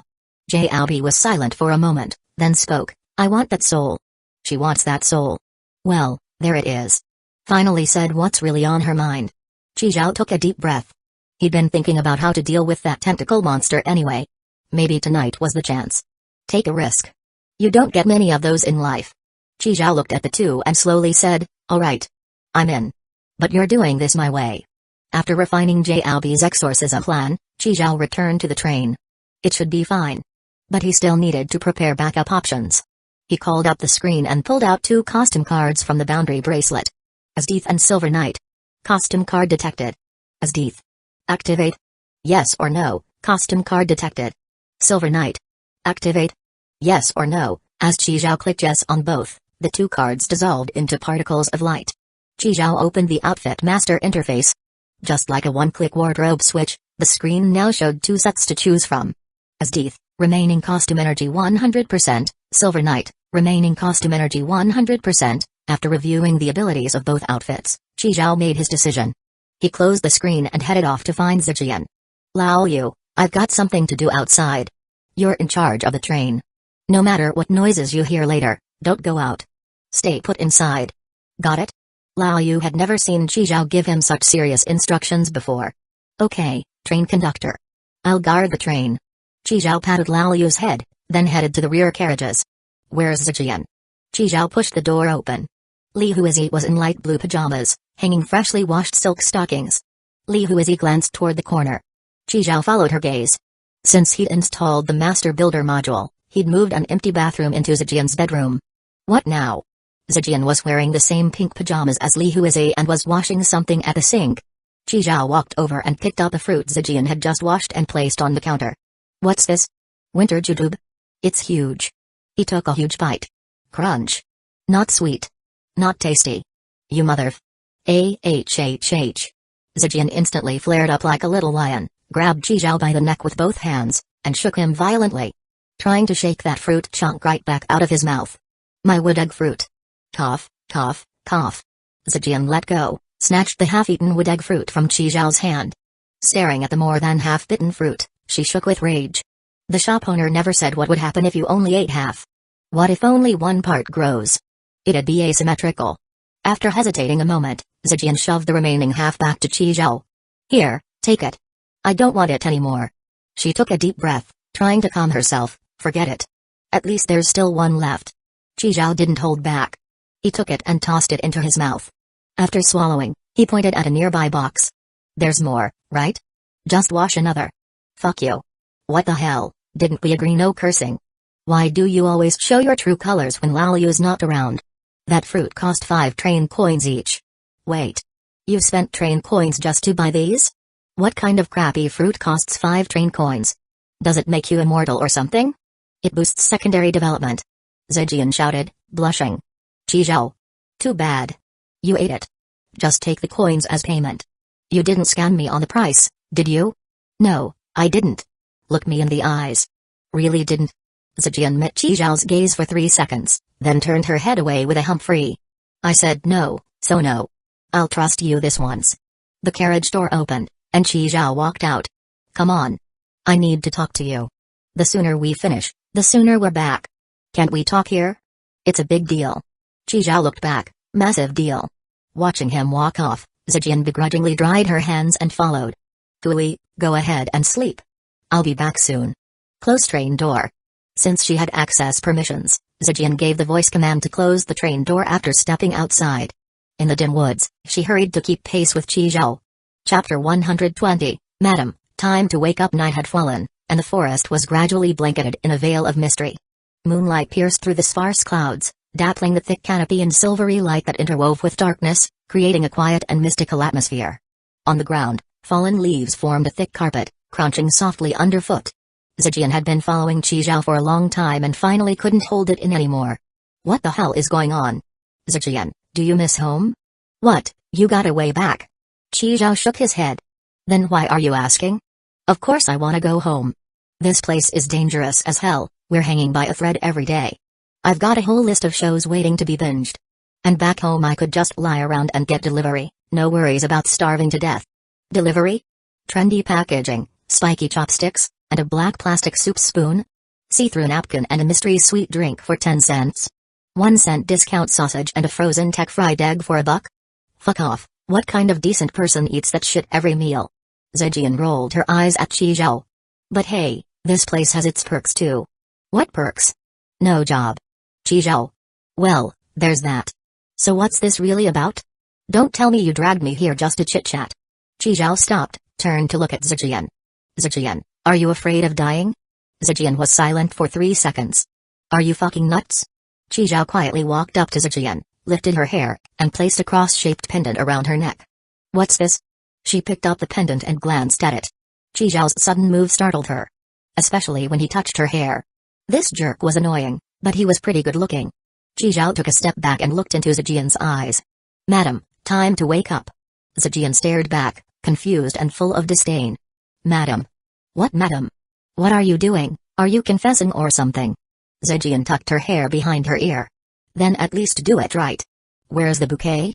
Qi Zhao sighed, then pulled out a silver ZZ pistol from his boundary bracelet and aimed it at Zijian. What the hell, threatening me just cause I turned you down? Bang. Just as the bullet was about to hit Zijian, her eyes suddenly flashed with a seductive pink light. Then, without warning, her body twisted sharply to the right, and the bullet barely missed her nose, slamming into the tree behind her. Zijian turned her body, raised her hand to tug out the hair tie, letting her hair fall loose. Her pink eyes gazed at Qi Zhao. Why'd you call me out so late? Did little baby miss me? Qi Zhao put away the ZZ pistol and gave a small chuckle. Madam's recovery isn't bad at all. Dodging bullets already. Not bad, this body's pretty decent. I can rest easy and heal up deep. So can you be discharged now? Zijian pounced on Qi Zhao, gazing up at him with seductive eyes. What, trying to kick me out already? Embarrassed to be naughty with your girlfriend? She gently traced circles on Qi Zhao's chest with her finger. Relax, I won't get in your way. Qi Zhao stepped back, and Zijian nearly stumbled. What if you pop out of nowhere and scare the hell out of me? Am I that scary? Zijian twisted her waist, twirling her hair with one finger. Wrapping it around and around. Just thinking about your tentacles gets me weak. PFFT. Zijian couldn't help but snicker. What, not a fan of my tentacles? They're quite enjoyable. I called you out to give you a heads up. I'm heading to orderly heaven soon. You still have time to leave. Go restore your power or whatever, and let's just pretend we never met, alright sis? Aw, such a sweet little brother. Come on, gimme a kiss. As she said that, Zijian lunged forward to kiss Qi Zhao. Qi Zhao kept both hands up, blocking her from getting closer. Alright, go kiss whoever you want after you leave, okay? You're so mean. I'm going, don't miss me too much, okay? I will, don't worry. I've got things handled here. Zijian giggled softly, and the red glow in her eyes faded as she returned to normal. Seeing Zijian's blank stare, Qi Zhao cautiously leaned in. Madam. Who the hell are you calling madam? Zijian looked at Qi Zhao like he was an idiot. What the hell is wrong with you, shouting madam like a lunatic? You working for Madame Lazad campaign or something? She's really gone? Just like that? No way. Qi Zhao pulled out the ZZ pistol again and aimed at Zijian. Ugh, so boring. Why you gotta be like that, lil bro? Red light flared again in Zijian's eyes. Knew it. No way it'd be that easy. Qi Zhao put the gun away and stared at Zijian coldly. Why didn't you leave? Can't bear to part with me? Zijian slowly walked up, hooked Qi Zhao's chin with her finger, and whispered, I love those eyes of yours. like a wild dog waiting to be tamed. Do me once. If I'm satisfied, I'll go. Qi Zhao shoved her away again. He'd figured it out. This thing was planning to stick around. Didn't you say you hated human bodies? Zijian covered her mouth and giggled. True, human bodies are pretty weak, but full of potential. She did a quick twirl in place, followed by a ballet-style back kick. And I like this body. Young, pretty, pure, full of life. Just wish the boobs were bigger. As she spoke, her chest began to swell, transforming from flat to full. Much better. Zijian cupped her now full chest and nodded in approval. Still missing something. With that, a pink tentacle poked out from her belly button, swaying like a tiny hand. Fuck. Qi Zhao raised his gun and fired. Plan B. At Qi Zhao's roar, J.L.B. and K, who had been in stealth, dropped from the trees. Chapter 121, Familiar Scent Huo, Time for Bed. Li Huizi was hand-washing her underwear, while little fire dragon was behind her, both claws pawing at her calves. It's so late already. What's Chicken Zhao doing calling Zijian out? What's that sound, gunfire? Li Huizi perked up her ears and listened closely. No mistake, it was gunfire. Not good. Qi Zhao and Zijian are in danger? She put down the underwear, pulled out the sword Qi Zhao gave her, hit the door open button, and was about to rush out. At that moment, Lao Yu appeared in front of her, spreading his arms to block the way. This was also something Qi Zhao had told him. Do not let little sucker leave the train. Qi Zhao's plan A: call out Madam and try to bluff her into leaving. Then JLB would use the soul capture net to trap her. Of course, whether the capture worked or not had nothing to do with Qi Zhao. As long as he confirmed that Madam had left Zijian's body, Qi Zhao would activate word spirit, time 0, bring Zijian back to the train, and depart immediately. What happened after that wasn't his concern. Whether they caught her or not, it didn't matter to him. Of course, things weren't going to go that smoothly. So it was time to execute JLB's plan B. Attempt to kill Zijian. Just as the bullet Qi Zhao fired was about to hit Zijian at the top of her thigh, a tentacle shot out from her belly button and precisely caught it. So fast. She could even catch a bullet. Fire Cloud Evil God was right. Of all martial arts, speed is the only unbreakable move. Qi Zhao instantly switched ammo. Frost bullet.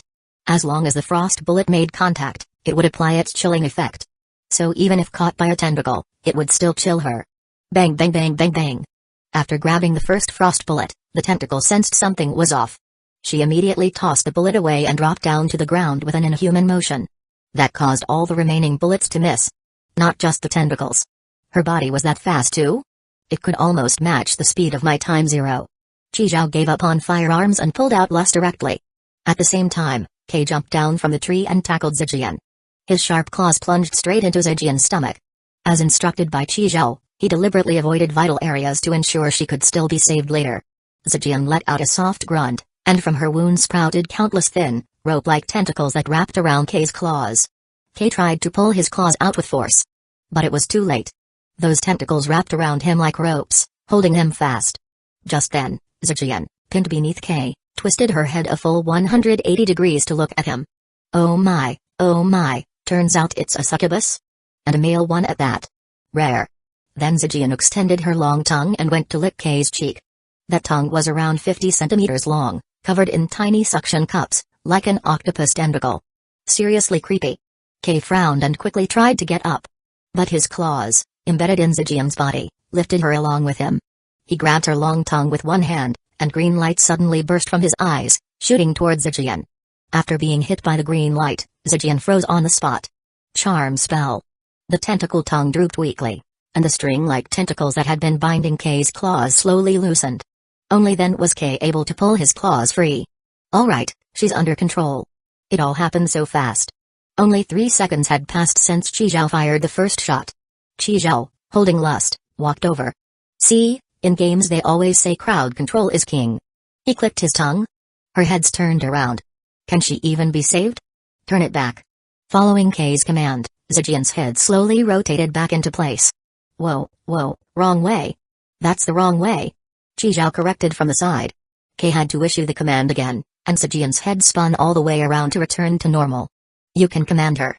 Can't you make that thing crawl out by itself? Qi Zhao asked, puzzled. K shook his head. My current charm spell can't make a controlled target harm themselves. Otherwise the charm breaks instantly. Getting the soul to voluntarily leave? No way. Qi Zhao nodded. Got it. You need more practice. Just then, The cross pendant on Zijian's neck began to resonate. A glowing white orb emerged, surrounding her in its light. Jiaobi had activated the soul-gathering array. She nodded at Qi Zhao. Go ahead, do it. Qi Zhao didn't trust them with this, so killing Zijian had to be his job personally. If they were too rough and ruined her body just to get the soul, even killing them afterward wouldn't fix it. Although Zijian now had a big hole in her gut, she wasn't dead. Because her soul showed no signs of departure. The lust in Qi Zhao's hand began to vibrate. Sorry, Zijian. I'll bring you back. Rest easy. Just as he was about to strike, Zijian let out a soft laugh. She grabbed the cross around her neck, tore it off crudely, and handed it to the tentacle from her belly button. The tentacle took the cross and snapped back into her body. The just activated soul-gathering array instantly dissipated. What? I haven't even struck yet, and the control already ended? That was fast. Qi Zhao realized something was wrong and plunged lust into Zijian's abdomen. White blade in, red blade out. Zijian gave a faint smile as her wounds visibly regenerated. Qi Zhao's stab was more like a tickle to her. What the fuck is that healing ability? Do I need to stuff a bomb in her gut? Regular physical attacks didn't affect her at all. Qi Zhao had held back from hitting critical points before, afraid he couldn't save her later. But now? Clearly, he'd been too cautious. Qi Zhao raised the blade again and stabbed through Zijian's heart. The frenzied lust tore her heart to shreds. But in the next second, countless tiny tentacles tangled together in her broken chest, forming a new heart. Little brother, do you really want to kick me out that badly? Zijian furrowed her brows, looking at Qi Zhao with a pitiful expression. I'm really so sad. Kay's heart sank. His charm spell should last at least 5 minutes. But it had only been 20 seconds, and she was already awake? Impossible. Even though repeated charm attempts might fail, Kay didn't have time to think. He cast charm spell on Zijian again. But this time, she clearly wasn't affected at all. Surprised, little succubus. This kind of low-level charm? Are we playing house? Be happy you got me once. Just then, she exhaled a large pink mist. A strange scent spread through the air at the same time. The moment Qi Zhao smelled that familiar fragrance, his brain fired off warnings. Not good. Don't breathe. No use even if you close your mouth. What about your pores? In just 1 second, both Qi Zhao and Kay felt their bodies heating up, cheeks flushed. Even Jiaobi, despite being female, began to breathe heavily, her chest rising and falling. Even the beetles in the trees skipped straight to mating season. One found a female beetle and clung to her, writhing together. Chapter 122, Just You Guys and You Still Dare to Purge Spirits. Pink mist, accompanied by a strange fragrance, spread outward from Zijian as the center. An uncontrollable desire was gradually building up, and the remaining rationality was continuously being devoured. Qi Zhao and the other two sensed things were going south, and quickly retreated, widening the gap and escaping the range of the pink mist. Just you guys and you still dare to purge spirits. She's holding back on purpose. Sorry, I misjudged her. Jiaobi struggled to suppress the restlessness inside her and responded. What now? It's already invading Zijian's body. If it finishes transforming her, Zijian's soul, say it, will probably be forced out of that body. Fuck. What about my station reward module then? No way, I've got to stop this thing. So what you're saying is, I can go ahead and kill her now? Otherwise, sooner or later this body won't be hers anymore? Jiaobi nodded. There's one more important thing. We have to get the swallowed spirit staff back and reopen the soul-gathering array. Otherwise, the moment Zijian dies, her soul might leave this place entirely. Qi Zhao nodded, indicating he understood. While they were talking, Zijian strolled forward leisurely, as if taking a walk. And the strange fragrance drifted along with her. Qi Zhao raised his gun and fired. But her control over her body was now incredibly agile. She could stretch and fold it at will. Soft and boneless, like an octopus.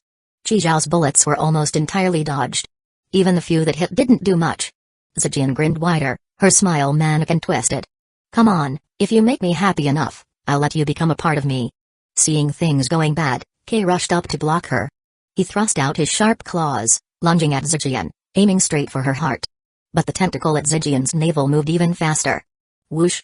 And coiled around Kay's neck. A bluish-purple tint quickly surfaced on Kay's face as he was forcefully choked unconscious. Zijian laughed as she started yanking Kay's tail, and with brute force, she tore it clean off. Kay woke up from the pain, only to be choked out again. Tail gone, Kay was casually tossed aside by Zijian. Holding the severed tail, new tentacles sprouted from her palm, coiling around it. After straightening it out, a tail sword made of tentacles was complete. She gripped the tail sword and continued advancing. Seeing this, JLB's eyes were bloodshot with rage. She had misjudged the entity inside Zijian. Or rather, it had hidden itself far too well. All that frailty, that weakness, was just an act.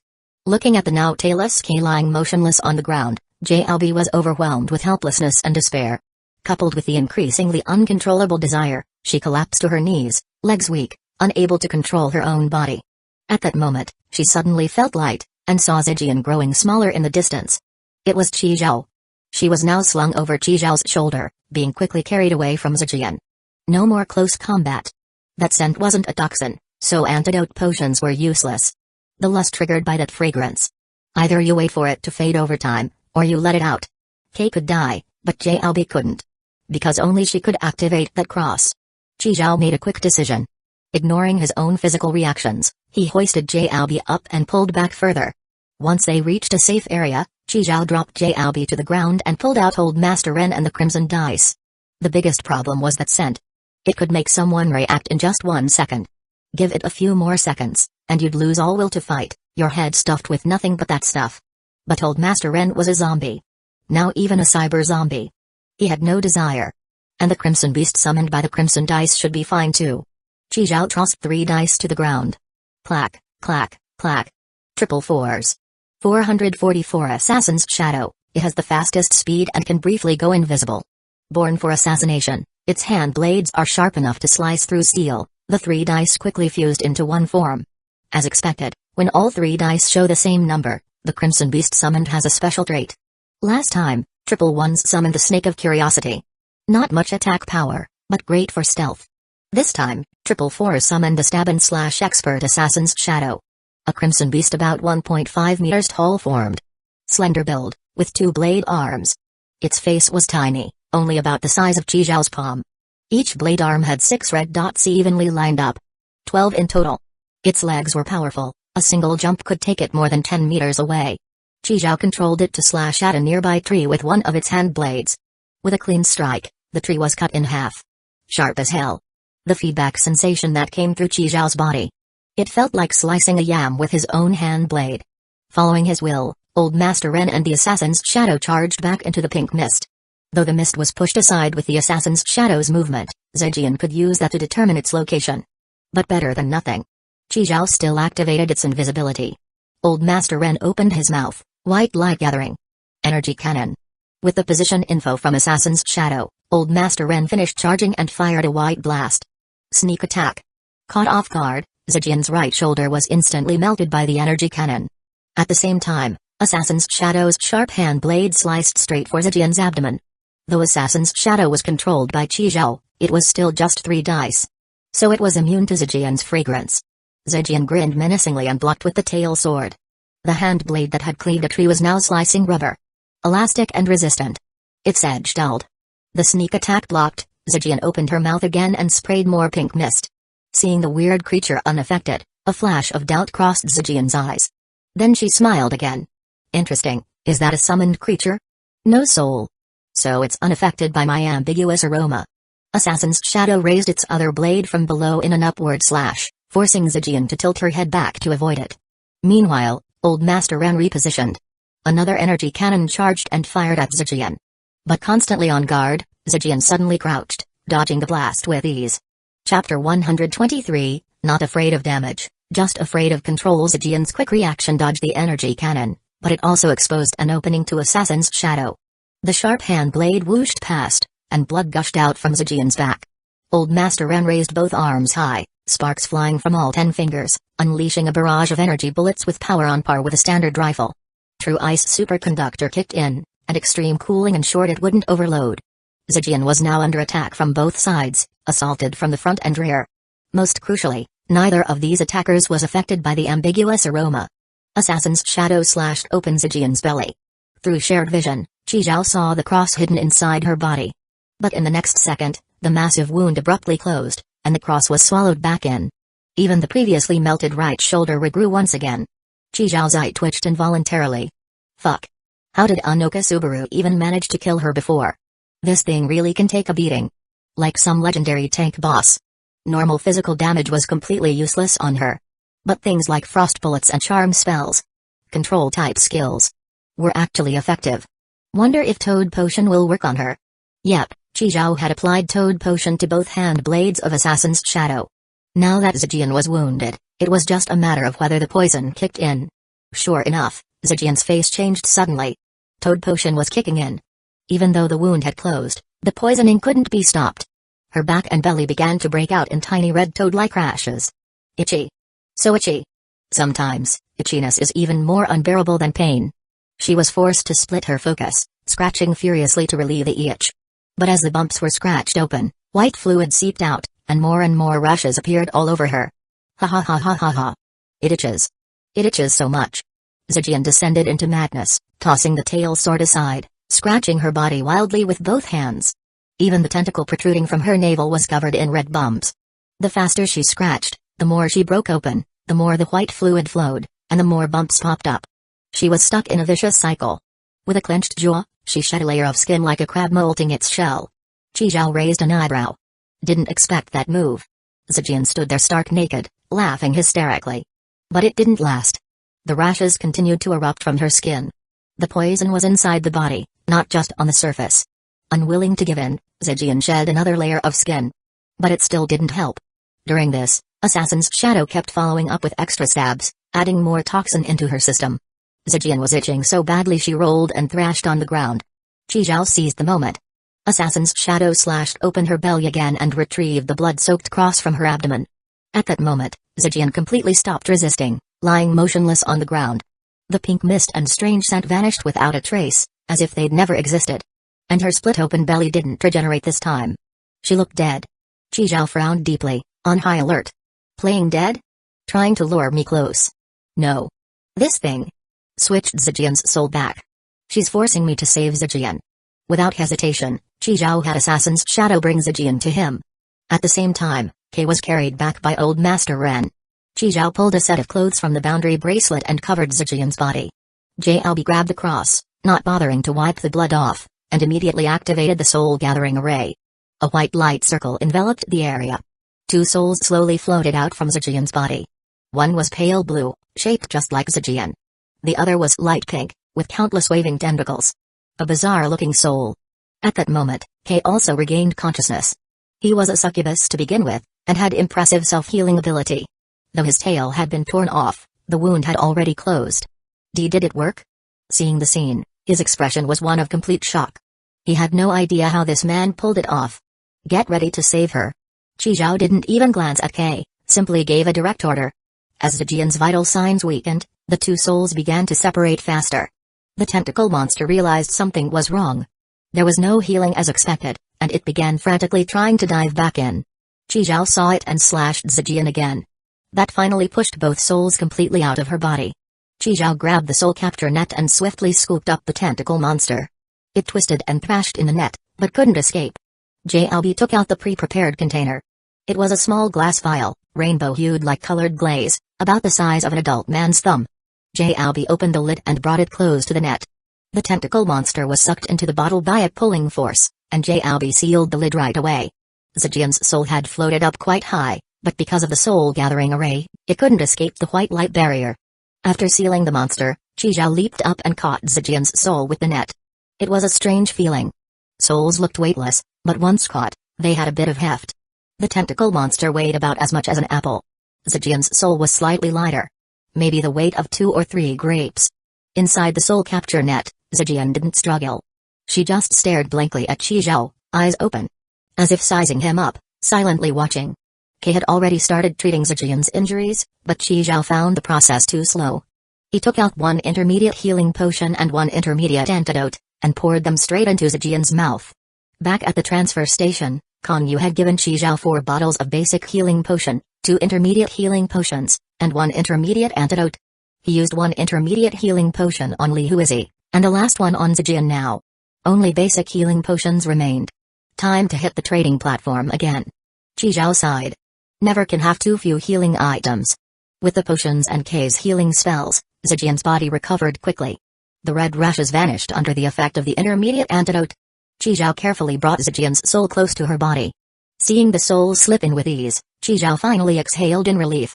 At the same moment, Zijian's heartbeat and breathing resumed. Like a reboot. Not bad. Smoother than expected. Didn't even have to use the costume card. This tentacle monster wasn't even at full power and was already this troublesome. If more time had passed, it would have been way harder. Actually, killing Zijian was easy. The hard part was striking the right balance. How to ensure she died just enough but could still be brought back. That was the real challenge. Plus, the ridiculous regeneration granted by the tentacle monster made that balance even harder. But surprisingly, one toad potion solved everything. This monster wasn't afraid of direct damage. It feared debuffs.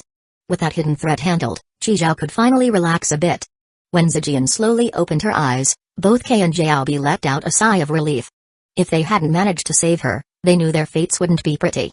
With the kind of combat power Qizhao had just shown. And all those strange items. Neither of them could have handled him. Jiaobi dismissed the soul-gathering array, said her goodbyes to Qizhao, and left with Kei.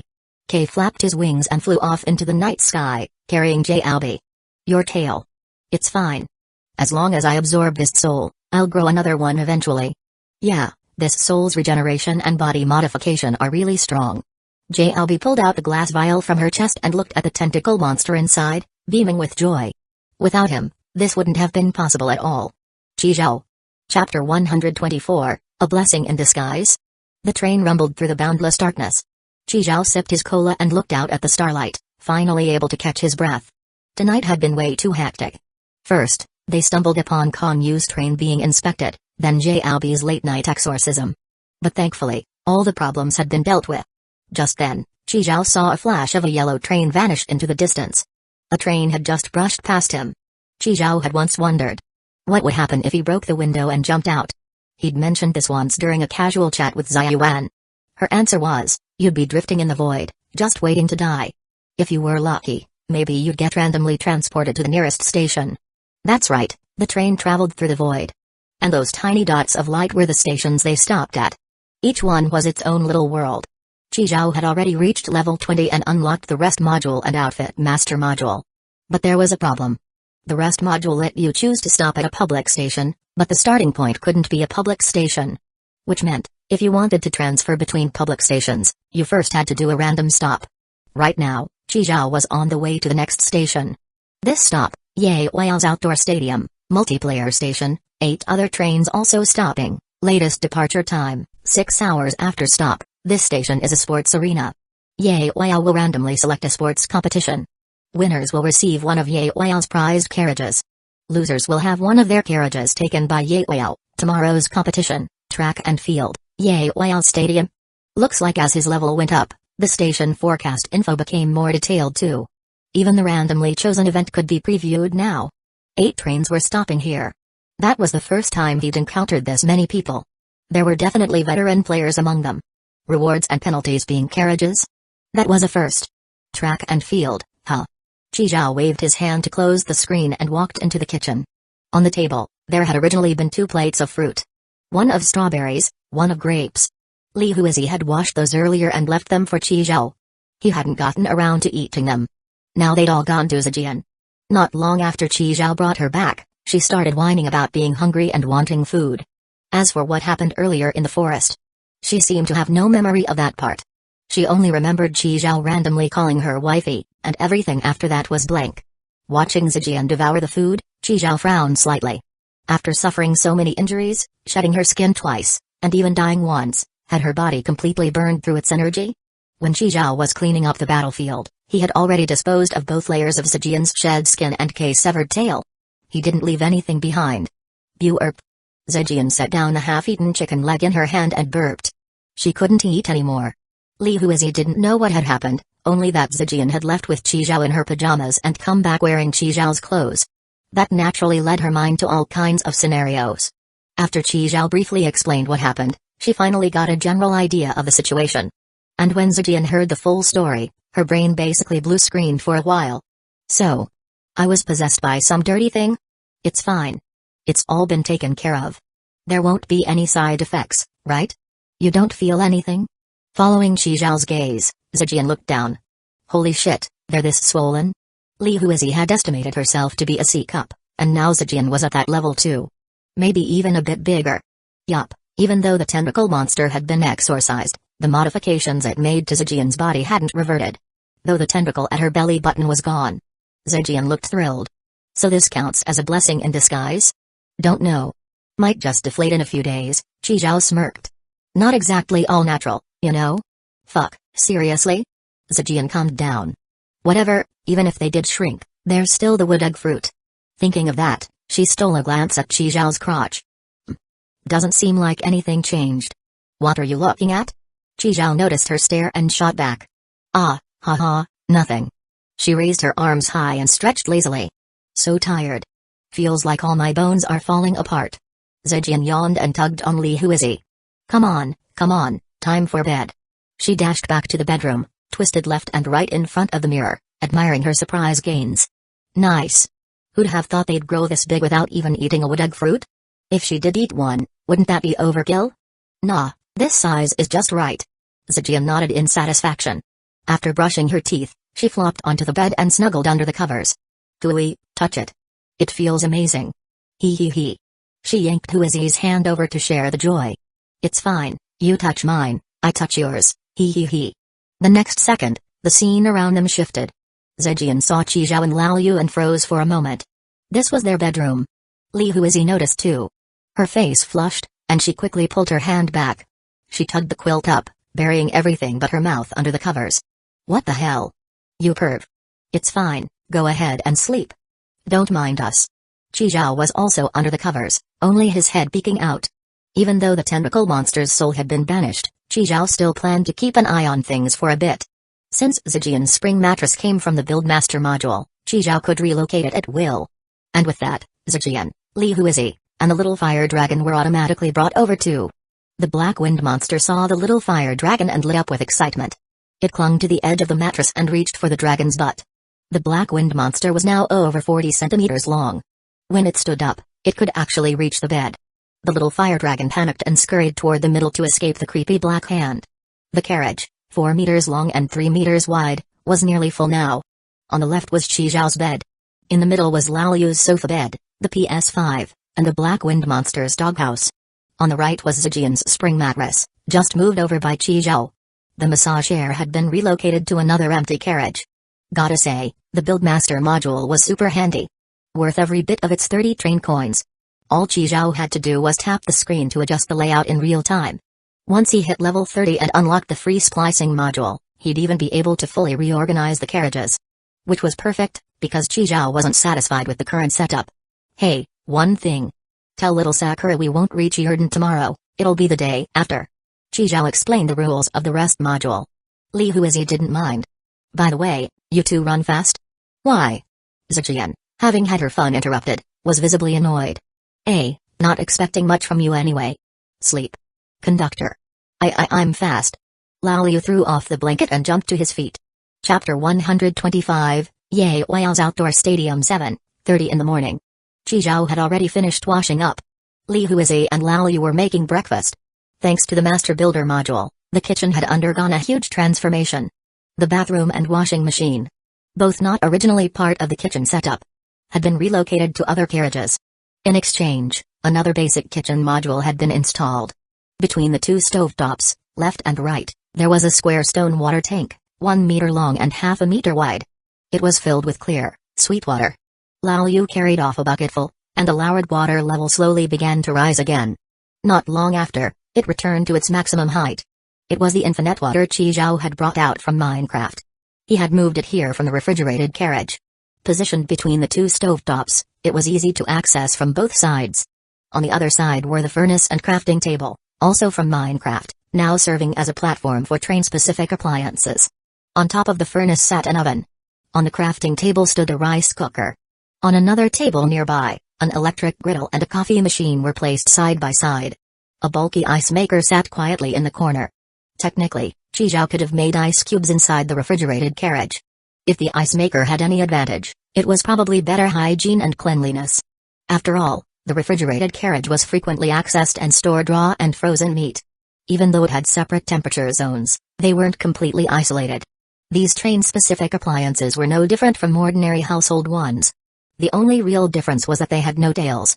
They consumed the train-stored metal instead of electricity. Hui, found it. Zhejian pushed the door open, holding a box of miso paste in her hand. Had to dig for it, But who knew we actually had some? Previously, Qizhao and Lao Yu had looted a supermarket. It wasn't an entire supermarket.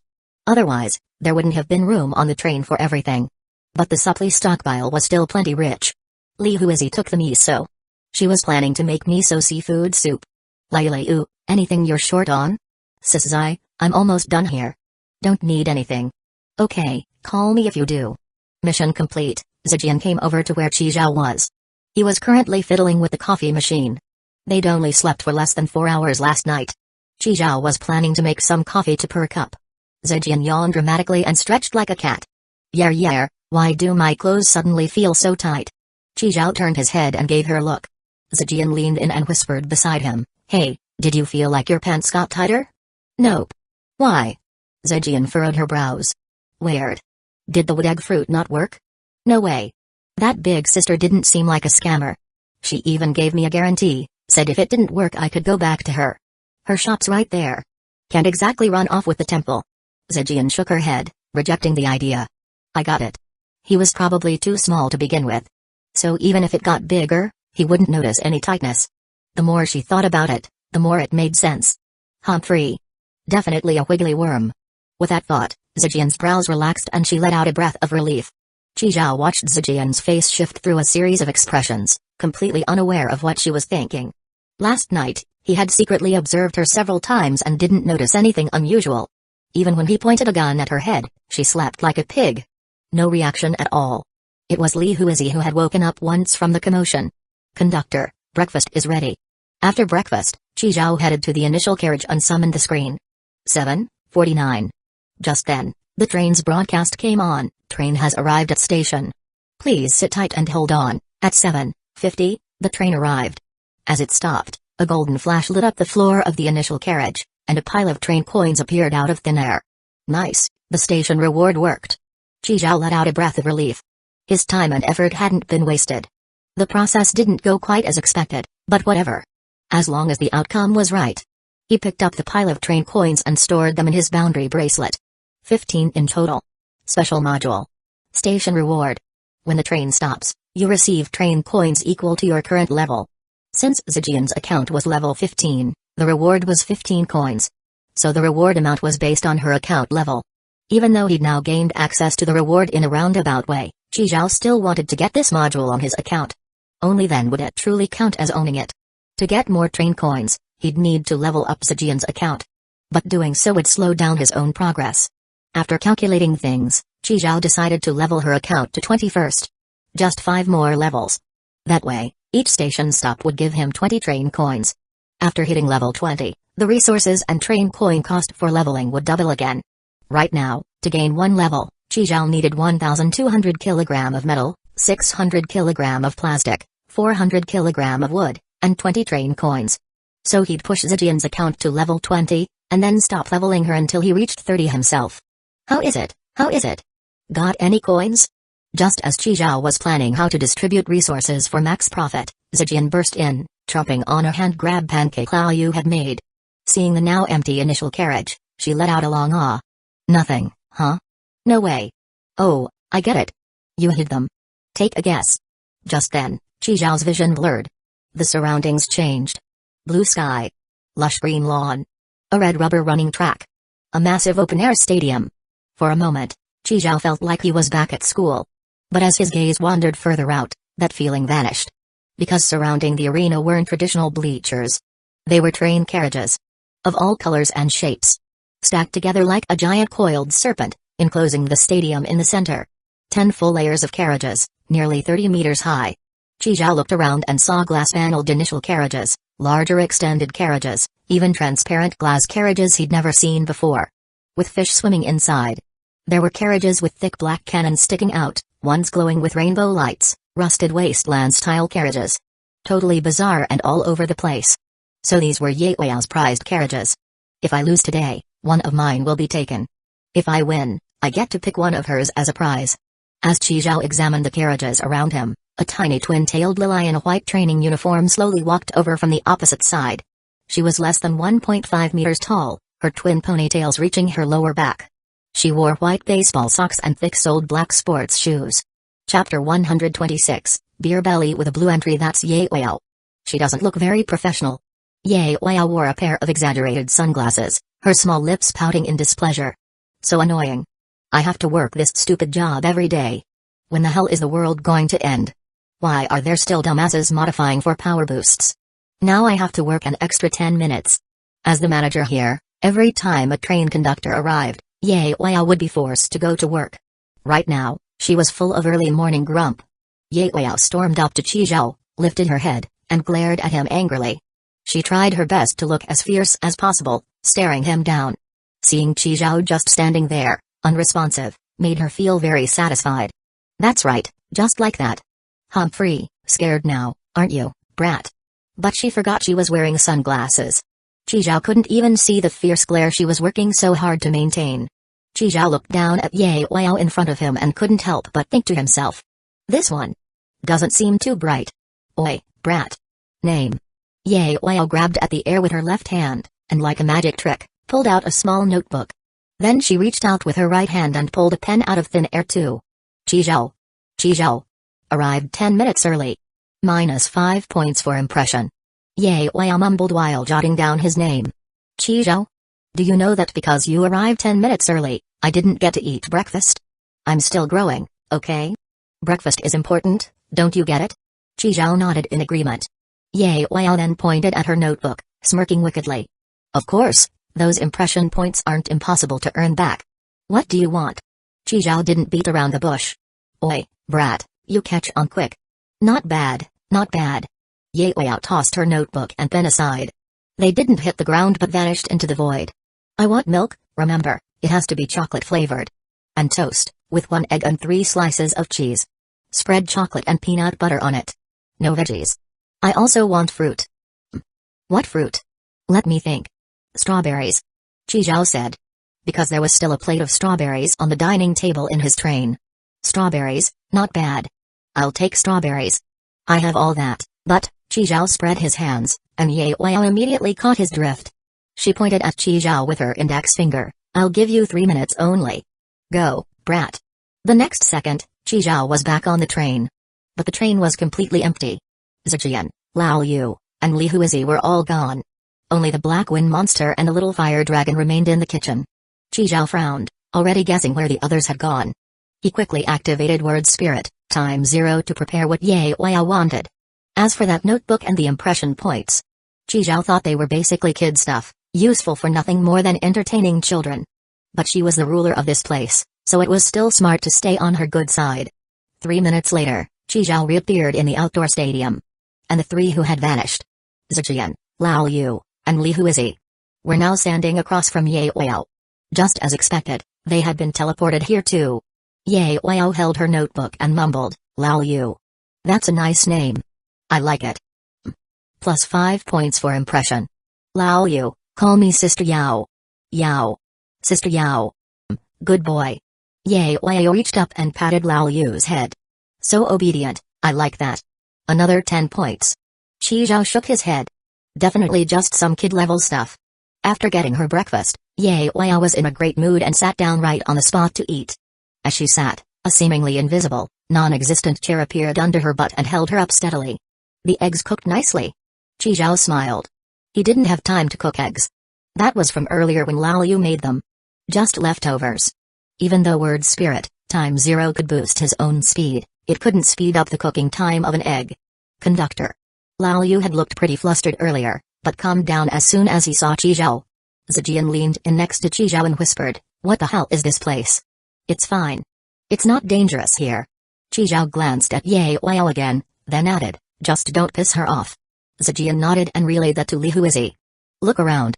It's train carriages, all the way around. How many must that be? Indeed, no matter when you saw this place, it always left you shocked. Qi Zhao did a quick count. There had to be over 10,000 carriages here. It looked magnificent, but when you really thought about it, this place was basically a graveyard built from stacked train cars. At 8:00 sharp, Ye Wei was still munching toast and sipping her milk. And right in front of her, a group of people appeared out of nowhere, like magic. Qi Zhao glanced over them. 8 trains, more than 30 people. One woman wasn't even dressed yet. Her man immediately pulled her into his arms. The moment they arrived, they all quickly spread out on guard. People who knew each other gathered together. You could tell the groups apart at a glance. Jeej, I'm scared. Don't be. Here, hurry and get dressed. Wang Ji took off his own clothes and wrapped them around his partner. What's going on? Look around, we're surrounded by train cars. Hell, there's the artillery carriage, Xingjiu carriage, and a healing carriage. What's this station called again? I didn't catch it on the broadcast. The train stopped and bam. We were here. I heard it clearly. Something Ye Weil's gym. Ye Weil's gym. Oh god, it's that devil gym. This is that place where even passing dogs gotta take a dump before leaving, right? So fucking noisy. You brats. Ye Weil let out a burp, tossed her empty milk bottle, and stood up. At her shout, the chaotic crowd immediately turned their attention to her. Small body, big voice. A chubby guy with a beer belly, greasy hair, and thick black framed glasses leered. I'm Ye Weil. You can call me Sister Yao. In this place, I am this. Ye Weil stuck out her thumb and pointed to herself. And you, she pointed to the group below and then raised her pinky, are this. Whoa damn, this little Eli's got some nerve. Still doesn't even have hair down there, huh? She clearly doesn't know the power of the beer belly. Today Big Bro's gonna show her what beer belly crushes twin-tailed lawless really means. That fat guy's name was Feng Zixi, and like Shi Zhao, he was a fifth-generation player. In one of the entry worlds back in Newbie Village, he got himself an entry. A blue entry. Beer belly. Chapter 127, so great, we've totally got this. Beer belly, increases damage dealt to lawless by 50%. Also reduces damage taken from little lawless by 50%. Not only that, when facing a little Lili, it boosts crit rate and attack speed. Plus, he has an active skill, domination technique. As long as he grabs the little Lili's twin tails, he can completely control her. Ever since he got this entry, he basically became a Lili slayer. Now, in his judgment, Ye Weil was just a little Lili. Feng Zixi pushed up his glasses, let out a creepy laugh, and walked forward. Little girl, don't be mad. Big Bro's got candy, want a piece? Your hair smells so nice. As he spoke, his hand reached out to grab Ye Weil's twin tails. 3 seconds later, Feng Zixi was lying on the ground, his glasses shattered everywhere. His tongue was hanging out like a dead dog. Idiot. Ye Weil said coldly. At the same time, a yellow train appeared. That was Feng Zixi's train, which had a total of 9 carriages. Ye Weil casually flicked her hand, and the back 8 carriages got flicked away. Then she pointed her finger, and those 8 carriages flew straight to the end of the carriage snake, connecting seamlessly. Ye Weil's train collection had just gained 8 more. Next, she kicked Feng Zixi back into his train, clapped her hands, and the train with just 1 initial carriage disappeared without a trace. Everyone around drew in a sharp breath. She wasn't kidding. Around here, she really was the supreme ruler. Silence fell. Everyone on the grass went dead quiet after seeing that. So quiet you could hear a pin drop. Just then, a breeze swept through. Burp. Ye Weil let out an untimely belch. Finally, some peace and quiet, you little brats. Ye Weil slowly floated up, hovering more than 3 meters above ground. With a wave of her hand, a giant spinning wheel appeared in the air. The wheel was divided into many segments, each with a different symbol. Track and field, soccer, basketball, gymnastics, swimming, diving, skating. It covered almost every kind of sport. Even esports were included. Oi, brats. This is the arena I manage. In a moment, I'll use this wheel to randomly select a competition event. The one who comes in first, Ye Weil pointed to the massive pile of carriages surrounding them, can pick any carriage to take away. Likewise, those who rank near the bottom, I'll take one of your carriages. Whichever train you came from, I'll take a carriage from that train. Of course, every train's train conductor has the right to forfeit. Just like that fat pig earlier. Forfeiting means all your carriages become mine. Silence. Who would dare forfeit? Take a gamble and maybe you'd win a carriage. Worst case, lose all your carriages. Same as that fatty. To forfeit was to willingly give up the chance. No one forfeited. Very good. You've all got spirit. Ye Weil nodded. Today's event, randomly chosen on the spot. I guarantee fairness, justice, and transparency. With that, Ye Weil grabbed the wheel and gave it a strong pull. The wheel began to spin. Everyone stared at the spinning wheel, hearts lodged in their throats. Each one silently hoped it'd land on a sport they were good at. Swimming. Swimming. Free fight. I can take 10 guys. Esports. I'm the fucking top-rank king. Qi Zhao was also watching the wheel, but didn't care much inside. Because he already knew what event it would be. The wheel slowed down more and more, until it finally stopped. The pointer landed on a little figure waving colorful ribbons. Huh, what's that? Cheerleading? Dancing? Idiot, can't you see it's gymnastics? Gymnastics? You want me, a grown man, to do gymnastics? I'm good. I've trained in pole dancing. Yes. Chi Zhao furrowed his brows slightly. Wasn't it supposed to be track and field? Wait, the station forecast shouldn't be wrong. Actually, it never had been wrong. Its info might lack detail, but it never gave the wrong event. Sure enough, just as the wheel stopped, it mysteriously moved a little bit more. Just a tiny bit, but enough to shift the pointer off gymnastics. It finally stopped on a symbol of a little running figure. That was the track and field section. Track and field includes over 40 events like race walking, running, jumping, and throwing, for both men and women, as well as combined events using some of those. Events judged by time, like race walking and running, are called track events. Events judged by height or distance, like jumping and throwing, are called field events. Track and field is the general term for all track, field, and combined competitions. Seeing the final result shift, some people cheered while others despaired. Track and field. Wahaha. I run faster than a dog. Victory is mine. No problem, I'm wearing windrunner gear. Plus 50% speed with wind, plus 10% even against it. I'm so gonna win. Yes. My evolved goo worm, Kung Goo, boosts both running and jumping. I'm definitely winning this. Good thing it's not gymnastics. Track and field, I've still got a shot. I'm winning this. Damn it, all that pole dancing practice for nothing. Chi Zhao looked at the little running man on a wheel, deep in thought. If it's a track event, based on how much I've trained in the gravity carriage, this should be a cinch. But if it's a field event, I might be at a disadvantage. Chi Zhao's eyelids twitched. Losing would mean having one carriage taken. And more importantly, everything inside that carriage would be taken too. So all these normal-looking carriages around. Who knows what kind of insane supplies they're storing inside. Like his planting carriage, which had a peach tree growing in it. If Ye Weihao took that, it'd be game over. But flip it around. If he won, he could choose one carriage from this massive pile of tens of thousands. He couldn't afford to lose. Track and field, huh? Ye Weihao pouted. What a boring event. It would have been more fun if it was gymnastics. Why did that wheel have to shift at the last second? Ye Weihao shook her head. Fine, whatever. The event selection really was totally random, she couldn't control it. With the event decided, the wheel vanished. Ye Weihao pointed her little finger, and everyone's clothes changed into professional sportswear. People from the same train wore the same color uniform. Now, the 9 groups were even easier to tell apart. Chi Zhao's team of 4 wore red. Others wore yellow, blue, green, and so on. The team with the most people was the yellow team. 13 in total, mostly men. The smallest was the purple team. Just one old man with a white beard.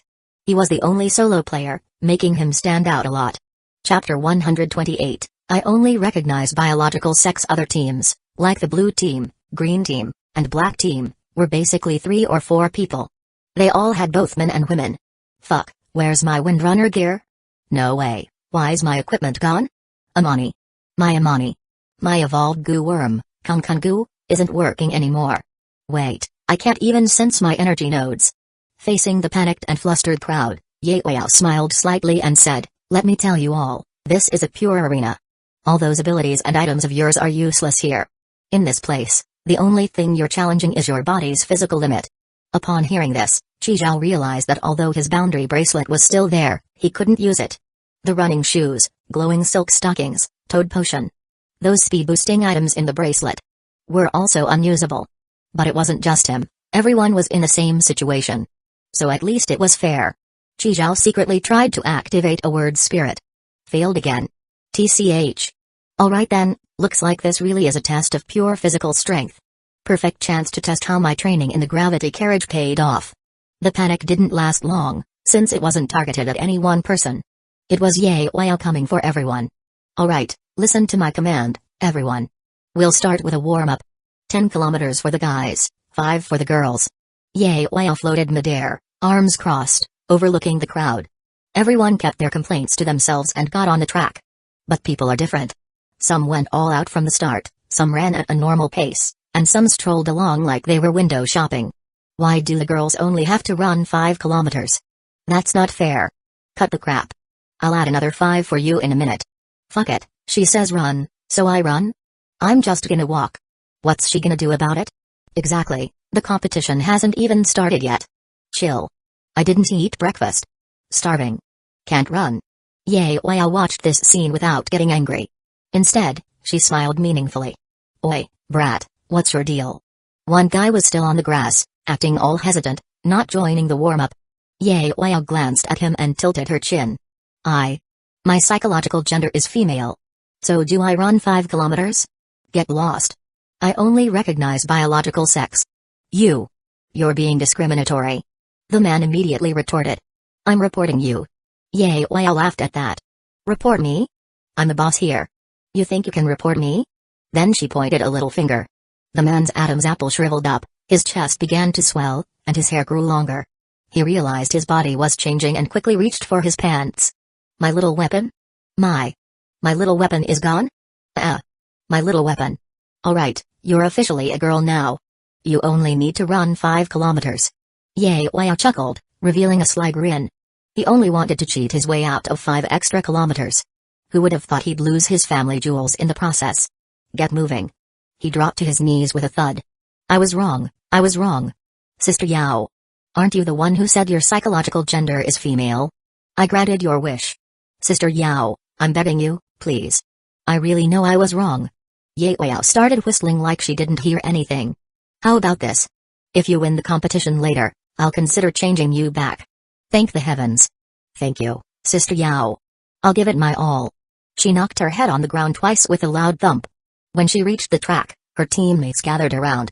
Bro, you smell amazing. Get lost. Her voice had turned shrill, and when she yelled at her teammates, she sounded like a girl pouting. Didn't expect you to do all this for me.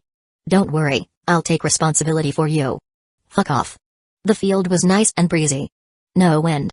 On the outermost track, Chi Zhao led the pack, followed by Lao Yu, Li Huizi, and Zijian. He maintained a steady pace, staying near the front of the group. I can't go on. Damn, when was the last time I ran? Years ago. And this thing is heavy as hell. Zijian's surprise gift had now turned into a burden. Time ticked by, and then suddenly, Ye Wei called out from the sky, pick up the pace. The last 5 guys to finish 10 kilometers and the last 3 girls to finish 5 kilometers. Each will have 1 carriage confiscated. Ye Wei hovered like a demon, constantly pressuring everyone from the air. Hearing that falling behind meant losing a carriage, those who had been slacking were instantly alarmed. Fuck, why didn't she say so earlier? She did this on purpose. She's after our carriages. That little bastard. Stop yapping and run. Look at the red team. They've already finished more than half.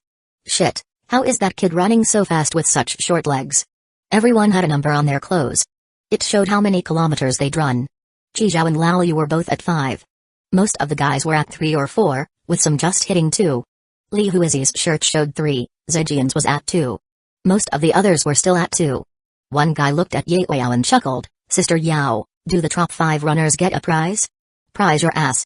You're slower than the girls, you sorry excuse of a runner. You got the nerve to ask me for a reward? I'll give you a pile of dog shit. Once they learned they'd lose a carriage if they were in the bottom few, everyone kicked into gear, scrambling to catch up. Some even took the chance to trip others. But Chi Zhao and Lao Yu were on the outermost lane and avoided any interference. How are you feeling, Lao Yu? Conductor, I feel great. Chi Zhao nodded. Even with his special abilities sealed, Lao Yu's gourd baby physique was still far beyond ordinary. When Chi Zhao hit the 7-kilometer mark, Li Huizi became the first girl to finish 5 kilometers. But she didn't stop. She kept running alongside Zijian. Zijian, keep going. Think about the train coins you owe me. What? If I finish, can I not pay you back? Sure, but only if you're not in the bottom 3. Fuck. You said it. I'm going all in. Fueled by false promises, Zijian suddenly burst with energy. Her pace picked up. Including the guy Ye Wei forcibly gender-swapped, there were 11 girls. In the end, she barely made the cut, finishing 4th from the bottom. Hey. Zijian collapsed onto the grass, grinning wide. Meanwhile, Chi Zhao and Lao Yu also completed their 10 kilometers. There were 21 guys in total. Chi Zhao and Lao Yu placed 12th and 13th. Chapter 129, our team name is Lao Yu Team. At that moment, a few people ahead of Chi Zhao and the others whispered among themselves. TCH, and here I thought they were something special. Turns out they just sprinted from the start and ran out of steam. I knew it, how could little brats possibly outrun us? But that old guy from the purple team, Didn't expect him to explode in the second half and actually be the first to finish 10 kilometers. Yeah, that one's worth keeping an eye on. Didn't expect the old guy to be that tough. Qizhao led Lao Yu, Zijian and the others through post-run stretching, waiting for the rest to finish warming up. Conductor, why did we slow down near the end? Qizhao patted Lao Yu's head. Didn't want you to get too tired. But I'm not tired at all, conductor. I don't feel a thing. Then go all out later and leave them all in the dust. Got it, conductor? I promise. Qizhao smiled. Since there were no rewards for being at the top, there was no reason to push hard now. The real competition hadn't even started yet. No need to show off. Getting targeted now wouldn't bring any benefits. Just like that old guy in purple.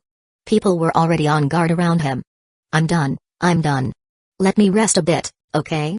Zijian whined and flopped onto the grass after just a few stretches, refusing to get up. If you don't stretch after a run, your calves will bulk up. Huh? Then I guess I'll stretch a bit. But in reality, Qizhao had already caught people's attention. Because of the two girls beside him. Zijian and Li Huizi were the youngest and most attractive among the women present. Many men had their eyes glued to them. Look at that kid, face so pale. Must be kidney deficient. And he's traveling with two hotties too. Right? Especially that one with the ponytail. Slim waist and big bust, what a perfect figure. Nah, she looks fake. I prefer the one with the high cut. Purely natural. She's my dream girl, I swear. People will drive themselves mad comparing. I don't get it. Why do girls like these always go for those pretty boys? Really makes it easy for that pretty boy, PFFT. If this was anywhere else, I'd slap a lust goo on him right away. Too bad in this fucked up place, no powers or items work. Total bullst. Even though they were jealous, since they'd all been downgraded to regular humans, they only dared to talk shit from a distance. If they actually did something and pissed off the one floating in the sky, the consequences wouldn't be theirs to bear. Finally, the last few people finished their warm-up. True to her word, Ye Weiyao confiscated one carriage each from the last 5 guys and last 3 girls. At the same time, Qizhao and the others noticed a pattern. Ye Weiyao would always leave at least one initial carriage on the train. If someone's train only had one initial carriage, she'd pick a different one. If there was more than one initial carriage, she'd take that first. So the order of Ye Weiyao's carriage targeting was, initial carriage greater than modified special carriage greater than regular carriage. Some higher rule seemed to bind her, forcing her to leave at least one initial carriage on every train. Indeed, losing the last initial carriage was no different from losing the entire train. My beloved Kunkun carriage. How do I live without you? You dumb bitch, couldn't you run faster? Made me lose a carriage, fuck. Could be worse, at least it was just a regular carriage. Bro, wasn't that your bedroom? Fuck, all my dolls were still in there. Everyone who lost a carriage cried bitterly. If you can't even warm up properly, you don't deserve to compete. Then, with a point of Ye Weiyao's finger, the sportswear on those 8 people vanished, replaced by their original clothes. Having been disqualified, those people were sent back to their own trains. Now, only 16 guys remained. 8 girls were left. Including one gender-swapped bro. Everyone fully realized that what they were facing was a moody little devil. Still this many people left, huh? Ye Weiyao yawned, looking completely unmotivated. Seriously, eating too much always made her sleepy. And today's event was so boring. Might as well finish it quickly. With that in mind, her eyes lit up. Ahem, focus up, eyes on me. Since warm-up is done, let's move on to the real competition. Okay, our first event is 1,600-meter relay. I'm giving you 3 minutes to form teams. If you're not done when time's up, you'll be considered to have forfeited. Starting now. With that, Ye Weiyao sat cross-legged in midair again, looking totally relaxed. Everyone was stunned. This was nothing like what they expected. Turns out the first round was a team event. There were 24 people present, just enough to form 6 teams. But the issue was, some people would have to team up with members from other trains. Because their own teammates didn't add up to 4. Qizhao had no such problem. The 4 of them made a perfect team. A pure blood-red team. Qizhao was quite satisfied with this event. Because it let them make up for Zijian's shortcomings. Soon, the 6 teams were formed. Even those unwilling to team up had no choice. Refuse to team up, and you forfeit. Forfeiting means losing all your carriages. Even if you lose the match, it's better than forfeiting. Alright then, now tell me. Loud and proud. What's your team name? Huh? We need team names too? What, did I not say that just now? Without a team name, how do you show your unity? Your fighting spirit? So, the team scrambled to name themselves. Conductor, what should our team name be? Lao Yu turned to look at Qi Zhao. Let's name it after you. Qi Zhao patted Lao Yu's shoulder. Do your best out there. The conductor named the team after me. Lao Yu was overwhelmed with joy and pride. He raised his hand and shouted, Sister Yao. Sister Yao. Our team name is Lao Yu Team. As Lao Yu proudly shouted the name, everyone turned their heads. Their eyes were filled with subtle contempt. But Lao Yu didn't notice at all. He was still thrilled that Qi Zhao had used his name. Besides Qi Zhao's Pure Blood Red Team, there were two Pure Blood Yellow teams. One was called Team Sky Tyrant, the other Team Earth Tyrant. Especially Team Sky Tyrant. They were the four fastest guys in yellow tracksuits. In the warm-up earlier, all four ranked ahead of Qi Zhao and Lao Yu. Their captain, the conductor of the yellow team, had even ranked second overall. The first place went to the purple-clad old man's team, Return My GG team. That gender-swapped bro on the team was no slouch either. Despite all the delays, she still ranked second among the girls, right after Li Huizi. As for the remaining two teams, nothing special about them. Chapter 130, The Familiar Record Holder Zijian, you're running first. Little Sakura second, I'll go third, Lao Yu will anchor. No one objected to Qi Zhao's arrangement.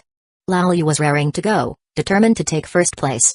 Qi Zhao didn't just name the team after himself, he also entrusted the final leg to him. There was no way he could let the train conductor down. Everyone at the starting line suddenly had a relay baton appear out of thin air in their hands. Then Ye Huayao continued explaining the competition rules. They were just the usual relay race rules. After finishing the explanation, Ye Huayao curled her lips into a sly smile and said, 6 teams, top 3 advance, bottom 3 are eliminated.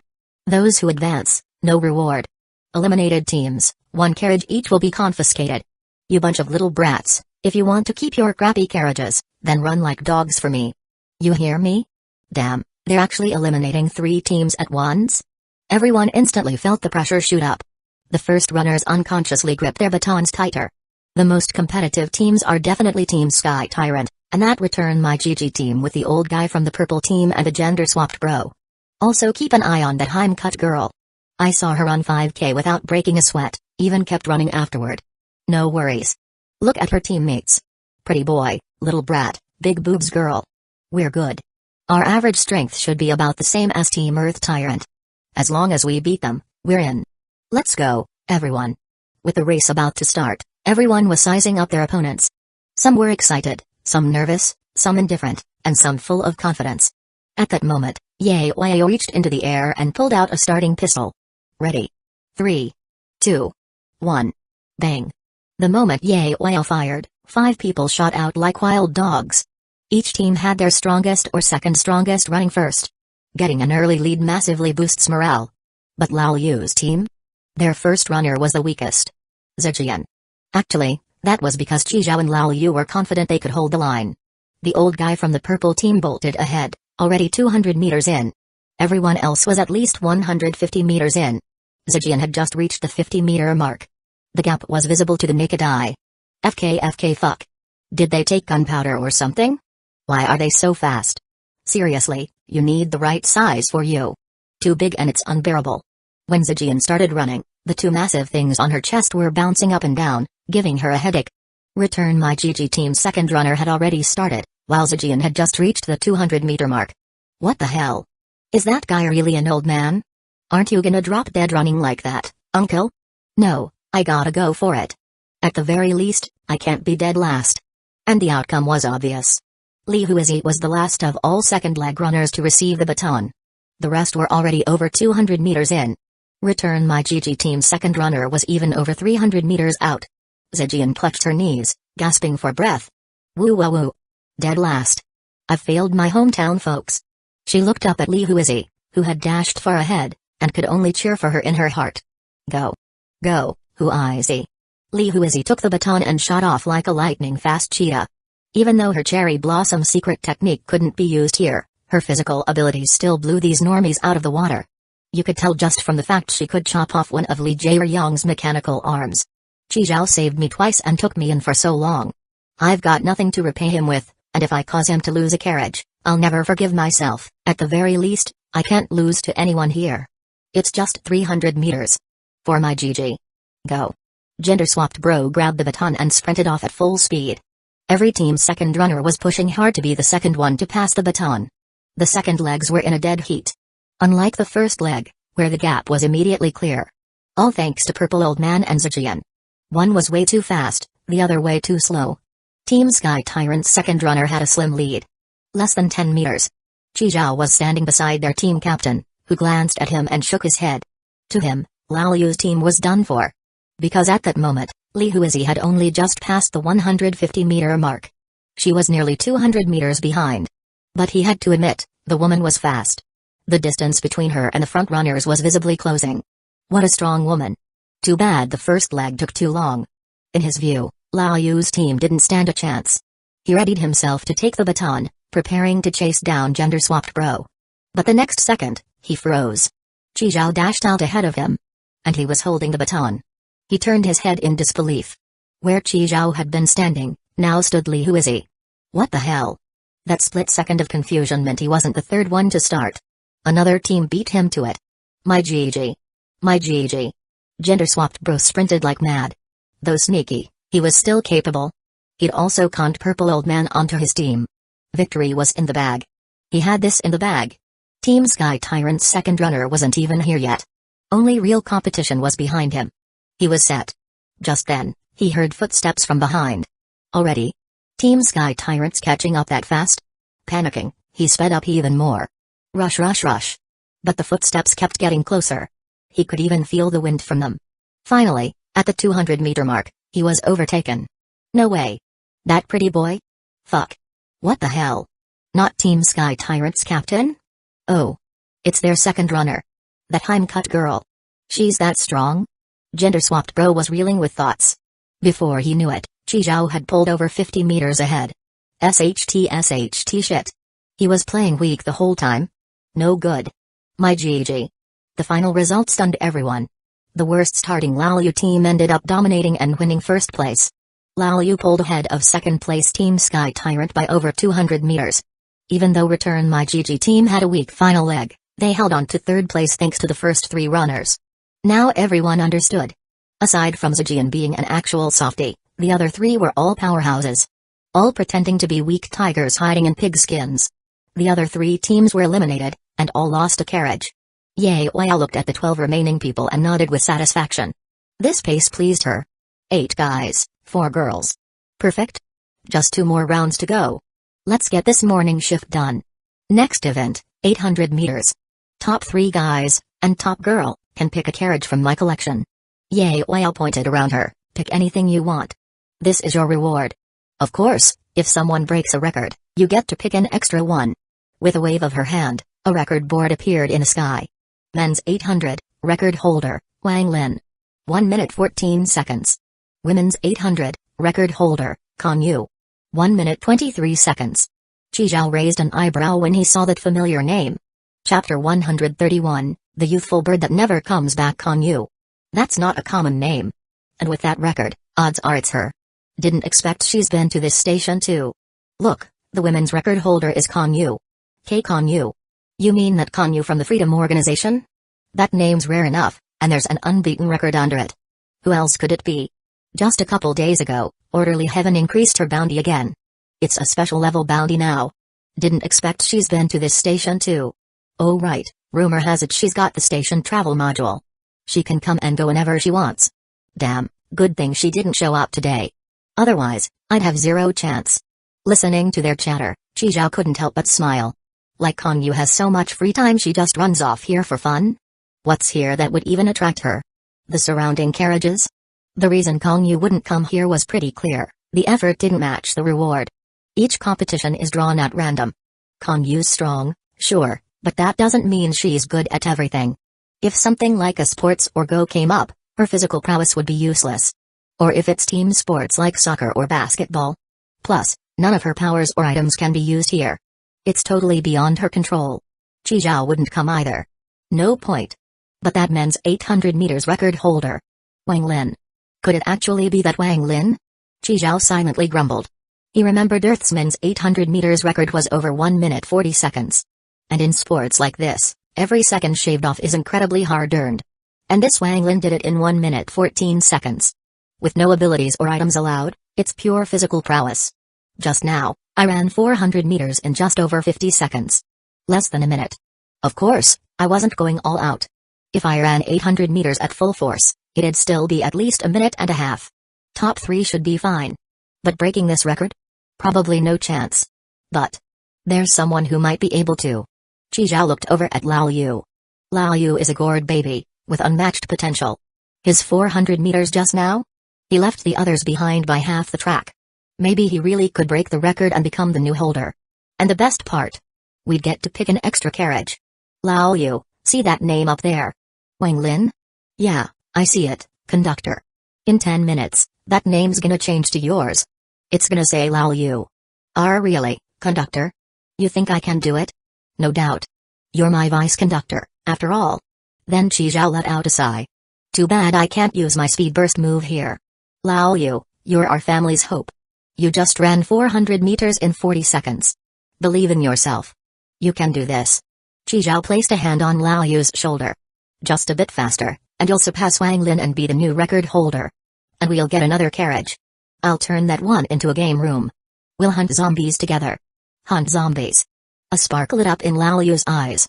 Conductor, for the sake of our family, I'll give it my all. Lao Yu raised his fist, determination in his voice. He looked up at the floating scoreboard in the sky and silently vowed, Wang Lin, I'll be the one to break your record. Zijian stared blankly at Chi Zhao, who was drawing big dreams for Lao Yu out of thin air. Just then, Ye Weiyao waved her little hand, and the 4 girls were teleported to the track. Alright, ladies first. Li Huizi in lane 1. Gender-swapped bro in lane 3, girly-haired girl in lane 5, Zijian in lane 7. Each with a lane in between. To stop anyone from pulling dirty tricks. Gender-swapped bro cracked her knuckles, rolled her neck, rotated her ankles. Her eyes were locked on Li Huizi. The other 2 posed no threat. Girly-haired girl was average. Zijian was below average. My only rival is her. As long as I beat her, I can get my GG back. I'll go back to being a real, upright man again. Thinking this, she glanced back at the floating Ye Weiyao, eyes flashing with venom. That damned little potato, fucking bastard. Humphrey, whatever. Guess this disaster turned into a blessing. Less competition on the girls' side, and I get to pick a carriage. She looked at the guys waiting on the side. Purple old man, Team Sky Tyrant's captain, pretty boy, little brat. They're all stronger than her. Especially purple old man and little brat. If I were in their race, I wouldn't even crack the top 4. Yeah. A blessing in disguise after all. Li Huizi wasn't from Earth. She came from the modern world of Demon's Lair. Though there were no demons anymore, the breathing techniques still existed. She had trained in a branch of water breathing.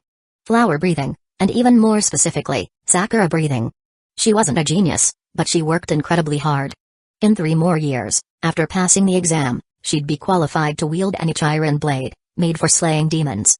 But one day after training, she mysteriously ended up on a train. And faced danger multiple times. Almost dying at the gates of hell more than once. I've survived till now. All thanks to Chi Zhao. Li Huizi pulled herself from her drifting thoughts, ignoring gender-swapped bro's intense stare. Her mind focused on a single number. 1 minute 23 seconds. The women's 800 meters record, set by Kong Yu. Can I break it? No. I will break it. That way, Chi Zhao can pick 2 carriages. You got this, Huizi. You can do it. Don't let all those years of training go to waste. She started taking deep breaths, adjusting to her best possible state. Even though her Sakura breathing couldn't be used here. A decade of training still set her apart from the average person. I will break this record. I'll win 2 carriages for Chi Zhao. To repay him for saving my life. As expected, Li Huizi easily took first place. She left gender-swapped bro over 100 meters behind. Because her goal was higher. Sometimes, that's how it goes. When you aim higher, even if you fall short, you usually do better than aiming low. Li Huizi wanted to break the record. Gender-swapped bro only wanted to beat Li Huizi. So sometimes, it's worth dreaming big and setting your goals higher. But even though she won, Li Huizi wasn't happy. She hadn't broken Kong Yu's record. Her time, 1 minute 23.97 seconds. Just 1 second slower than Kong Yu. Seeing Li Huizi looking glum even after winning, gender-swapped bro nearly exploded. My GG. My GG. I had a reason I had to win, you bastard. But life's just like that. Sometimes, even when you give it your all, you still don't get what you want. As Li Huizi pulled farther and farther away, that youthful bird of hers was fated to never return. Chapter 132, Picking carriages, we're screwed. This is even worse than being on the guys' team. Is this chick here to troll newbies? She almost broke Kanyu's record? No, wait, I still have a chance.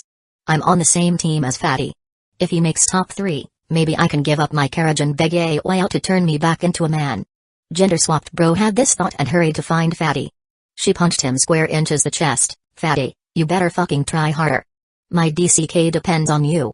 Bro, you want me to beat those guys for top 3? Fatty pointed at Lao Yu, the old man from the purple team, and the Sky Tyrant team's captain. Bro, if it doesn't work out, we can just head to Zune for surgery. Get a mechanical one. Fuck off, I want the original, you get me? The real deal. You don't get it, the original's the best. I'll try my best. You gotta go all out, bro. Then give me a kiss. Fatty shyly pointed to his cheek, right here. Kiss me here. Fuck you. While everyone was stunned that Li Huizi had almost broken the women's 800 meters record, Ye Wei waved her little hand, and the remaining guys were teleported to the track. Their race was about to start. Chi Zhao and the others are gonna win, right? Zhejian stayed by Li Huizi's side and asked. She had just secured 4th place with ease in the previous race. They will. Chicken Zhao worked super hard. Even though Li Huizi hadn't been on board long, she'd seen Chi Zhao training in the gravity carriage till late night, more than once. Hard work never lets you down. As the starting gun fired, 8 people shot out. Way ahead of the pack were an old guy and a youngster. Naturally, the old man from the purple team and Lao Yu. Right behind them were Chi Zhao and the Sky Tyrant team's captain. Kill zombies. Kill zombies. The conductor's gonna take me to kill zombies. Lao Yu's eyes sparkled as he charged forward. Suddenly, his speed ramped up again, fast as lightning. He gradually overtook the old man and was now in 1st place. The old man was surprised, but didn't break his rhythm. He too began slowly picking up speed. Running under normal gravity felt easy. Chi Zhao had been training under double gravity in the gravity carriage for over half a month. Now, his body felt light as air. But still, he lacked explosive power. He couldn't catch up to Lao Yu and the old man. Faster, I can still go faster. Chi Zhao pushed his limits, secretly speeding up. The one most shocked was the Sky Tyrant team's captain, on Chi Zhao's left. What the fuck, what's with this kid? Damn gourd baby or something? Running this fast to save grandpa. And that old dude. Seriously, aging like fine wine? I wanna yank that beard off and see if it's glued on. And that pretty boy. During the relay, I clearly started behind him and still caught up, but now I can't shake him off.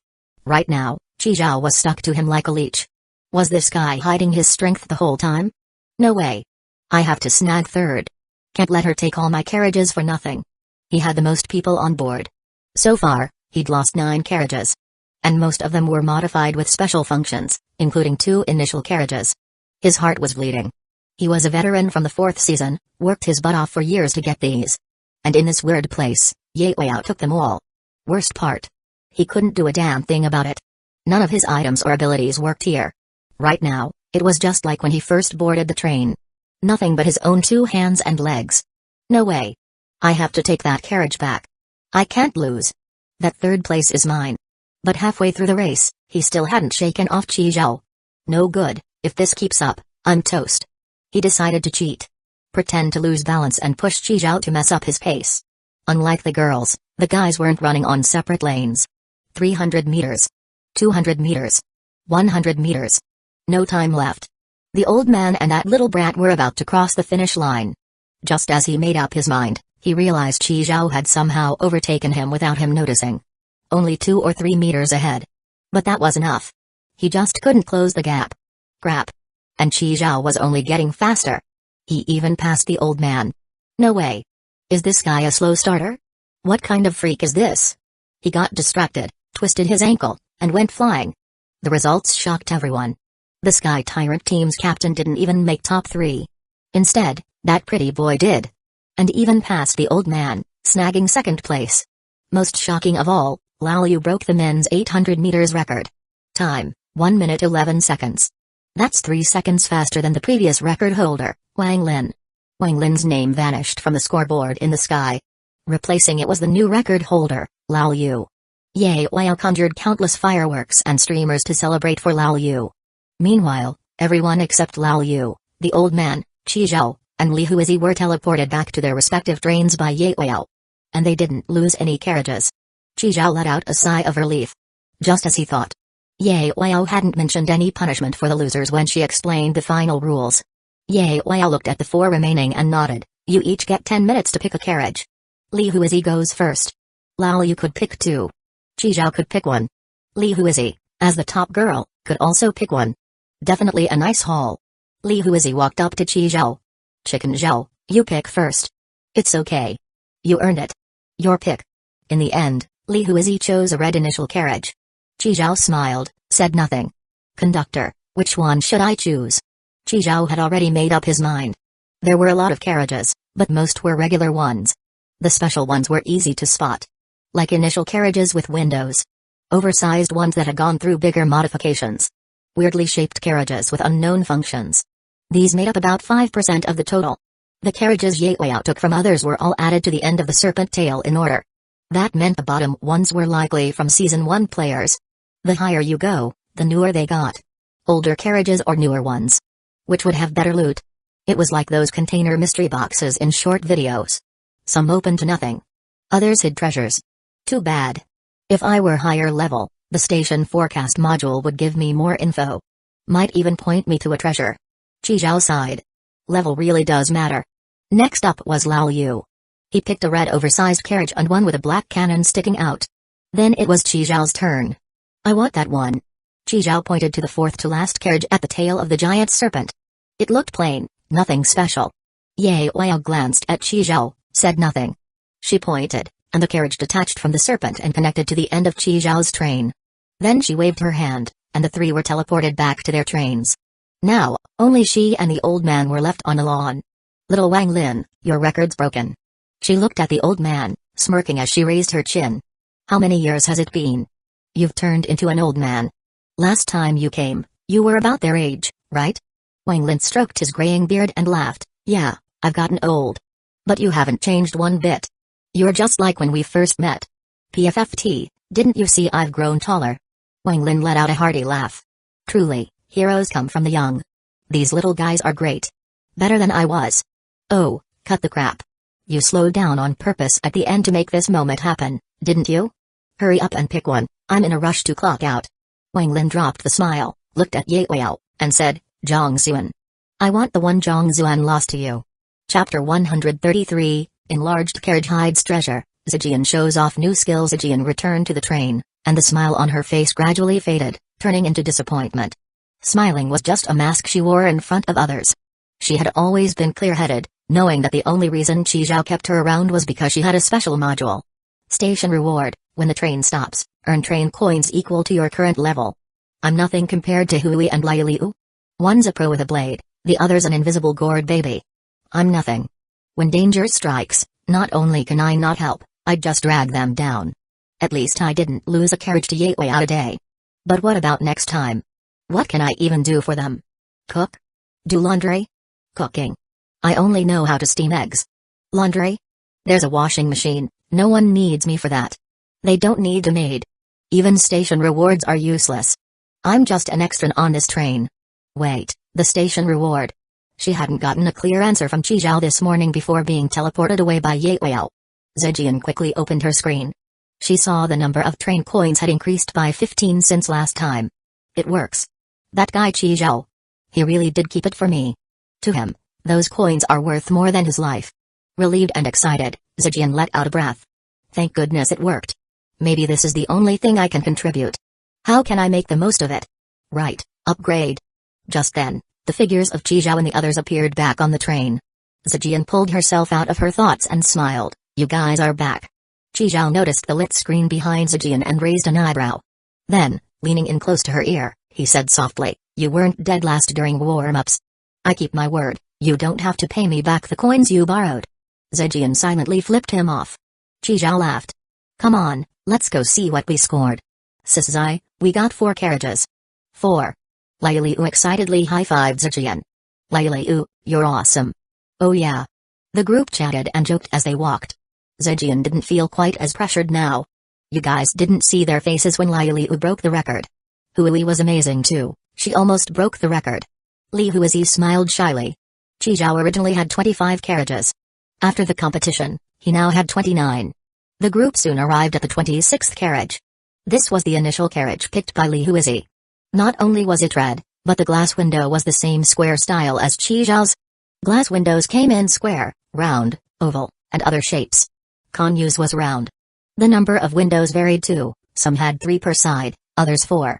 The carriage Li Huizi picked was identical to Qi Zhao's previous initial carriage.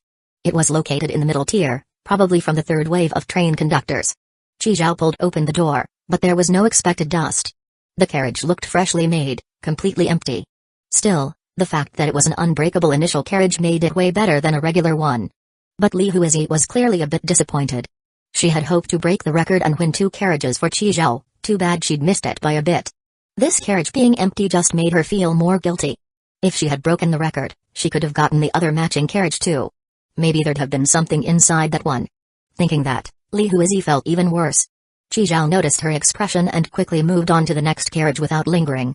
The 27th carriage was the red oversized one that Lai Liu had picked on Qi Zhao's instruction. Qi Zhao chose it because the current bedroom was too small. His bed, Lai Liu's sofa bed, Zijian's spring mattress, and the Black Wind Monster's doghouse. 3 beds and a doghouse, plus a PS5, there was barely any room to walk. Previously, the oversized carriages Qi Zhao had modified were 2 initial carriages, 1 refrigerated carriage, 1 planting carriage, and 1 gravity carriage. None of them could be turned into a bedroom. To keep a better eye on Zijian moving forward, Qi Zhao chose a large regular carriage. The oversized regular carriage was 7 meters long, 4 meters wide, and 3.5 meters tall. Perfect for converting into a spacious bedroom. As soon as Qi Zhao opened the door, everyone instinctively wrinkled their noses. What's that smell? Diesel. With the door fully open, they got a good look. There was actually a vehicle parked inside. The whole thing was army green with a massive body. It had a rugged open-air build, sexy black rims, and a steering wheel that was nearly worn smooth. Holy shit. A 3-wheeler? Zijian cried out. Li Huizi looked utterly confused. What the heck is a 3-wheeler? There was a diesel tricycle parked right inside the carriage. Qi Zhao reached out and touched it. It wasn't an item, just a regular diesel trike. Probably something the original owner brought from another world. It was pretty big, just the rear section was 2 meters long and 1.5 meters wide. All 4 of them could sit on it with room to spare. Could be good for hauling stuff. Now how do you start it? Qi Zhao had a license, but had never driven one of these. Just then, Zijian excitedly jumped into the driver's seat.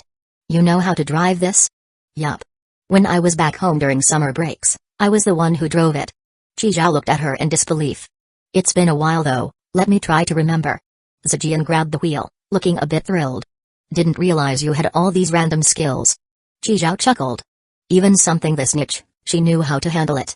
Then again, she was a translator. It kind of made sense she'd know how to drive a trike too. Of course. Sis here's got tons of tricks up her sleeve. Zijian said proudly. She found the key under the seat. With a turn, the trike's soul came alive, rumbling low and deep. At the same time, its exhaust pipe in the back started spewing black smoke. This thing's legit, it even has a hydraulic tipper. Auto dump function. Then she gave everyone a quick demo. Okay, as long as it's not broken. Turn it off. Qi Zhao quickly called out. What's wrong? It's spewing black smoke, we're gonna sleep in here, remember? Huh? Zijian looked a bit disappointed but shut it down anyway. Qi Zhao had already collected the 5 barrels of diesel from the corner into his boundary bracelet. They'd have to give the whole carriage a proper cleaning, move the beds in once the smell was gone. After confirming there was nothing else, they headed into the 3rd carriage. Zijian finally hopped off the trike and hurried after them. The 28th carriage was the only one of the 4 with a strange design. From the outside, it had 3 thick black cannon barrels on each side.